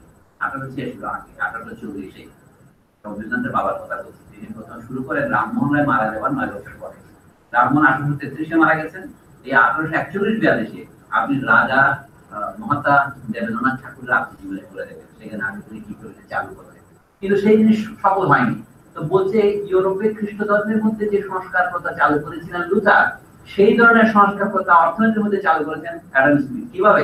বলছে এইভাবে, just as he negated the priests outside the layman because he transplanted the priest, just so with wealth. Wealth as something outside man and independent of him, and therefore as something to be maintained and asserted only in an external measure, is done away with. That is, this external, mindless objectivity of wealth is done away with private property being incorporated in man himself, and with man himself being recognized as a business. It was Engels's মতে original labor theory. সম্পত্তি বাইরে থেকে অর্জন করা না। আগে বলতে কি আমি ফ্রান্সের মালিক কেন? আমি যুদ্ধের মাধ্যমে জয় করেছি। কিন্তু অ্যাডাম স্মিথ দেখালেন না, তুমি যুদ্ধের মাধ্যমে জয় করেছো এই জন্য না, তুমি প্রতিদিনের পরিশ্রম দিয়ে এটাকে পুনরুৎপাদন করতেছো, তাই তুমি এর মালিক। The labor is the only original cause of property. এটা ইংল্যান্ডে স্মিথের আগে কে বলেছেন? John Locke. জন লক বলছেন labor is the original reason for your ownership of property. প্রথম যে জায়গাটা যে দখল করেছে সে মালিক, এটা একটা অ্যাক্সিডেন্ট, কিন্তু সে প্রতিদিনের পরিশ্রমে ফসল উৎপাদন করছে, তাই ওই জমি সে মালিক। এটা হচ্ছে labour theory of value of lock. এগুলো বহু প্রশ্ন আছে আর কি। লক প্রিসিডেড, আপনার প্রশ্নের উত্তরে বলছি না ওটা, এটা হচ্ছে রুসুরও আগে 50 বছর আগে।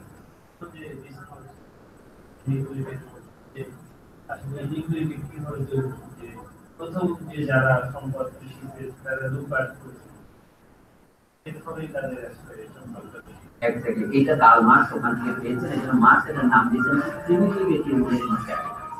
প্রিমিটিভ শব্দের অর্থ হচ্ছে আমাদের আদিম মনে হয়, কিন্তু আদিম নয়, এটা হচ্ছে অরিজিনাল। মানে প্রিমিটিভ মানে এলো যেটা খ্রিস্টপূর্ব 10,000 বছর আগে, প্রিমিটিভ মানে 16 শতাব্দীতে। প্রিমিটিভ শব্দের অর্থ হচ্ছে প্রাইমারি, জার্মান ভাষায় পরিষ্কার শব্দ উরস্প্রুংলিশে। উরস্প্রুং মানে স্প্রিং করার মতো, উর মানে আদি। আমরা এখন কোথা থেকে নিছেন, আমরা ফ্রম লিখি না, ওরা তো উর ফ্রম ওয়্যার। তো উরস্প্রুং মানে যেটা আপনি লাফাই উঠেছে। অরিজিনাল অ্যাকিউমুলেশন অফ ক্যাপিটাল যেটা আমরা অনুবাদ করা উচিত ছিল, সেটা অনুবাদ করছি প্রিমিটিভ অ্যাকিউমুলেশন। সেটা চালু হয়ে গেছে।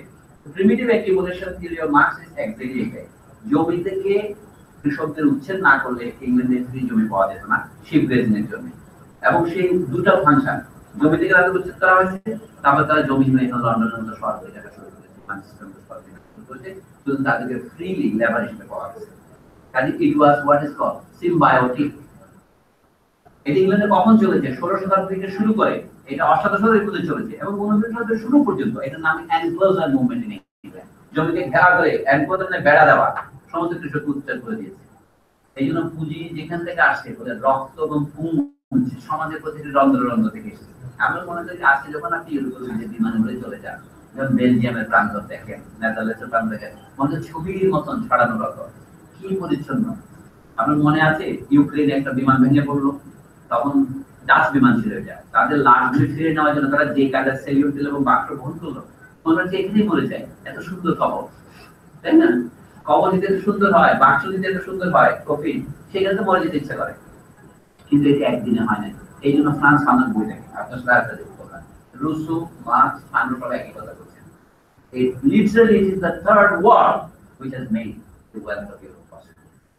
Take it not literally, but as a metaphor. In every country there is a third war. This is called the peasantry. And the world's peasantry is now called the third war. আমরা কিন্তু এখনো রয়েছি, আমরা ওদের পচা plastic দ্রব্য তাদের নিয়ে আছে। এইটাই হচ্ছে কার্ল মার্কসের শিক্ষার অংশ, যে capitalist accumulation originally is primitive accumulation. এটা নয়, অংশটা হচ্ছে primitive accumulation is taking place everyday. All accumulation is proceeding from the premise of primitive accumulation. তারপরে once it takes off, then it reproduces itself.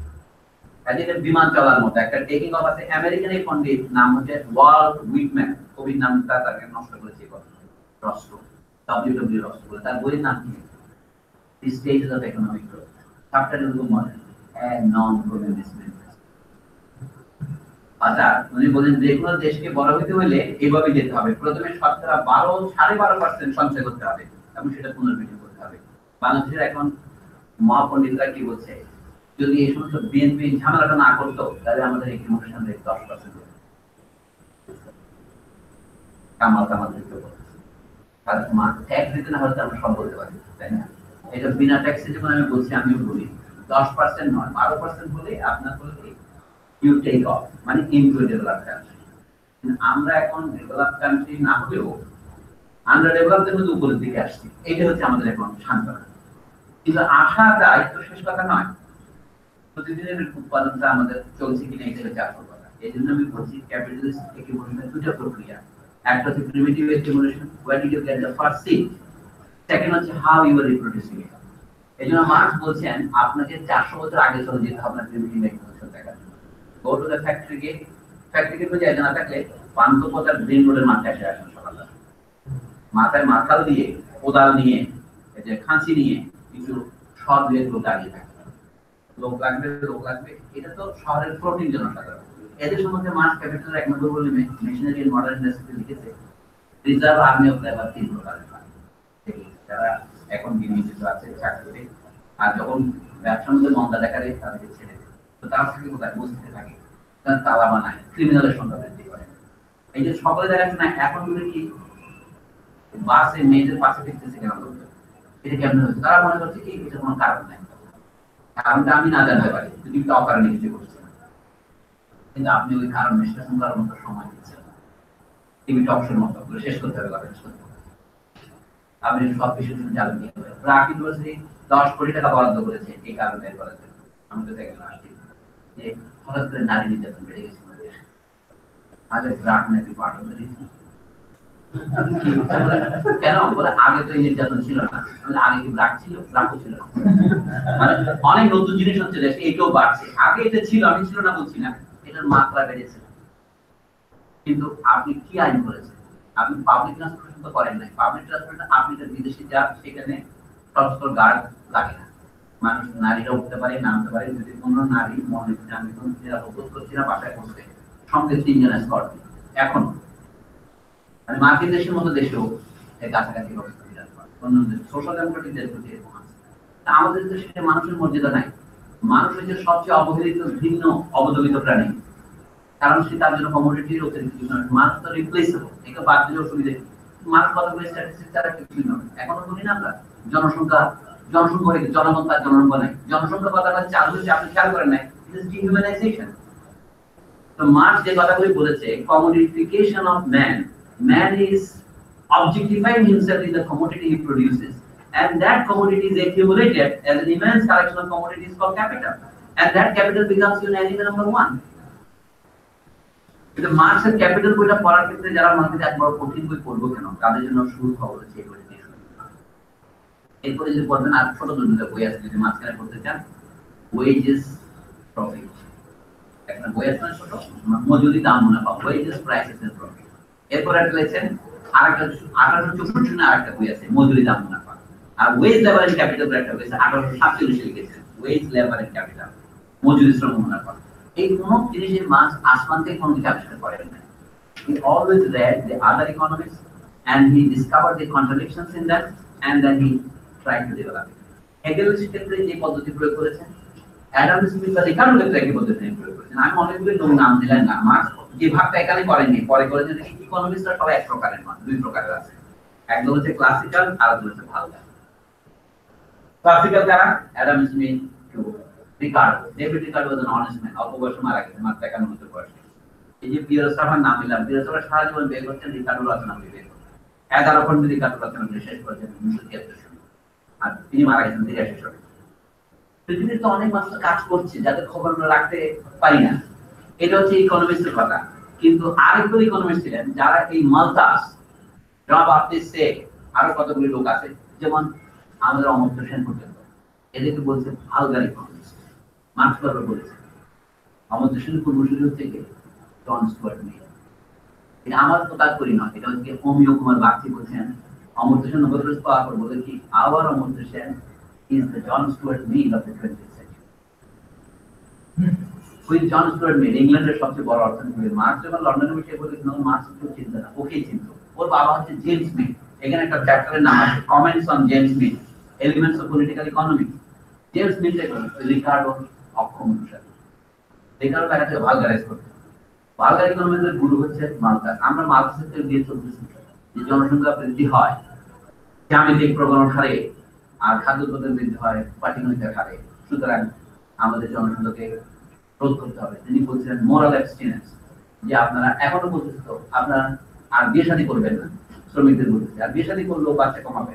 তো সেই জন্য তো আমরা ধন্বন্তরী মহল্লা আবিষ্কার করেছি। বাংলাদেশে যে অপূর্ব যে আমরা উপার্জন করতেছি এখন আন্তর্জাতিক সম্মান, সেটা শুধুমাত্র কনট্রাসেপটিভের কারণে, উন্নতির কারণে নয়। বাংলাদেশি কনট্রাসেপটিভের পিছনে যত টাকা খরচ করা হয়েছে, মানুষের পিছনে তার অর্ধেক টাকা খরচ করা হয়েছে।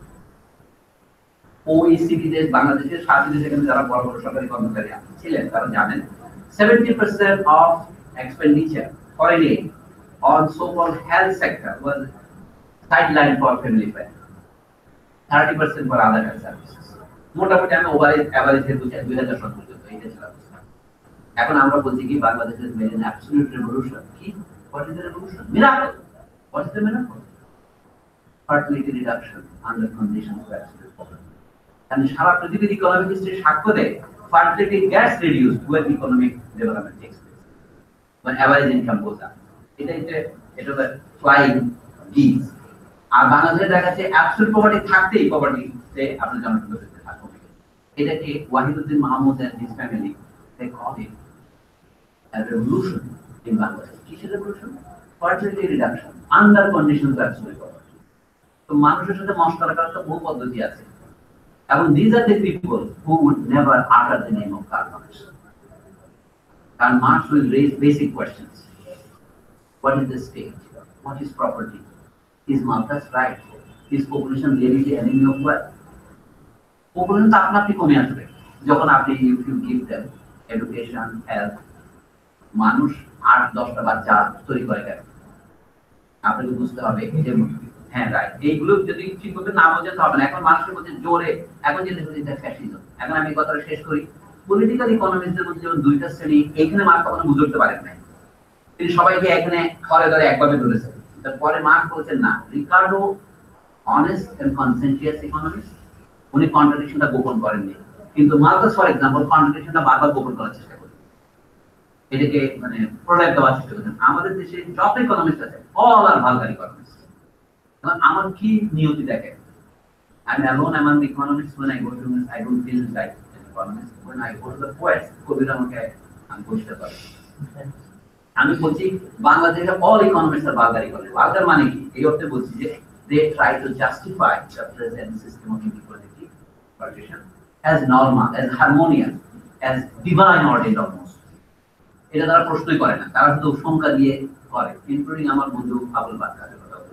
শুধু সংখ্যা মানে আমি দেখলে নাম্বার ক্রাঞ্চার, আমি তো মুখ দিয়ে বলি you are crunching numbers man, you are not. তিনি সে বইয়ে তো লিখছে অর্থশাস্ত্রের দারিদ্র বলে। আমাদের ওইটার নামটা ছাড়া কিছু হয় না, মানে ওইটাই একটা প্রমাণ যেটা অর্থশাস্ত্রের দারিদ্র। বাংলাটাও দেখেন না আপনি, বাংলাটাই পড়া যায় না। আজকে প্রথম শুরু করবেন দেখছি সবগুলো ভাগ আপনার টিকতে হবে না, একটা ভাগ টিকতে হবে, তাহলে ভাগ বেশি তো হয় না বোঝা যাবে। যদি বেশি স্যাম্পল দেখতে চান 3-4টা টিপে হয়ে যেত, সবগুলো ভাগ টিকলা বা কারণ কি করে? একটা বইয়ের 3 লাইন বলতে বলে তো বোঝা যায় আমরা অত্যন্ত দুরবস্থায় আছি। এখন আমি শেষ কথায় বলি পলিটিক্যাল সায়েন্সের মধ্যে ভাগদার আছে, আর অর্থনীতিবিদের মধ্যে যেমন ভাগদার আছে, এখানেও ভাগদার আছে। মার্ক্স সেগুলো দেখিয়েছেন যে all philosophers are not equal. Germany, এটা আমি শেষ কথা বলতে চাচ্ছি। Hegel according to Marx is a representative of classical German philosophy, এবং এইটা প্রথম পোপটা দিয়েছেন কয়েকবার, কিন্তু বাকিরা এই যে প্রশ্ন নিচ্ছে according to Marx this are all vulgar philosophy including Heidegger. এখন হাইডেগার যে পপুলার হয়ে উঠেছে কি জন্য? হাইডেগার নাৎসিদের প্রফেসর ছিলেন। একজন ভালগার বলে যে তার সমস্ত লেখা আপনাকে সংশ্লেষণ দিতে হবে তা বলছি না, বাট উদ্দেশ্য হচ্ছে মিস্টিফিকেশন, যে জার্মানি হচ্ছে একমাত্র ভাষা যার মধ্যে দর্শন চলে। গ্রিক আর জার্মান ছাড়া কি আর দর্শন হয়? এই সমস্ত কথা যেরকম আসতে পারে, এটা রেসিস সুপ্রিমের কাছে। ফিলোসফিতে দেখেন, ফিলোসফিতে অনেক শাখা হয়েছে। ফ্রয়েড ইজ এ জার্মান, কিন্তু তার খ্রিস্টান অনুসারী ছিলেন কার্ল গুস্তাভ জুং, যাকে আপনারা জুং বলেন। বাংলাদেশের যোগের জন, এমনকি আমাদের ঋত্বিকের মতো ভদ্রলোক না বুঝে তাকে আর কি টাইপ ইত্যাদি দেখেছি, এখানে সিনেমা যারা সমালোচনার কারণে পাওয়া যায় না ইউ ছাড়া। ইউ অলসো অ্যানাদার ভালগারদের মধ্যে অনেক ভালগার আছে, এই যে এরিক ফ্রম অ্যানাদার ভালগার। আপনি ভালগার লোকদের বাইরে যাবেন, আমেরিকা যে এন্টার ইউ সাইকোলজি, ওটা ঢাকা বিশ্ববিদ্যালয়ের ক্লিনিক্যাল সাইকোলজি সবই ভালগার সাইকোলজি। তো আপনাদের সেটা পরে বলতে হবে যে মার্কসের কাছ থেকে পড়ে আমার এই অপকারটা হয়েছে। আমি মনে করি অ্যাডাম স্মিথ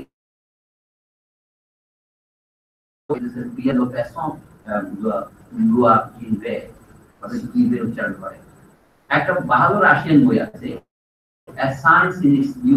বাংলা অনুবাদ পড়া যায় না, অর্থশাস্ত্র বিকাশের ধারা, সেটা আপনারা পড়ে দেখতে পারেন। মানে প্রি মার্কসিয়ান পলিটিক্যাল ইকোনমি, এটা না, সেখানে আপনি অর্থনীতির নামগুলো পাবেন। পিয়ের লো পেজন যেন হবে, পিএস লো বুয়া জিভে, খুব কঠিন নাম, বিওআই এই ধরনের অনেক আছে। মন্ত্রী বলে একজন ছিলেন দূর আগে, মার্কস সারা জীবন বের করেছেন পলিটিক্যাল কাহিনী। You found that the mystery of German got there. কিন্তু ওইখানে গিয়ে তিনি জঙ্গলে পড়ছেন, দেখেছি that's why he wrote actually.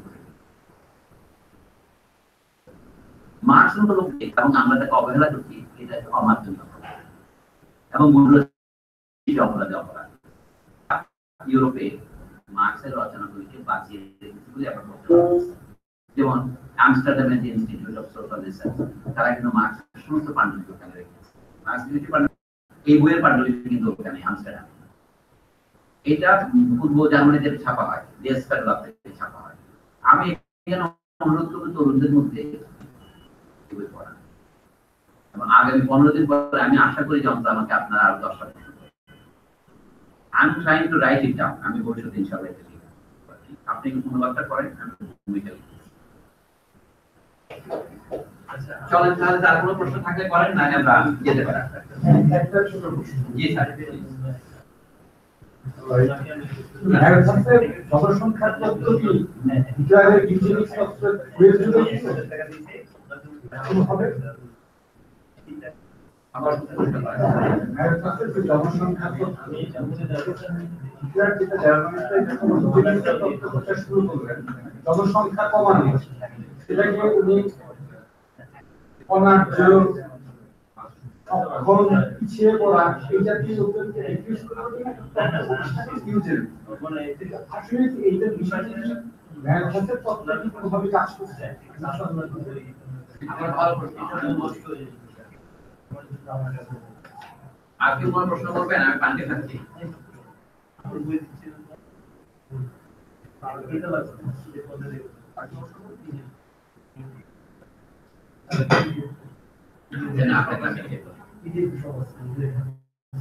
আমাদের দেখতে হবে যে মার্কাসের জনসংখ্যা কথাটা কখন গড়ে উঠেছিল। মার্কাস 1800 সনের আশেপাশে এসে অন পপুলেশন বলে মানে কার্ল মার্কসের জন্মের 18 বছর আগে, 1798 দিকে এটা প্রথম সংস্করণ বের হয়, পরে তিনি আরো মোটা করেন। মালথাস 1836 পর্যন্ত বেঁচে ছিলেন। Malthus is one of those economist who came after Adam Smith. Adam স্মিথের বই বেরিয়েছে 1776 এবং he was near contemporary with Ricardo. Ricardo was an honest man, এই অর্থে যে রিকার্ডো কন্ট্রাডিকশনটা গোপন করেননি। মালথাস সবসময় ল্যান্ডলর্ডদের পক্ষে ছিলেন। ইংল্যান্ডে তখন তর্ক ছিল যে ইংল্যান্ডের পক্ষে খাদ্যের উপর, বিদেশ থেকে আমদানি করা খাদ্যের উপর শুল্ক আরোপ করবে কিনা। কারণ ইংল্যান্ডের কৃষি শ্রমিকদের অথবা কৃষি মালিকদের সাহায্য করতে হলে ওইটাকে বলে প্লে, মানে গম। এটার ইংরেজি অনুবাদ হচ্ছে কর। আমাদের অমর্ত্য সেনের যে বইটা অনুবাদ, একটা গল্প বলি, আমরা স্বাধীনতা ব্যবসা বইতে পাবেন আছে, বাংলা গদ্য অর্থশাস্ত্র মুদ্রণা লিখেছি। অমর্ত্য সেন সবসময় অনুবাদ করেছেন মানে ভুট্টা।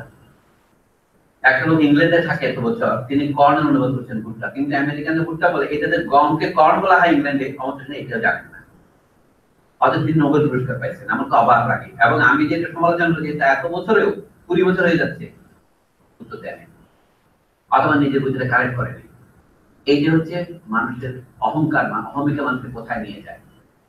কর্ন, রিকার্ডো বক্তৃতার মধ্যে বলছেন কর্ন আমদানি হবে কি হবে না। ইংল্যান্ডে তর্ক ছিল, এটাকে বলে কর্ন ল বলে 1815 সনে। ওই তর্কে রিকার্ডো এবং মালথাস পরস্পর বিরোধী অবস্থান গ্রহণ করেন। রিকার্ডো ছিলেন ফ্রি ট্রেডের পক্ষে, তার মানে কর্মের ইয়ে তুলে দাও, মানে কোনো শুল্ক থাকবে না। বিদেশ থেকে আসলে ইউরোপ থেকে যদি কর্ন আসে এখানে খাদ্যের দাম কমে যাবে। ইউরোপ থেকে যদি আমরা গম আমদানি করি তাহলে ইংল্যান্ডে খাদ্যের দাম কমে যাবে, কিন্তু ইংল্যান্ডের খাদ্যের দাম কমে গেলে ইংল্যান্ডের যারা জমির মালিক তাদের তো ক্ষতি হবে। তাহলে মালদা সেজন্য কর্ন ট্রেডের বিরুদ্ধে ছিলেন, শুল্ক আরোপ করা হবে, তাহলে তিনি প্রো ল্যান্ডলর্ড পলিসি নিয়েছিলেন। মালদাস কিন্তু আবার ভালো মজা আরোপ ছিলেন, পাগড়ি বলা তো পার্সন মাদ্রাস। তিনি বলছিলেন যে শ্রমিকদের দারিদ্রের কারণ শ্রমিকরা নিজেরাই, কারণ because they tend to bring more, তারা ইঁদুরের মতো সন্তান রসিকতা করে বলতো মানুষের সন্তান হবে কম, ইঁদুরের মতো আমরা কারি কারি সন্তান করবো কেন। এই কথা একজন শ্রমিকদের কাছে তিনি আবেদন করেছিলেন for moral restrained. Material restrained মানে তাকে কন্ডম দিতে হবে, সে বলে কন্ডম নয়, তোমরা স্ত্রী সঙ্গমে বিরত থাকো, এগুলি তিনি প্রচার করেছেন। এই জন্য মার্কস তাকে বলছেন is an enemy of mankind, এখানে আছে এর মধ্যে, মানে অর্থাৎ মানুষের শত্রু মানুষ মনে হয়, শ্রমিকের শত্রু শ্রমিক নিজে, কিন্তু শ্রমিকের প্রকৃত শত্রু যে যারা তাদের শোষণ করছে তারা, এইটা গোপন করার জন্য। এখন মার্কসের জনসংখ্যা তত্ত্ব পরবর্তীকালে সমালোচিত হয়েছে এভাবে যে মানুষের ইতিহাসে যে টেকনোলজিক্যাল প্রোগ্রেস হবে সেটা উনি হিসাবের মধ্যে নেন নাই। এখন যে আমরা খাদ্য বিপ্লব করেছি, এই যে গম উৎপাদনের দিকে হয়েছে, এগুলো নিয়ে যেন হিসাব করতেন, কিন্তু 19th সেঞ্চুরিতে অনেক উন্নতি হচ্ছিল, he did not take them into account. এইটা একটাই।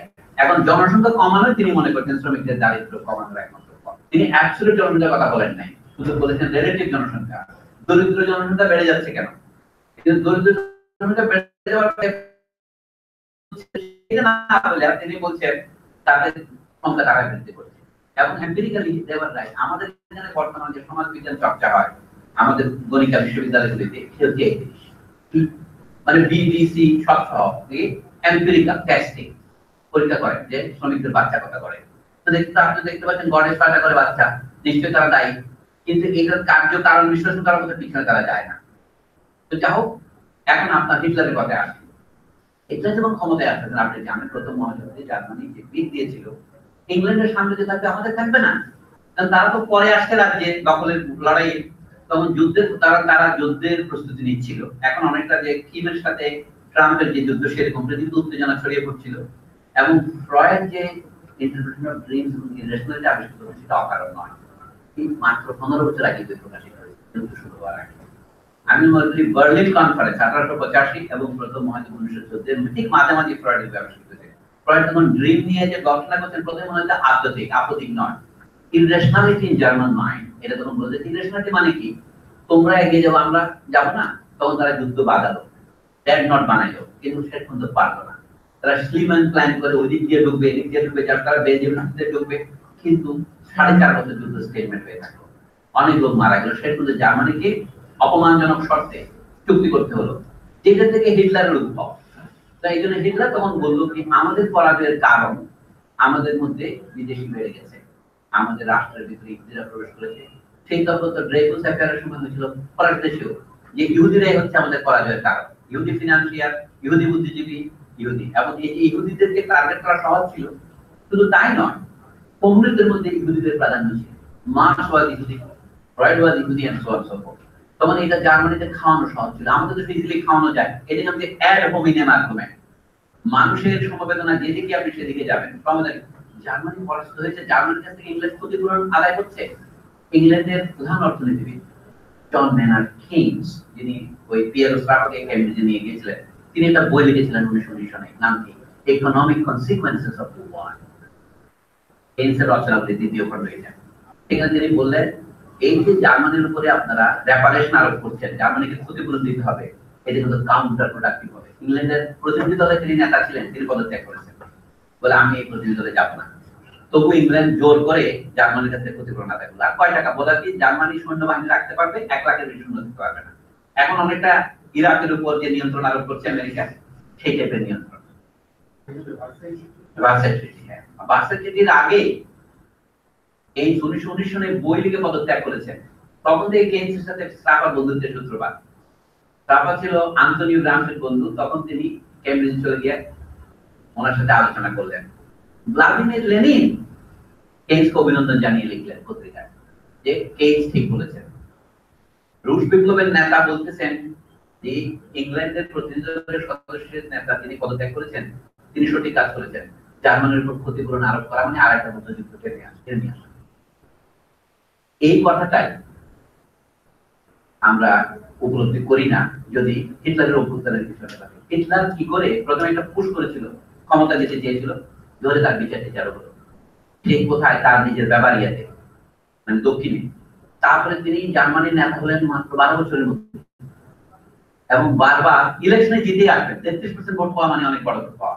সোশ্যাল ডেমোক্রেটিক পার্টিকে তিনি এগিয়ে গেলেন কেন? কারণ জার্মানির পেটে যারা পরাজিত হয়েছে, যারা যুদ্ধের ফলে চাকরি হারিয়েছে, বেকারত্ব বেড়ে গেছে, ইনফ্লেশন জার্মানিতে আসমান স্পর্শ করেছে, আপনারা জানেন। সুতরাং তারা হিটলারকে ভোট দেবে না কেন? কারণ হিটলার বললো কি, আমাদের দুঃখের কারণ কি জানো? আমাদের দুঃখের কারণ কি? জিপসিরা।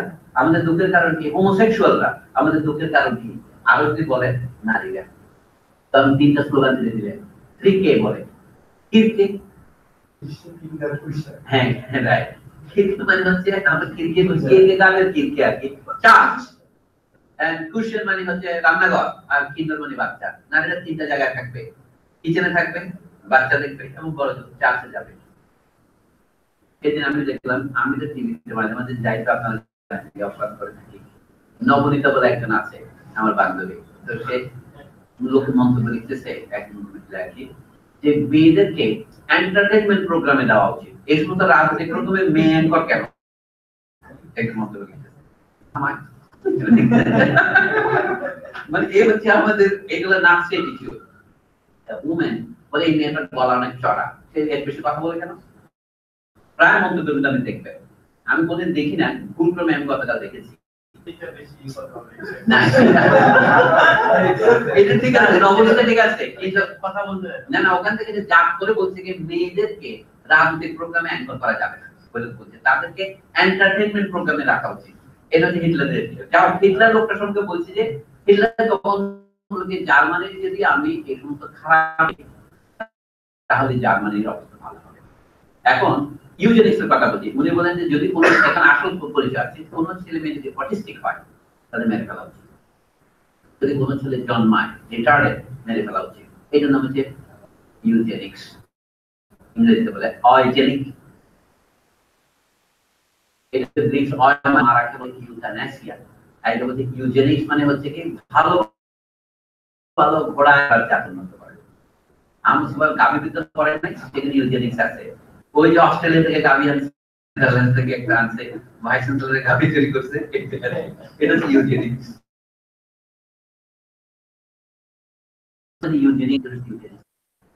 আমরা তো নীরবে ফ্যাসিজমের মধ্যে বাস করছি।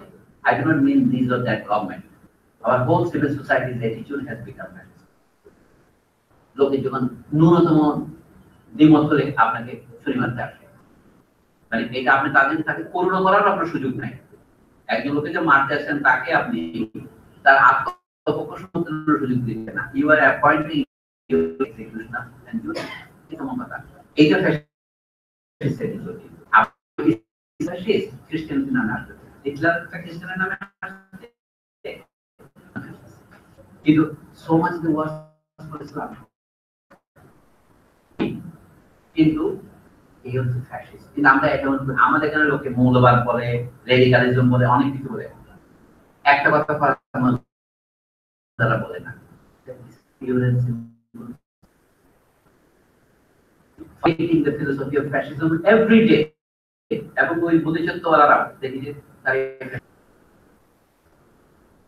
এখানে নিচে প্রভাবটা কি? destruction of reason. জার্মানিতে আমি একজনের কথাকে একটা শব্দ উড়িয়ে দেওয়া ঠিক নয়। নিচে অনেক বই লিখেছে, অনেক কবিতা লিখেছে, তার গদ্যকে আমি কবিতা হিসেবে মনে করি। জরদস্ত বলে পড়তে বেশ ভালোই লাগে। আমাদের ডক্টর মোহাম্মদ লুৎফর রহমান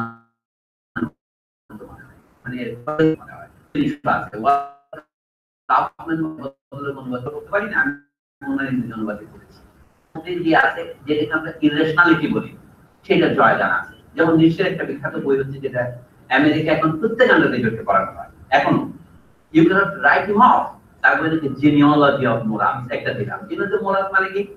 আমাদের যে তথাকথিত মোরালিটি আছে, উনি মনে করেন এইটার কোনো ভিত্তি নাই। মোরালিটি কি? আদিকালে দাস মালিকারা দাসদেরকে যা যা করতে বলতো, এটা খাবা না, ওটা ধরবা না, সেটা এখন সর্বসমাজিত জেনারেলাইজ করা হয়েছে। এটার নাম হচ্ছে জিনিওলজি অফ মোরালস। অর্থাৎ slave mentality is the original reason for people's morality. নিচের একজন অনুসারী হচ্ছেন আমাদের হুমায়ুন আজাদ। হুমায়ুন আজাদ বলছেন মানুষের বিয়ে করার দরকার কি, পশু পাখি তো বিয়ে করে না, তারা হয়তো বিয়ে করে না, তাদের প্রজনন বন্ধ হয়ে আছে। Humayun Azad was an open propagandist of against marriage। আমি বর্তমান ম্যারেজের হাজার হাজার সমস্যা আছে, কিন্তু উনি যেটা বলছিলেন there is no need for sexual restraint, abandon everything to nature, or the man should return to the state of nature, pre-repression state। এটা তুমি বুঝে বলছেন বলে আমার মনে হয় না, he was a fool, এ বিষয়ে আমার কোনো সন্দেহ নাই। কবি হিসেবে তিনিও ভালো ছিলেন, he was as good, Taslima নাসরিনও কবি হিসেবে খারাপ নয়। কবি হিসেবে অনেকেই ভালো আমাদের সমাজে, কিন্তু ফিলোসফার হিসেবে ভয়ানক। এই জায়গাতে সমস্যা। হুমায়ুন আজাদ বলতেন, হ্যাঁ না, হুমায়ুন আজাদ ফিলোসফি আছে, হুমায়ুন আজাদ ফিলোসফার, খন্দকার আশরাফ ফিলোসফার, কারণ মারা গেছে মৃত লোকের নামে কথা বলা ঠিক নয়, তবু আমি আপনার যুক্তির খাতিরে বলছি these were Nietzschean people। Nietzschean people মানে এই অর্থে যে not that he read Nietzsche necessarily, might have read, কিন্তু what he did is amounts to that। Nietzsche তো মাথা খারাপ হয়ে গেছিলেন পরে, তবু আমি বলবো তার যুক্তিকে ছোট করছি না আমি, তার যুক্তি হচ্ছে all morality originates in slavery। So how about modern morality? উনি বলছেন we do not need any morality। তাহলে এই যদি কথা হয় তো উনি তো সেই বিখ্যাত লোক বলছেন God is dead। আমাদের যাক লাগা সাহেব এক বাক্যে তাকে নাকচ করে দিয়ে বলছেন। আমি যখন যে কোনো কথা বলি, এক কবি লিখেছে আমাদের বললাম 3 মিনিট কথা বলার মধ্যে এক বছর লাগার নাম না নিয়ে পারে না। ইয়েস, আমি পারি না, তো এটা সত্য কথাই। আমি 3 বার কথা বলার সময় ধরেন না, আমি শব্দটা না বলে পারছি না, সেরকম যাক লাগা আমার মতে হয়েছে। উনি বলছেন যে the true formula of atheism is not God is dead।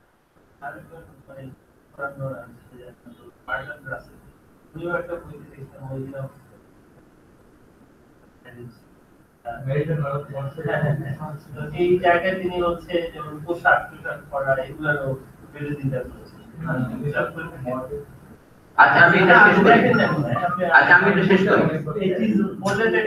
Manager মোরালসের মধ্যে অনেক কথা আছে, আমি শেষ করছি না। এখন আমাদের দেশে পপুলারিটির বাড়ানো আছে, আমরা আমাদের ছেলে মেয়েদের নাম রাসেল রাখি, অকারণে রাখি না। মানে রাসেল যে পপুলার ছিল, আমাদের বঙ্গবন্ধু রাসেলকে পছন্দ করতেন। হ্যাঁ, আমাদের রাসেল স্কয়ার আছে, ইংরেজি আমাকে বলতে হয় এটা তোমাদের রাসেল না, এটা আমাদের রাসেল। এটা বানান আজিজুল রাসেল, RASEL, এটা RUSSEL মতো, আমাদের আজিজুল যেমন রাসেল না। তো যাই হোক, আমি রাসেলের কথা বাদ দিয়ে বলি, লাকার কথাই বলি। লাকা সাহেব বলছেন the truth formula for atheism is not this what Nietzsche said, God is dead। So what is the true formula of atheism? Well, God is unconscious। তার মানে কি, God may have or may not have created the world, but God does not interfere in it। God is keeping, God doesn't need to sleep, God is in a state of unconscious। এটা লাকার বক্তব্য। এখন কে যে আসল নাস্তিক আমি বলতে পারবো না, কিন্তু লাগার কথার মধ্যে ইন্টেলিজেন্স আছে যে you have to assume a god. কারণ কি, ওই যে নিশ্চয়ের একটা নিশ্চয়ের মতোই বলবো, রাশিয়ান লেখক দস্তয়েভস্কি এক চরিত্র আছে ক্রাইম এন্ড পানিশমেন্টে, বলছে if God does not exist then everything is permitted. ও বলছে অ্যাকচুয়ালি লাকা বলছেন if God does not exist then nothing is permitted. এই জন্য আমি বলছি কি, যার atheism is a vulgar kind of philosophy. Man cannot be atheist। তাহলে এখন কি, তাহলে আপনি কি হেগেলের মতো, হেগেল ইজ অ্যান অ্যাথিস্ট। আপনি দেখবেন আলেকজান্ডার পোর্টেবের অ্যানসার বক্তৃতার উদ্দেশ্যে হেগেল ইজ অ্যান অ্যাথিস্ট। তাহলে হেগেলের থিইজম আর মার্কসের থিইজম মধ্যে পার্থক্য কি? যেখানে আপনি মানুষকে স্বীকার করেছেন সেখানে তো আপনি অ্যাথিস্ট হতে পারেন না। মানে আপনি সিম্পলি ঈশ্বরের জায়গায় মানুষকে বসাচ্ছেন, ওটা তো নতুন ধরনের থিইজম। এখন আমাদের এখানে কমিউনিজম এক ধরনের থিইজমে পরিণত হয়েছে। Here's the problem. People begin a priori the dialectical materialism is right. It's a religious attitude। You are thinking the same thing। মানুষকে যে আবিষ্কার করতে হবে, even Marx needs to be rediscovered। এটা না বলে আপনি তাকে আত্মবাক্যের মতো আবার ছেড়ে দিতে পারেন। তা আমি লাকা সাহেবের কথাটাকে ঠিক মনে করি যে God is unconscious, মানে God is not interfering everything। তার প্রমাণ কি দেখা যায়, আপনি শুধুমাত্র পলিটিক্যাল ইকোনমি পড়ে সত্য বোঝা যাবে না। Political economy need to be supplemented by forms of ideology, যেটা বোঝা দরকার। এটা মার্কস করার সময় পান না। আমি ফর্মস অফ আইডিওলজি বলতে বোঝাচ্ছি ideology and ideological state appearance. Religion is only one of the forms of ideology. মানে দেয়ার 100 আদার আইডিওলজি, যেমন আমরা যদি দেখাচ্ছি এই যে মাইক দিয়ে প্রচার করলে আপনার সবকিছু হয়ে যাবে, দেখছেন না? These are forms of new bourgeois ideology, things that we are propagating. কিন্তু এর কোনো ফাউন্ডেশন আছে কি? What is communication? Who are communicating with whom? Who is the subject? What is the object? Treating all human beings as mere objects of propaganda. That is what we are doing. এবং আমরা এটা বলছি, এটা নাম মাস communication. মানুষকে আমি শোষণের object হিসেবে ব্যবহার করছি, তার কাছ থেকে নিংড়ে শুধু পদার্থটা বের করে তাকে চোখলা করে ফেলে দিচ্ছি, এটার নাম ইকোনমিক গ্রোথ। তো আমি এটা আইডিওলজি নয়, মার্ক্স বারবার বলছেন যে আলমানির যে ধর্মের সমালোচনা যথেষ্ট হয়েছে, আর না করলে চলবে। আসুন এই যে রিলিজিয়াস এলিয়েনেশনকে সম্ভব করে যে রিয়েল এলিয়েনেশন, আসুন সেটা আলোচনা করি। This is where Marx historical logic. আমি যেন বলবো কি, জার্মানিত ফিলোসফিতে আমি বলবো ক্লাসিক্যাল এন্ড ভালগার হয়েছে, এখন ভালগার ফিলোসফির আধিপত্য চলছে। and the best representative of vulgar philosophy is Heidegger. এজন্য হাইডেগারকে অনুকরণ করতে দেখেন কোথায়, কোন জায়গায়, নিচে কোন অনুকরণ থেকে, হাইডেগার কোন অনুকরণ থেকে, দেরিদার এই যে ডিকনস্ট্রাকশন, এটা তো slightly change the idea from Heidegger destruction destruction. তো আমি একদিনে সব করতে চাই না, I am only giving an orientation. এই জন্য আপনি বুঝবেন যখন বুর্জোয়া মোরালিটির শেষ কথা যদি পড়তে চান, কান্ট উইথ সা লাকারি আর্টিকেলটা পড়েন, পড়ার মতো জিনিসটা আপনার চোখের সামনে পড়ে আছে, আপনি এটা না পড়ে তো গালি দিতে পারেন না। বুর্জোয়া মোরালিটির একমাত্র প্রতিনিধি কান্ট নয়, সাবও বটে, দুটো মিলে বুর্জোয়া মোরালিটি বোঝা যায়। কান্ট কি? কান্ট ছিলেন অ্যাবস্টেনশন, কান্ট নিজে বিয়ে শাদী করেন নাই, কিন্তু সাবটাকে যে অত্যাচার স্যাডিস্ট। কিন্তু এই দুজনের মধ্যে যে সম্পর্ক আছে লাকা সাহেব দেখিয়েছে। এটা দেখার জন্য আরেকটা বই পড়তে হবে, লাকার একটা সাইকোক্রিটিক কাজে, যেটাকে ফ্রাঙ্কফুর্ট স্কুল বলা হয়, আডর্নো পপুলার আপনাদের থিওরিদের কাছে, এবং ম্যাক্স হকিং, তারা একটা বই লিখেছিল 44 সালে, ডায়ালেকটিক অফ এনলাইটেনমেন্ট। সেখানে পৃথিবীর ইতিহাসে কোনো প্রগতি নাই। তারা তাদের পক্ষে ওয়াল্টার বেঞ্জামিনকে রিক্রুট করার চেষ্টা করেছে, thesis on the philosophy of history, যে ইতিহাসে তো শুধু রিগ্রেশন চলছে, প্রগতি চলছে না। লাকা সাহেব সেটা জবাবে কিন্তু ওইটা লিখেছেন 1903, আপনি কান্ট উইথ সাব, এটা আরেকদিন আলোচনা করা যাবে। সময় বোধহয় আমাদের বেশি হয়ে গেছে, এখন প্রয়োজনটা আমরা এখন শেষ করতে পারি।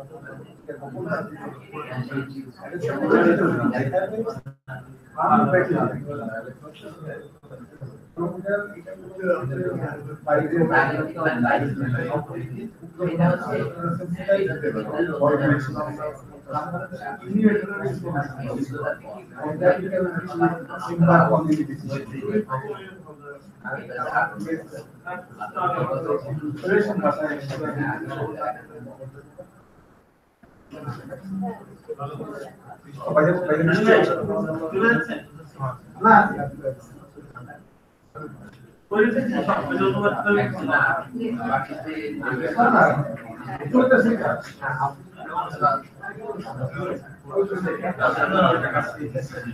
যে আসলে করোনা আরো আগে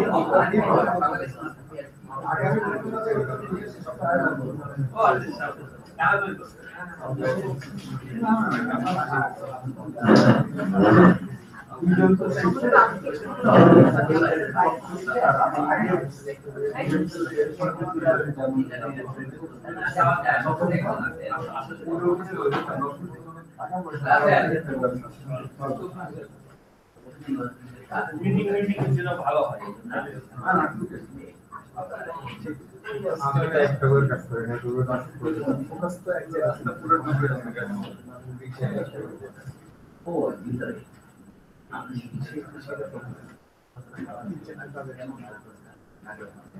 সিস্টেম না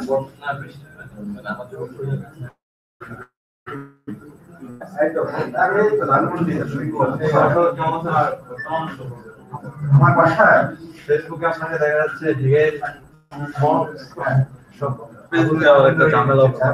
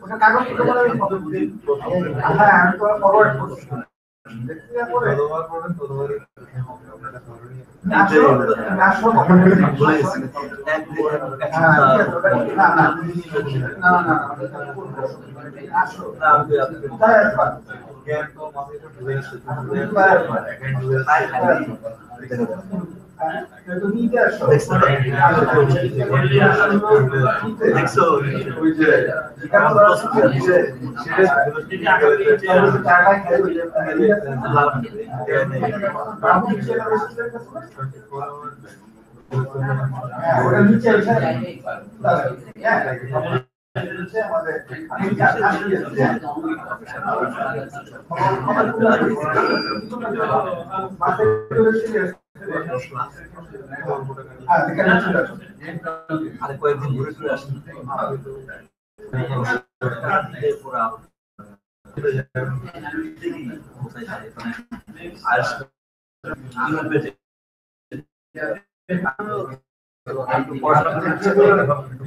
সব জায়গাতেই আছে বয়স তো বেশি হয়ে গেছে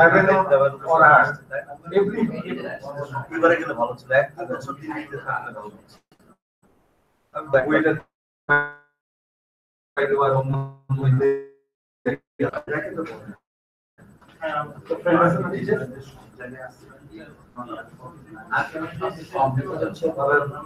কবিতা উৎসব সেখানে আমি গায়ক হয়ে যাচ্ছে